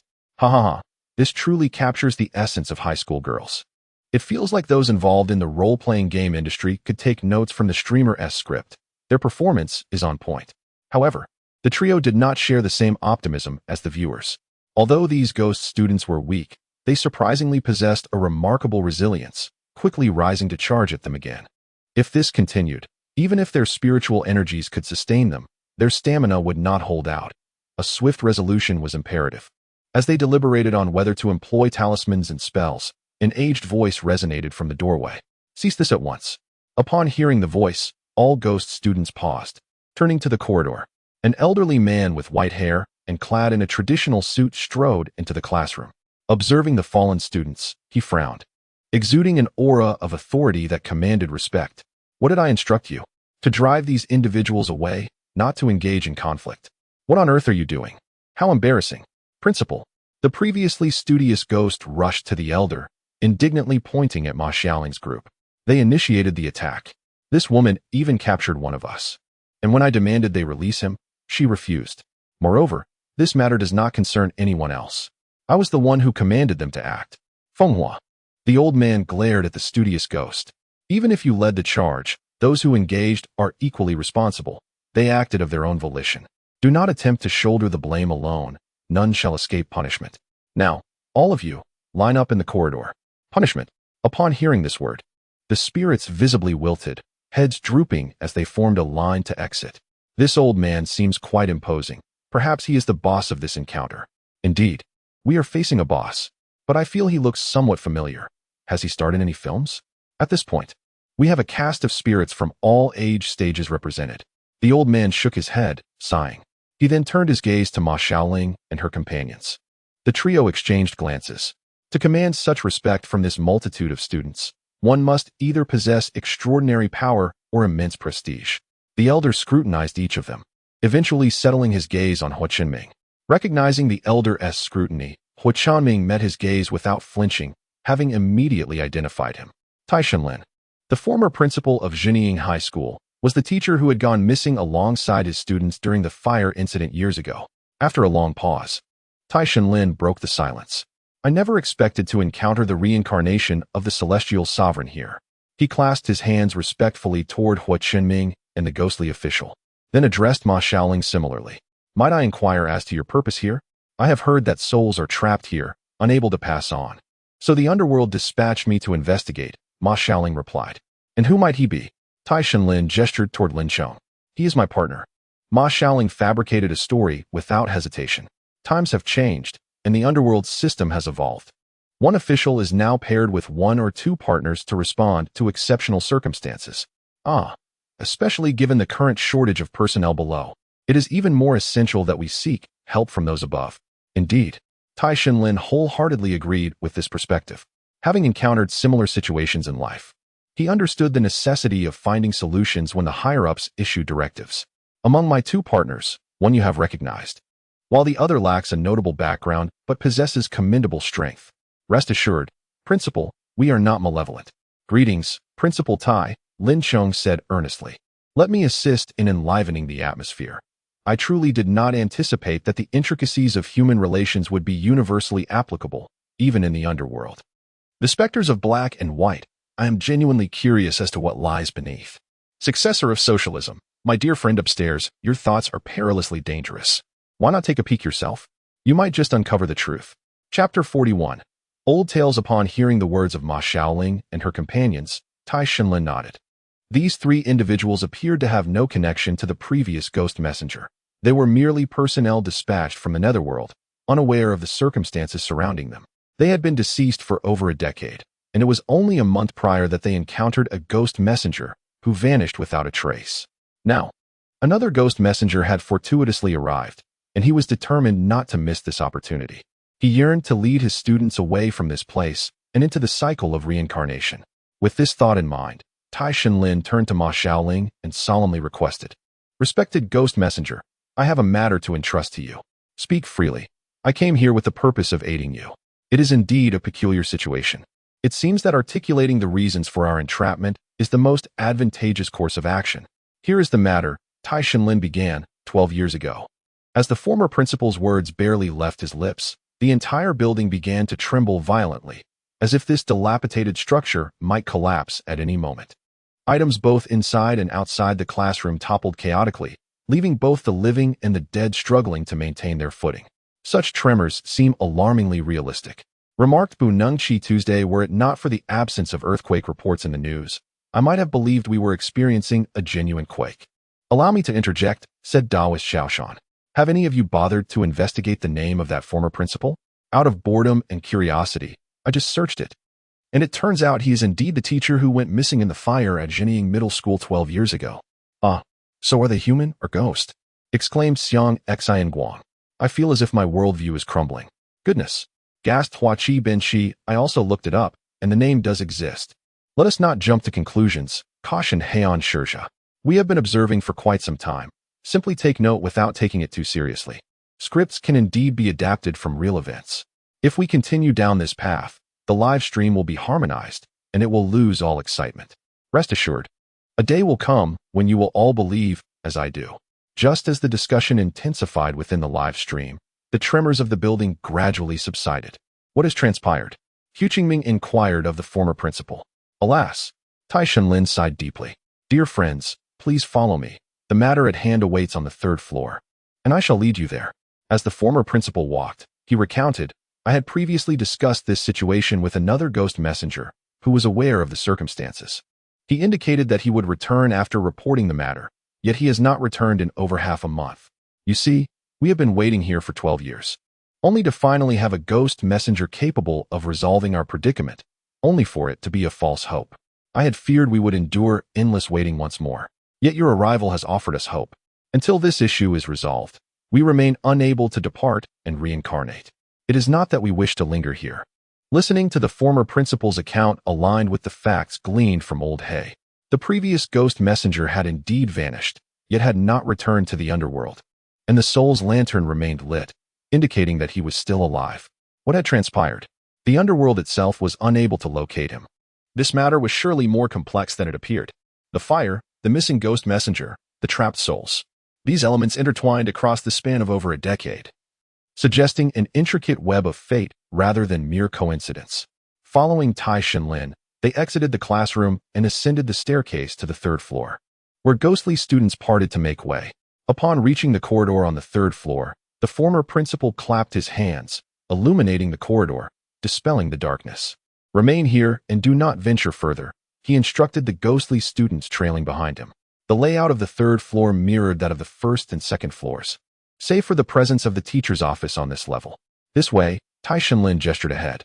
The corridor echoed with the sound of their footsteps, and he halted before a room marked with the plaque principal's office. This office comprised 2 sections, a small reception area for visitors and the inner office. Ma Xiaoling and her companions stood in the outer chamber, and Tai Shenlin inhaled deeply. Prepare yourselves. Within lies a different reality. Chapter 42. A pair of legs with a decisive push. Tai Shenlin opened the door to the inner office. Frankly, had he been given a choice, he would have preferred not to open this door, nor to witness the scene within. The instant the door swung open, a gust of warm air rushed forth, prompting Ma Xiaoling and her companions to instinctively shield their faces. Hu Qingming, however, took an additional step, positioning himself protectively in front of Ma Xiaoling. Once they adjusted to the sudden change, the trio lowered their hands and opened their eyes to behold the office. The interior was awash in a deep crimson hue, obscuring any discernible details. Without uttering a word, Tai Shenlin stepped boldly inside. Ma Xiaoling and her companions exchanged glances, and Lin Chong formed a protective barrier around them before following suit. In an instant, they were engulfed in a flash of red light, and upon reopening their eyes, They found themselves no longer within the teaching building. Before them stretched a vast cavern, its stone walls towering high above, with menacing stalactites hanging precariously from the ceiling. In the center of the cavern lay an expansive clearing, within which stood a pair of legs. Yet, upon raising their gazes, they could discern no other parts of a body, just a pair of bare, enormous legs, as if meticulously severed from their original form. Veins of crimson coursing across their surface, though what those veins truly entailed remained unclear to Ma Xiaoling and her companions. Thump, thump, thump. The trio distinctly heard the rapid beating of their own hearts. The sight before them was utterly staggering, rendering them momentarily breathless. Tai Shenlin furrowed his brow, his form wavering as maintaining his human guise became increasingly arduous. In contrast, Ma Xiaoling and her companions, shielded by Lin Chang's previously established barrier, felt the pressure somewhat alleviated. Yet they were still acutely aware of a heavy weight pressing upon their chests. In an effort to relieve the mounting tension, they each concentrated their spiritual energy and virtue into a protective shield around themselves. Lin Chang, struck by a thought, swiftly retrieved his phone to pause the live stream, only to discover that it had inexplicably powered down, unresponsive to any attempts to reactivate it, likely damaged by the fluctuations. Lin Chang exhaled in relief. How timely. Had this scene been streamed live, goodness, the viewer's faith would have collapsed before the power of belief could be solidified, and we would have been taken in for a chat with the authorities. Although uncertain as to how they had arrived in this place, it was likely a diversionary tactic. No longer concerned about the potential exposure of their situation, Ma Xiaoling and her companions resumed their examination of the cavern. The pair of legs rested upon a circular, smooth stone platform, accessible only by a staircase approximately 2 steps wide, with the surrounding environment a desolate expanse, beneath which flowed molten lava, occasionally splattering upwards. Esteemed guests, this shall suffice, Tai Shenlin declared, halting approximately 2 meters from the stone platform. Beyond this point, the heat becomes unbearable, and I may lose my composure. Turning to Ma Xiaoling, he continued, the fire that occurred at the school was shrouded in mystery. I could not comprehend it during my lifetime. It happened so abruptly while I was teaching my students in class 3 of the second year. The situation was chaotic. The flames seemed to concentrate on the 3rd floor, particularly in my office and the adjacent class 3. At that moment, I was observing the students from other classes safely evacuating. Since our class was located deeper inside, we were a bit delayed. However, just as I was about to lead my students out, 2 dark figures suddenly appeared before me. Before I could comprehend the situation, my students and I found ourselves confined within this room. The 2 individuals claimed to be soul reapers from the underworld, stating that their sole duty was to guide souls and nothing more. They informed us that we had already passed away. Initially, I was skeptical and attempted to push them aside. Tai Shenlin pointed at a pair of legs, and one of the men among them swiftly sliced through one of those legs. To my horror, I saw our bodies ensnared within. They asserted that our corpses had been absorbed by this entity, merging into one. Unless we resolved this matter, we would be unable to leave this place. Trapped in a cycle of reincarnation, they also mentioned that the fire incident had been instigated by this entity. They indicated that they needed to report back to find a solution. Subsequently, I encountered the underworld staff again about half a month ago. The Grim Reaper who arrived here stated he lacked the ability to resolve the issue and had to return for assistance. However, he vanished without a trace. Sigh. Tai Shenlin had sighed countless times by now. Due to our fusion with this entity, it remained, preventing our souls from escaping this educational building. The longer we lingered, the heavier our yin energy became, and with increasing yin energy, we would adversely affect the living within this school, which was not our desired outcome. You see, Tai Shenlin was staring intently at Ma Xiaoling, his intentions unmistakable. He earnestly hoped that Ma Xiaoling and her companions could assist in resolving this matter and facilitate our departure. Chapter 43. A great merit delivered to our door-old principal. We have come to resolve this issue, but we must first discuss how to do so. Please wait a moment. Ma Xiaoling politely reassured Tai Shenlin. At this point, he could only choose to trust them and discreetly stepped aside to await, providing Ma Xiaoling and her companions ample space. Does this scene seem familiar to you? Ma Xiaoling remarked to Hu Chunming and Lin Chang. It was a statement, not a question. Previously, during our first encounter, the foreign friend Jason mentioned that after his demise, his soul was trapped in a place awaiting sacrifice to the heavens. That place had only a pair of legs. Hu Chunming recalled vividly. Wow, isn't this akin to a pie falling from the sky? Lin Chong exclaimed excitedly. Hadn't old He mentioned to Sister Xiaoling that before being sealed, that entity had dismembered its body and hidden the parts in various locations? Now that we've encountered it, if the three of us unite to destroy this thing, it would also alleviate some future resistance for ourselves. Lin Chong's proposition was indeed enticing and reasonable, yet, could the three of them truly accomplish it? A mere glance at Ma Xiaoling was enough for Hua Chunming to discern her thoughts. Xiaolin's idea was indeed feasible. We weren't aware of any special abilities possessed by those previous Grim Reapers, but I believe the three of us are sufficiently unique. You see, you are a descendant of the Ma family, endowed with the blood of yin and yang, having mastered the profound technique of the Panchen dragon. Xiaolin hails from a lineage of formation masters, perfectly suited to assist us by using formations to shield our actions from external detection. And I possess virtue and the heavenly purple energy that can restrain all malevolent entities. As I am a reincarnation of a celestial deity, my untapped potential must surely extend beyond this. Hua Chunming paused. Thus I am convinced we can succeed. If successful, this would indeed be a great merit descending from the heavens, a substantial reward from the underworld, exactly what we need. Moreover, it would eliminate a significant threat for both your family and Jiefeng Town. If we fail, there would be no loss. We can take our time to deliberate.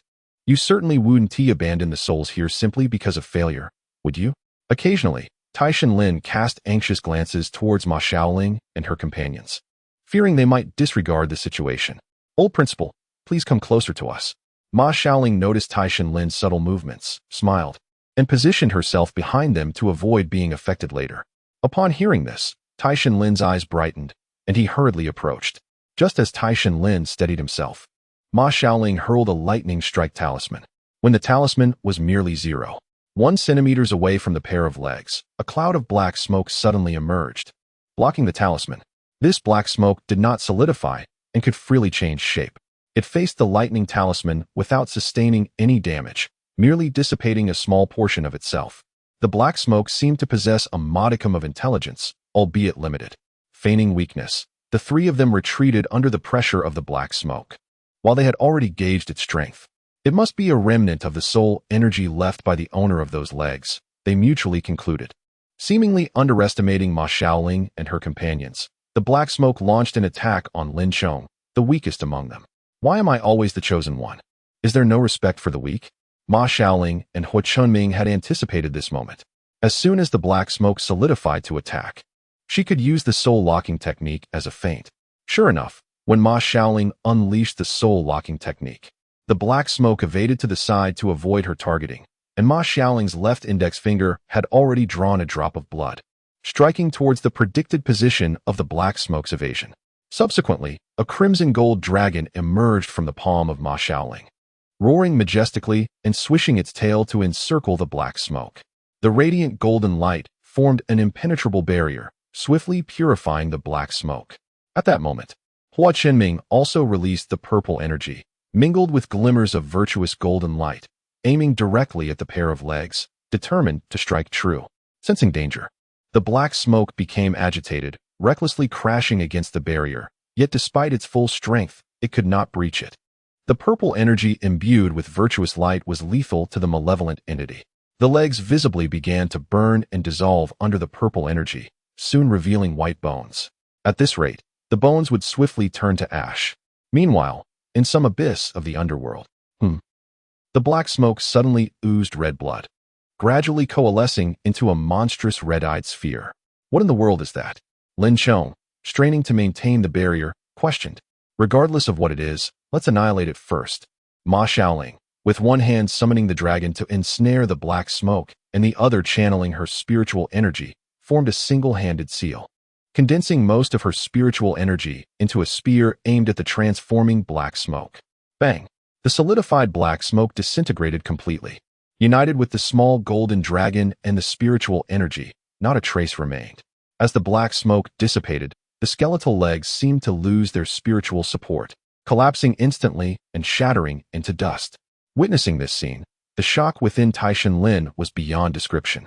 He felt as if something had departed from the depths of his soul, an unprecedented sense of ease washing over him. The students waiting in the corridor shared this sentiment, their expressions filled with disbelief. They glimpsed hope. Ma Xiaoling and her companions were also somewhat incredulous that it had been resolved so easily. This was a portion of the body that the heavenly beings had painstakingly sought to protect. Fortunately, it was merely a part, otherwise, with their current strength. Even 10 more would not suffice to resolve it. As the oppressive presence of those legs gradually dissipated, Ma Xiaoling felt drained, collapsing to the ground, while the golden dragon returned to her body. Grim Reaper. Taishan Lin rushed forward to assist her. I believe the revival plan of the heavens has only just begun. These legs have not absorbed much essence, or it wouldn't have been so simple. Chapter 44. Breaking the Hell. Taishan Lin, accompanied by the ghostly students, stood before the old teaching building, a sight they had dared not imagine for over a decade, yet one they had longed for. For 12 years, they endured solitude and temptation, suppressing the malevolent thoughts that arose after becoming vengeful spirits. They harmed no one within the school, merely instilling fear and driving others away. They preserved their true nature, resisting the corrupting allure of darkness, thereby dismantling the hell that should have consumed them, winning for themselves a path to a new existence. Due to their unique circumstances, Hua Chunming and Ma Xiaoling perceived the lingering hostility and the black mist dissipating from the former principal and the students. Thank you, esteemed Yin Chai, honored Tianzun. And this young brother, Taishan Lin expressed earnestly. Without your aid, we would still be awaiting our liberation. At that moment, the top student ghost awkwardly stepped forward, scratching his head. I must apologize. I truly harbored murderous thoughts towards you all before. However, I am grateful for your assistance in freeing us from this accursed place. It is indeed worse than hell. Breaking hell? Breaking hell, Ma Xiaoling exclaimed, waving her hand grandly. The gourd bracelet activated once more, unleashing waves of ominous energy that enveloped the former principal and the students, their figures growing increasingly faint. They had finally shattered the prison of hell that had confined them for over a decade, ready to reincarnate and embrace a new world. As the silhouettes of the principal and students vanished completely, the gourd bracelet continued to vibrate. The voice of old Hay crackled through. What were you thinking? Rushing into such a perilous situation without a word? Do you not value your life? He bellowed. Isn't this just fortuitous? It wasn't intentional. Besides, you were the one who urged me to come and take a look, came the retort. I meant to merely observe, literally. You see this thing, and you don't think to report back first? You just dive right in, thinking you're invincible? All right, it's all fine now, isn't it? A blind cat stumbling upon a dead mouse. Perfectly serendipitous. Ma Xiaoling replied with a laugh. Now, stop your incessant chatter and handle this matter properly. The rest is in your hands. Don't forget my wages. With that, Ma Xiaoling promptly severed the connection, fearing that old Hay would continue his tirade indefinitely, more nagging than her own father. Mere moments later, the gourd bracelet vibrated again. Ma Xiaoling, female, living Yin Chai, strength, early stage of foundation establishment, merit, 3. 5 million, lifespan, 730 days, special ghostly entity discovered, the sealed leg of Tiz. Note, the soul power of Tiz attached has been reclaimed by the underworld. Please, Yin Chai, ensure proper handling of the aftermath in the mortal realm. Hua Chunming felt the familiar surge of merit flow into his being. He sensed a breakthrough approaching. What is Tiz? Why does that name sound so familiar? Lin Chong mused, fixating on the information displayed by the gourd bracelet. I can't quite recall. I will look it up later. Look it up? Hurry and bandage your arm. Ma Xiaoling rolled her eyes. Don't rush. It's just a minor injury. Ow, brother. Be gentle. Hua Chunming deftly retrieved medical supplies from his backpack to tend to Lin Chong's wounds. Among the trio, Ma Xiaoling and Hua Chunming bore only slight abrasions, while Lin Chong was more severely injured, being the weakest of the three. After all, one tends to pick the softer fruit. From now on, you'd better rise early and train with me every morning, Hua Chunming declared firmly. Your reflexes are far too sluggish. Please, Chunming, your skills are unparalleled. But as the saying goes, each has their own expertise. I am. Enough with the excuses. Just train diligently with Hua Chunming. We may encounter even more formidable adversaries in the future, and you might not survive, Ma Xiaoling interjected, cutting off Lin Chong's protests. This time, she was merely lucky. She faced an unawakened malevolent entity, and with Hua Chunming's assistance, Lin Chong became the prime target for that dark mist. Speaking of which, this so-called heaven is utterly revolting. They worship such a thing and have fractured themselves. Ma Xiaoling lamented as she and Hua Chunming walked silently toward the school gate, their understanding of heaven still woefully inadequate. They were even unaware of the significance of Tiz, unable to fathom what kind of being could drive so many to madness in their devotion, sacrificing their lives. Even ancient deities within the country lacked such potent faith, which had led to the thinning of spiritual energy. However, a being that could bring ruin to the renowned Ma family 30 years prior, both in intellect and cultivation, was undoubtedly formidable. Had she faced it alone, it would have surely resulted in mutual annihilation. Alas, Lin Chong sighed heavily.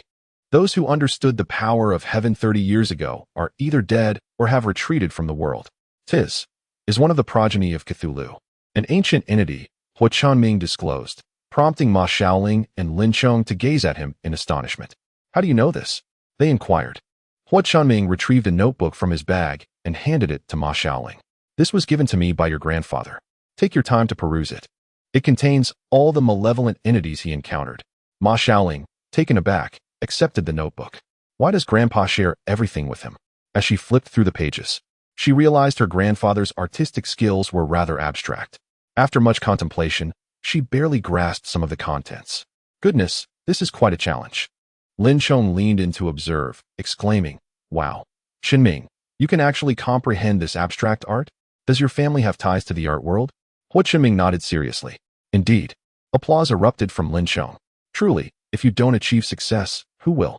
Chapter 45. Scared to death after a long day of activity, the trio felt utterly exhausted.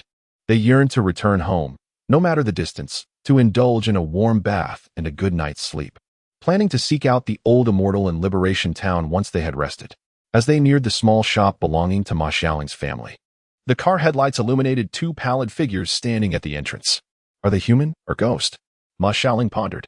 They're not human, she affirmed, noting the absence of shadows. Can't you see? Stepping out of the car, Ma Xiaoling approached, sensing the indistinct aura of Yin surrounding the two figures, which eased her concerns. Lingling, you have finally returned.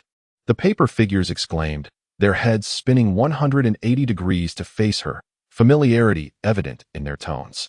Who are you? Ma Xiaoling asked, puzzled. Why are you standing at my door? Why aren't you reincarnating? Suddenly, Lin Chong was startled by the unexpected sight, exclaiming, their heads. As the visual shock overwhelmed him. Snap! Lin Chong's scream startled the two paper figures, causing their heads to detach. Oh no, my head has fallen off. One lamented. Mine too. So fragile, just a little scare, and off it goes.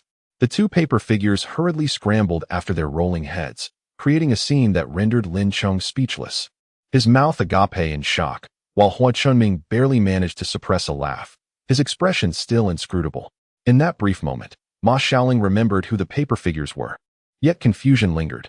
Grandfather Wang and Grandmother Wang, what has happened to you? Alas, it is a long story. Then let us begin with the tale. Ma Xiaoling opened the door and affixed soul-binding talismans to the two paper figures, successfully inviting them inside. After parking their car, Hua Chunming and Lin Chong entered as well, exchanging glances with each other and then at the paper figures, torn between fatigue and the allure of gossip. Ultimately, their curiosity triumphed over their weariness. Grandfather Wang, Grandmother Wang. How could it have come to this? Not long ago, everything seemed well.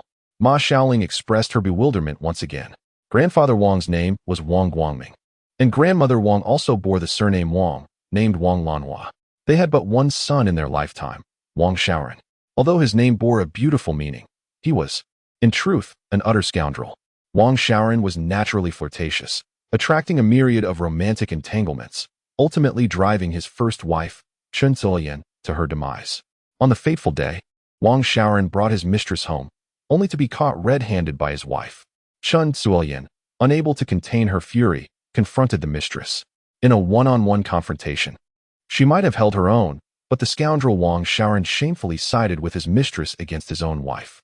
Having never endured such humiliation, Chen Zuolian, in a fit of rage, took her own life that very night, jumping from a building. Orphaned from a young age, she was raised tenderly by her father, who lavished her with love and provided her with the best life he could afford. Within a year of working, she met Wang Xiaoren and hastily married him. Young people often act impulsively, propelled by love's fervor. Initially, they believed their love would flourish, yet within less than a year of marriage, constant quarrels erupted, primarily due to Wang Xiaoren's unscrupulous nature. Chen Zuolian confided her grievances to her father, who, naturally, unconditionally supported his daughter, urging her to divorce before children came into the picture to mitigate further losses. However, Chun Zuilian remained indecisive. Unbeknownst to her, that final hesitation led to her tragic end. Consumed by rage upon her daughter's death, her father arranged for a paper figure to be crafted on the day of her passing, even using his blood to paint its eyes.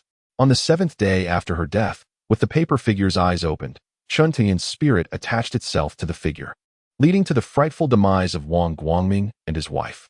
Meanwhile, Wang Xiaoling and his mistress met no better fate. The vengeful spirit of Chun Zuilian, after terrifying the Wang couple, sought out her unfaithful husband, ultimately tormenting him to death in bed. Is it truly so powerful? This act of opening the eyes of a paper figure? Lin Chong, a sheltered young man, inquired, adhering to the tradition of asking when in doubt. Indeed, Ma Xiaoling explained. In our line of work, there exists a taboo. One must never open the eyes of a paper figure nor create figures for the living. Once the eyes are opened, the deceased may return through the figure's form to wreak havoc. Lin Chong expressed astonishment, questioning the fragility of paper figures, wondering how they could cause chaos if they could simply be burned. Just as he spoke, he glanced at the paper couple beside him and promptly fell silent.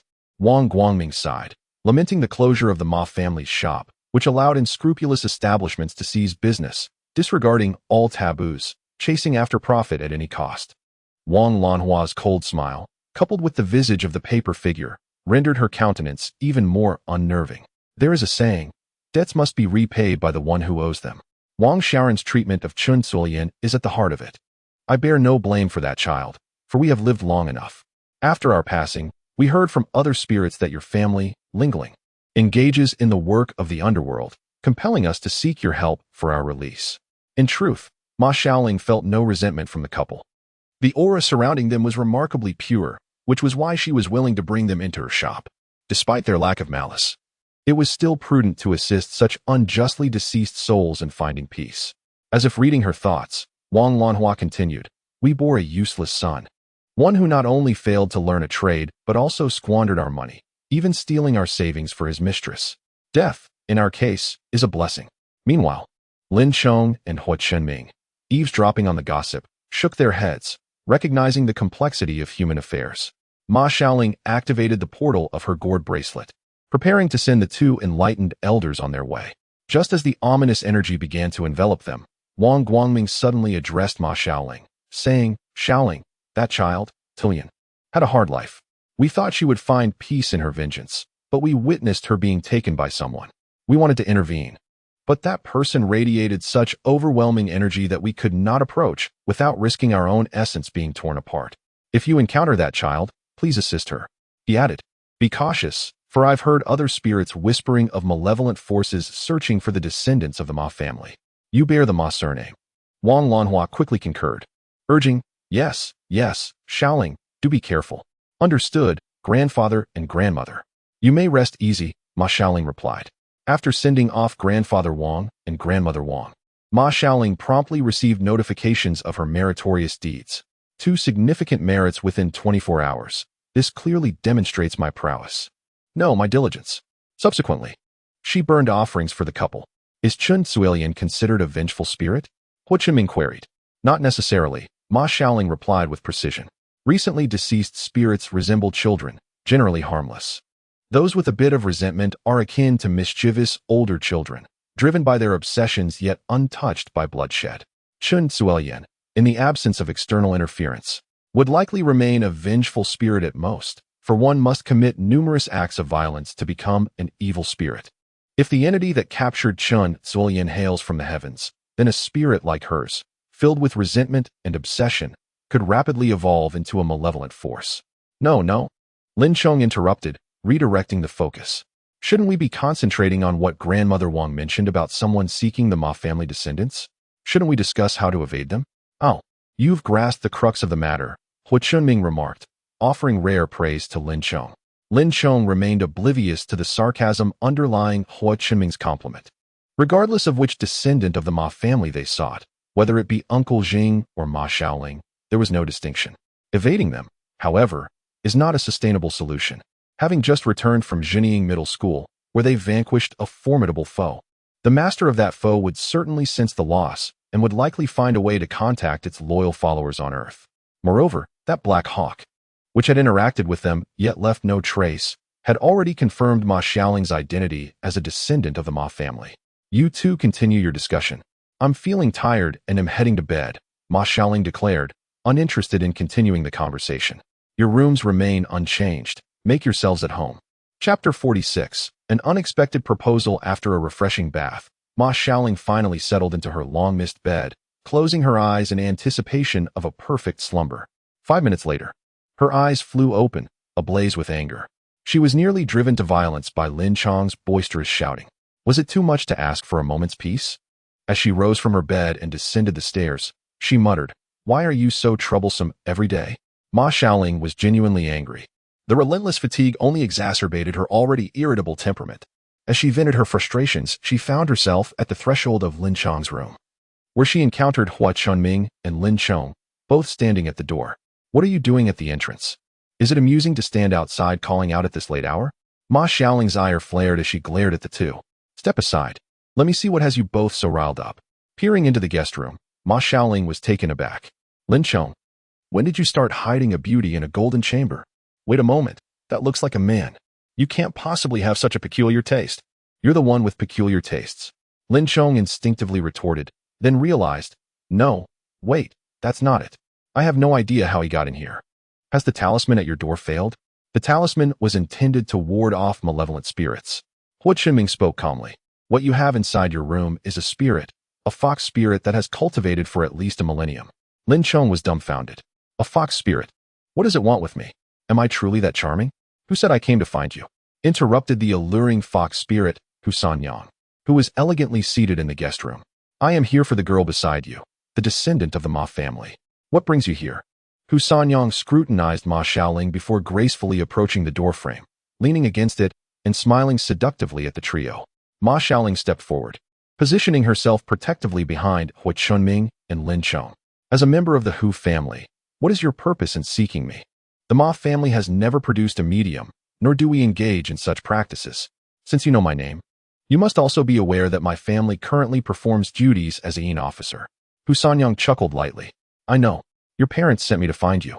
"Huh? My parents?" Ma Xiaoling was skeptical, having never heard of her parents associating with any spirits. "State your intentions." Hua Chunming interjected. "What is the real purpose of your visit?"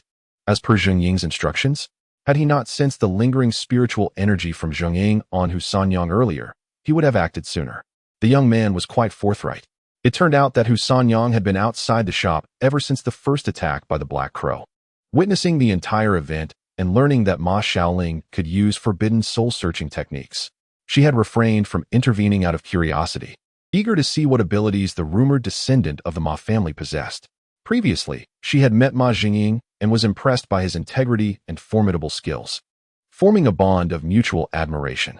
However, this alone was insufficient to compel Husan Yang, as a powerful ancestral spirit, to assist Ma Xiaoling willingly. A deal was struck between Ma Jingying and Husan Yang.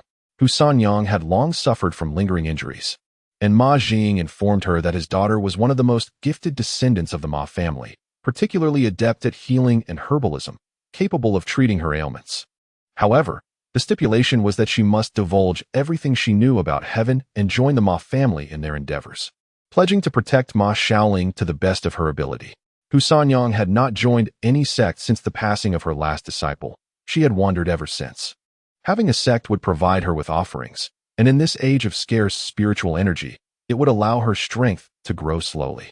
Ma Xiaoling, not one to dawdle, sent a surge of spiritual energy into Husan Yang's body for examination. "You have far too many hidden injuries. Due to their duration, they are quite complex. Even with the Ma family's secret techniques, I cannot heal them all at once. However, I can purify the malevolent energy within you in 3 sessions. As for the remaining injuries, I lack the necessary herbs at present. I will need to gather them first before I can prepare a medicinal bath for you." Initially disheartened by the first part of the statement, Husan Yang's eyes brightened at the latter half, regarding Ma Xiaoling with the hunger of a starving person. Hua Chunming immediately grew cautious, and even Lin Chong reached into his pocket, preparing to retrieve the thunder talisman Ma Xiaoling had given him. "Ha ha ha," Husan Yang laughed. "You two needn't be so wary. If I intended to harm her, I would have done so long before now. rather than waste time here conversing. As long as you can help me purge the malevolent energy, I will immediately join Chen's sect. As for the other hidden injuries, I am not in a hurry. When you have gathered the herbs, let me know what you need, and I will have my clan keep an eye out for them. Very well. Ma Xiaoling wasted no time, inviting Hu Sanyang to sit down in the room. She then channeled her energy and struck Hu Sanyang's back with a palm, enveloping her in radiant golden light akin to a small sun. Approximately a minute later, a dark vapor emerged from Hu Sanyang's body, swiftly dissolving under the heat of Ma Xiaoling's golden light. This process continued for over 10 minutes, leaving both Hu Sanyang and Ma Xiaoling drenched in sweat. The difference lay in Ma Xiaoling's fatigue from exertion, while Hu Sanyang felt a newfound lightness as the oppressive malevolent energy within her dissipated, allowing her to breathe easier. This girl truly possesses remarkable capabilities. If she claims she can heal me, it must indeed be true. Hu Sanyang sighed with relief, her gaze toward Ma Xiaoling now imbued with sincerity. Thank you. Ma Xiaoling, utterly exhausted, waved her hand dismissively. It's nothing. I need to rest now. I'm too drained. Feel free to make yourselves comfortable. Lin Chong, you can find another room.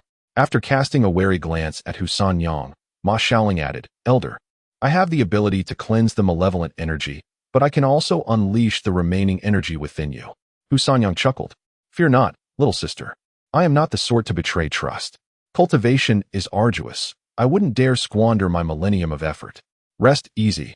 I, too, shall indulge in some beauty sleep. Without waiting for anyone's reaction, she gently pushed Ma Xiaoling out of the room and closed the door. Chapter 47. A return to Jinying High School the following morning. Ma Xiaoling was awakened by a knock at the door. Hua Chunming and Lin Chong had returned with breakfast. Ma Xiaoling was truly fatigued. Had she not been roused, she might have slept until the afternoon. It was nearly 11 o'clock. Oh my, this life is exhausting. If this continues, I shall surely age prematurely. Ma Xiaoling complained as she descended the stairs. You are quite fortunate. I was dragged out of bed at 6 by Chunming for training. Lin Chong lamented, covering his face. He pointed to his eyes. Look at my dark circles. My bags are nearly down to my stomach. Indeed, that's quite tragic. As they commiserated, they observed Hua Qinming, who appeared full of energy, eliciting a mix of admiration and envy from the two. Good morning.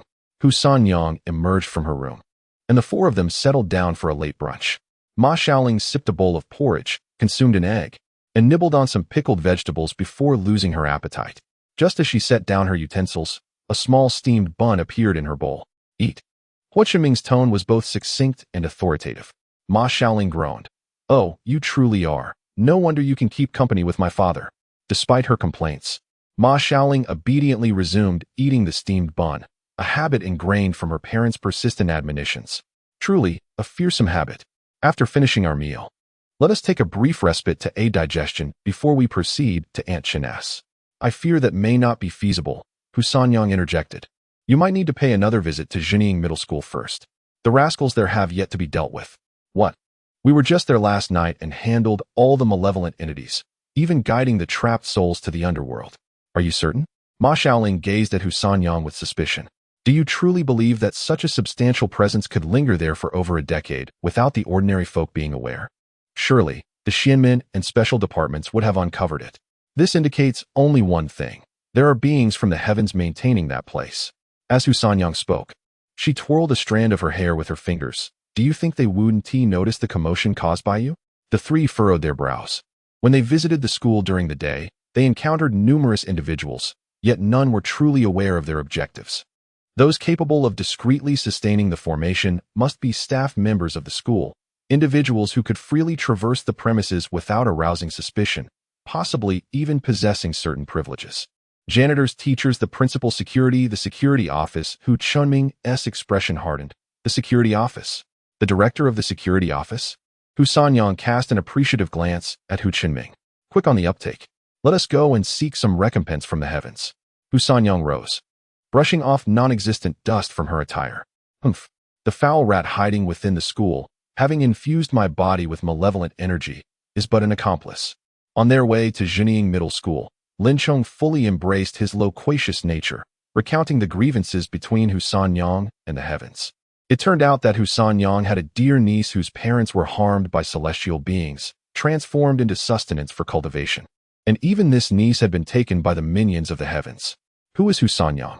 She is renowned both among the Hu family and the common folk as a guardian spirit, a legendary figure of immense power. Yet her arrogance led her to dismiss these celestial lackeys, and this contempt allowed her to fall into their trap. She ventured alone to rescue her niece, only to inadvertently stumble into a layered formation. After expending much of her energy, she finally broke free, but in that instant of escape, she was struck, and the malevolent energy was then implanted within her.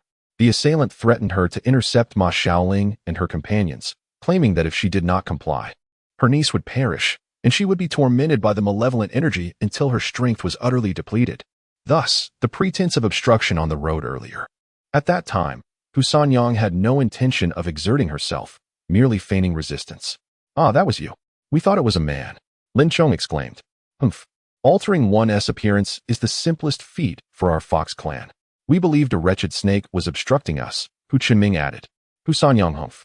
Worried that the conversation might veer off course, Ma Xiaoling quickly interjected. "What did your assailant look like?" Dressed entirely in black, shrouded completely, their features were obscured. Ma Xiaoling sighed. "Those rascals from the heavens all bear such a guise. I suspect it is the black eagle that appeared outside the ancestral home last time," Hu Chunming deduced, which is why he confidently asserted that you are a descendant of the Ma family. During their exchange of information, the four swiftly arrived at Jinying Middle School. Unexpectedly, though it was already past 6 in the afternoon, the day still lingered.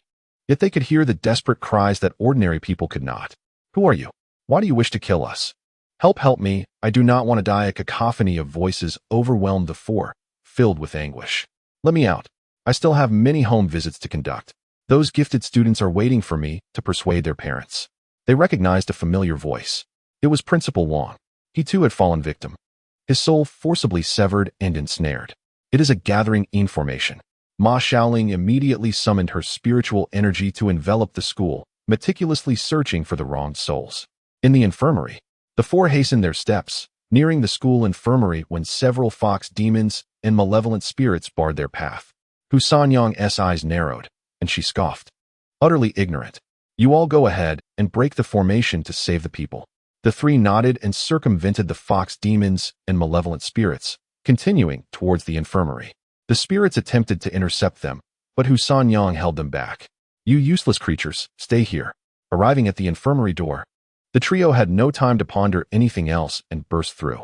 The two guards stationed at the door reacted swiftly, launching an attack against them, and others nearby quickly joined the fray.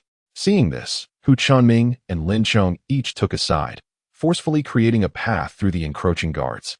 While Ma Xiaoling wasted no time, entering with determination, "Be careful." A man clad in a security uniform sat at the center of the formation altar, inscribed with incomprehensible symbols. At each corner of the altar was a bound individual, their faces pale, wrists slashed, crimson blood flowing from the wounds, staining the altar. As Ma Xiaoling fought her way through the guards to reach the altar, it emitted a blinding red light. The man originally seated in the center of the altar shed his security guise, transforming into a man clad in black robes with white hair. And he now wielded two new items, a skull and a segment of an arm bone. The man began rhythmically striking the skull with the arm bone. With each strike, the temperature within the infirmary dropped, and another malevolent spirit emerged from the altar. These spirits swirled around the white-haired man, some attempting to lunge at him to tear him apart, yet something held them back, preventing them from drawing near. Others desperately sought to escape the altar, only to be thwarted repeatedly by the formation's barriers. They wailed in despair, powerless to do anything but drain their life force on the altar. Such a cruel formation. Even Ma Xiaoling, as a spiritual envoy, felt her scalp prickling at this sight.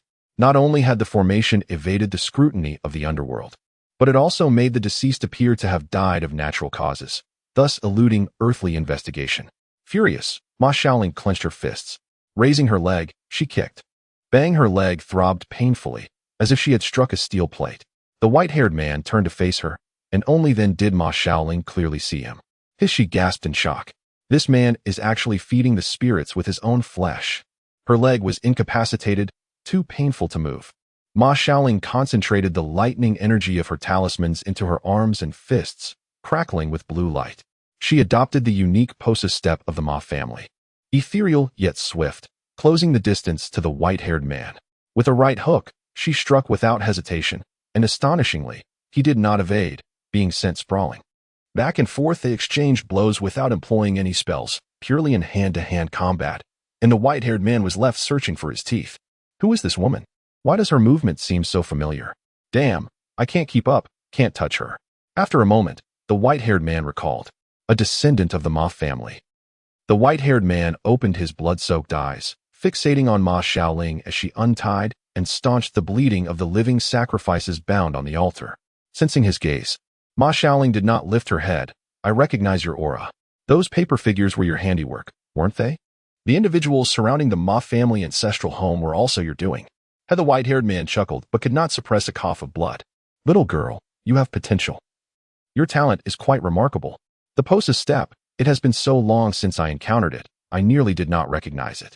Let me experience the profound art of yin-yang blood from your esteemed Ma family. Ma Xiaoling's heart skipped a beat. This old scoundrel knows the yin-yang blood technique.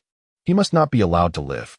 Sensing the intense murderous intent emanating from Ma Xiaoling, the white-haired man, known as Black Hawk, chuckled once more. Ah, indeed. Youth is often brash and brittle. With a swift flick of his black robe, a thick cloud of darkness billowed forth, accompanied by an onslaught of skulls. Humph. All methods return to their origin. Break. Following a series of intricate hand seals, a brilliant golden light erupted from Ma Xiaoling, forming a swastika that swiftly charged towards the incoming skulls. Wherever the golden light passed, all malevolent beings were obliterated, leaving even the sorcerers practicing dark arts nearby to scream in agony. Did you not wish to test your skills? Then allow you to first witness the might of our Ma family's divine dragon. Ma Xiaoling's hands continued to weave hand seals with remarkable speed, summoning a golden dragon adorned with hints of blue light that coiled around her shoulders, unleashing a mighty roar that sent Black Hawk staggering backward. He hastily drew upon his inner strength, channeling his energy into his legs to steady himself. Otherwise, the force of the roar would have sent him crashing against the wall. The formation on the altar was also disrupted, rendered ineffective. The golden dragon soared, solidifying into a tangible form, and with a flick of its tail, it struck Black Hawk, rendering him unconscious. Fearing that the heavens had left behind some self-destructive contingency, Ma Xiaoling promptly affixed binding and soul-stabilizing talismans to Black Hawk, enforcing a restriction to ensure that even in the event of self-destruction, his soul would remain intact temporarily. Subsequently, she summoned Lao He through specialized contacts exclusive to the underworld. A chilling wind swept through, and He Wu, one of the black and white impermanents, materialized in the medical room. Before he could greet anyone, Lao He was met with the sight of a chaotic formation, prompting an outburst of anger. That scoundrel has resorted to such heinous and malicious formations. Truly, he is a harbinger of trouble for the underworld. More work awaits. Furious, Lao He nearly lost his hat. That rogue is over there. Ma Xiaoling pointed toward the corner where the unconscious Black Hawk lay. Lao He, seething with rage, drew forth his soul whip and lashed out at Black Hawk. Though it appeared he struck the physical form, it was, in fact, Black Hawk's soul that felt the torment, causing it to writhe in pain within the unconscious body. After retracting the whip, Lao He grumbled at Ma Xiaoling, "You ought to hasten in retracting your divine dragon. If this continues, the innocent souls will perish from fear." Oh dear. Ma Xiaoling flushed with embarrassment, promptly withdrawing the divine dragon. After a flurry of activity, Lao He and Ma Xiaoling managed to collect all the souls in the medical room into a gourd bracelet. Once finished, Lao He noticed Hu Chunming and Lin Chong nearby. "Oh my, you truly are remarkable. You've even managed to enlist the reincarnation of a revered being to assist you. However, you two are indeed intertwined in fate. One faces a calamity, while the other requires constant refinement of the physical form, both necessitating immense merit." Ma Xiaoling choked, having nearly forgotten this harsh reality amid the chaos. "I have already begun to resolve grievances with him, and we are gathering more information through alternative methods to aid others in overcoming calamities brought by malevolent beings, thus acquiring more faith and merit." Yet, Lao He doused her enthusiasm with cold water. "Your efforts are still insufficient. In the northwestern desert region, there is a highly respected Lama who has lived for a long time. He may have a solution. However, you must act swiftly, for the heavenly beings are also searching for him, and if they find him first, it will spell great trouble." Chapter 48. The opening of the heavenly Aijiniying Middle School returned to tranquility and the medical room was restored to its former state. After Ma Xiaoling and the others departed with Lao He, a considerable time passed before a figure emerged from the shadowy corner, the previously taken Black Hawk. Still clad in white hair and black robes, though his lips were now a striking shade of red. Descendant of the Ma family, I am deeply grateful. You have freed me from my constraints. Our paths will surely cross again. As the white-haired man vanished, Ma Xiaoling, sensing something amiss, glanced back at Jinying Middle School from the car, but saw nothing. What's wrong? Hua Chunming, seated in the passenger seat, noticed her action. I felt as if someone was watching us. What? Lin Chong, driving, did not register the concern. Indeed, someone was observing us, Hu Sanyang interjected. Though the presence faded almost immediately, Lin Chong hastily pulled the car to the roadside, intending to turn back for a closer look. It's too late. Hu Sanyang shook her head. The person is already gone. The four of them fell into a heavy silence as the atmosphere turned grave. Around 8 in the evening, the quartet arrived at Aunt Chen's establishment. When did my parents acquire such skills? They have unearthed such ancient artifacts. Ma Xiaoling held the yellowed map Aunt Chen had given her. What does this mean? Are you asking me to treasure hunt? Aunt Chen chuckled, tapping Ma Xiaoling's head. Oh, you mischievous girl. I truly do not know their intentions. They left this for you and departed in haste, instructing me to tell you that this map is crucial. Preserve it well, and do not attempt to venture into the third realm of the Yin-Yang blood technique without proper preparation. The third realm, the third realm. Yet again the third realm. Everyone emphasizes the need for her to break through to the third realm. Perhaps she should slow down and focus on enhancing her own cultivation. It has been far too long since she dedicated herself to training. After dining with Aunt Chun and Nyo, the group rested for the night. The following day, Ma Xiaoling began her second round of exorcism for Hu Sanyang. Hu Sanyang had not anticipated that Ma Xiaoling would commence the second round so swiftly. Genuinely experiencing the efficacy of the Ma family's healing arts and recognizing Ma Xiaoling's abilities. Thus, following the second exorcism, Hu Sanyang voluntarily expressed her desire to join Aunt Chen's establishment, demonstrating her utmost sincerity, as they would be working closely together henceforth to avoid future misunderstandings and suspicions. Hu Sanyang was a well-known figure among household deities, and Aunt Chen was taken aback by her proposal, considering her own limited abilities. As the previous household deity had been by Xian, primarily focused on healing and exorcism. After completing the formalities, another day had passed. Night fell. Ma Xiaoling conferred with Hua Chunming, preparing to release all the lingering spirits from Jinying Middle School into the gourd bracelet for their farewell. Ma Xiaoling released them in order of difficulty, from the most challenging to the least. Hua Chunming understood that this evening marked his official engagement with grievance resolution, and the sheer volume would require unprecedented merit, yet the potential rewards might also be unparalleled. He activated the half of the jade pendant he carried, which contained a reserve of merit. Should his own merit prove insufficient during the process of resolving grievances, the reserve would automatically replenish his supply. In total, there were 53 souls, plus 1 mountain demon, making 54 in total. And thus it began. This was Hua Chunming's first full engagement in grievance resolution, having only assisted Ma Xiaoling previously. Inevitably, there were minor pauses due to his inexperience. Ma Xiaoling observed closely, offering timely suggestions whenever he faltered, such as how to manage the use of merit efficiently and how to dissipate the dense resentment. As he grew more adept, Ma Xiaoling ceased her guidance, and Hua Chunming no longer hesitated, significantly reducing the time taken for each resolution. Throughout the process, Ma Xiaoling remained concerned that Hua Chunming might run low on merit, so she sent each spirit off as soon as he resolved one. Thus, the response from both the celestial and the underworld was remarkably swift. The radiant light of merit immediately cascaded back upon the two individuals, even showing signs of growth. At last, the entire process reached its conclusion. Hua Chunming felt a warming sensation emanating from his crown, intensifying to the point where it became unbearable, accompanied by a swelling feeling. Unable to withstand it any longer, he curled inwards, cradling his head with his hands. Ma Xiaoling and Lin Chong, witnessing this alarming state, were filled with concern. What is happening? Has he overexerted himself with merit? That shouldn't be the case, as the rewards for dispelling grievances have already returned, Ma Xiaoling exclaimed in a flurry of anxiety, struggling to find clarity as she hurried to seek Aunt Chun. Do not go, Hu Sanyang urgently interjected.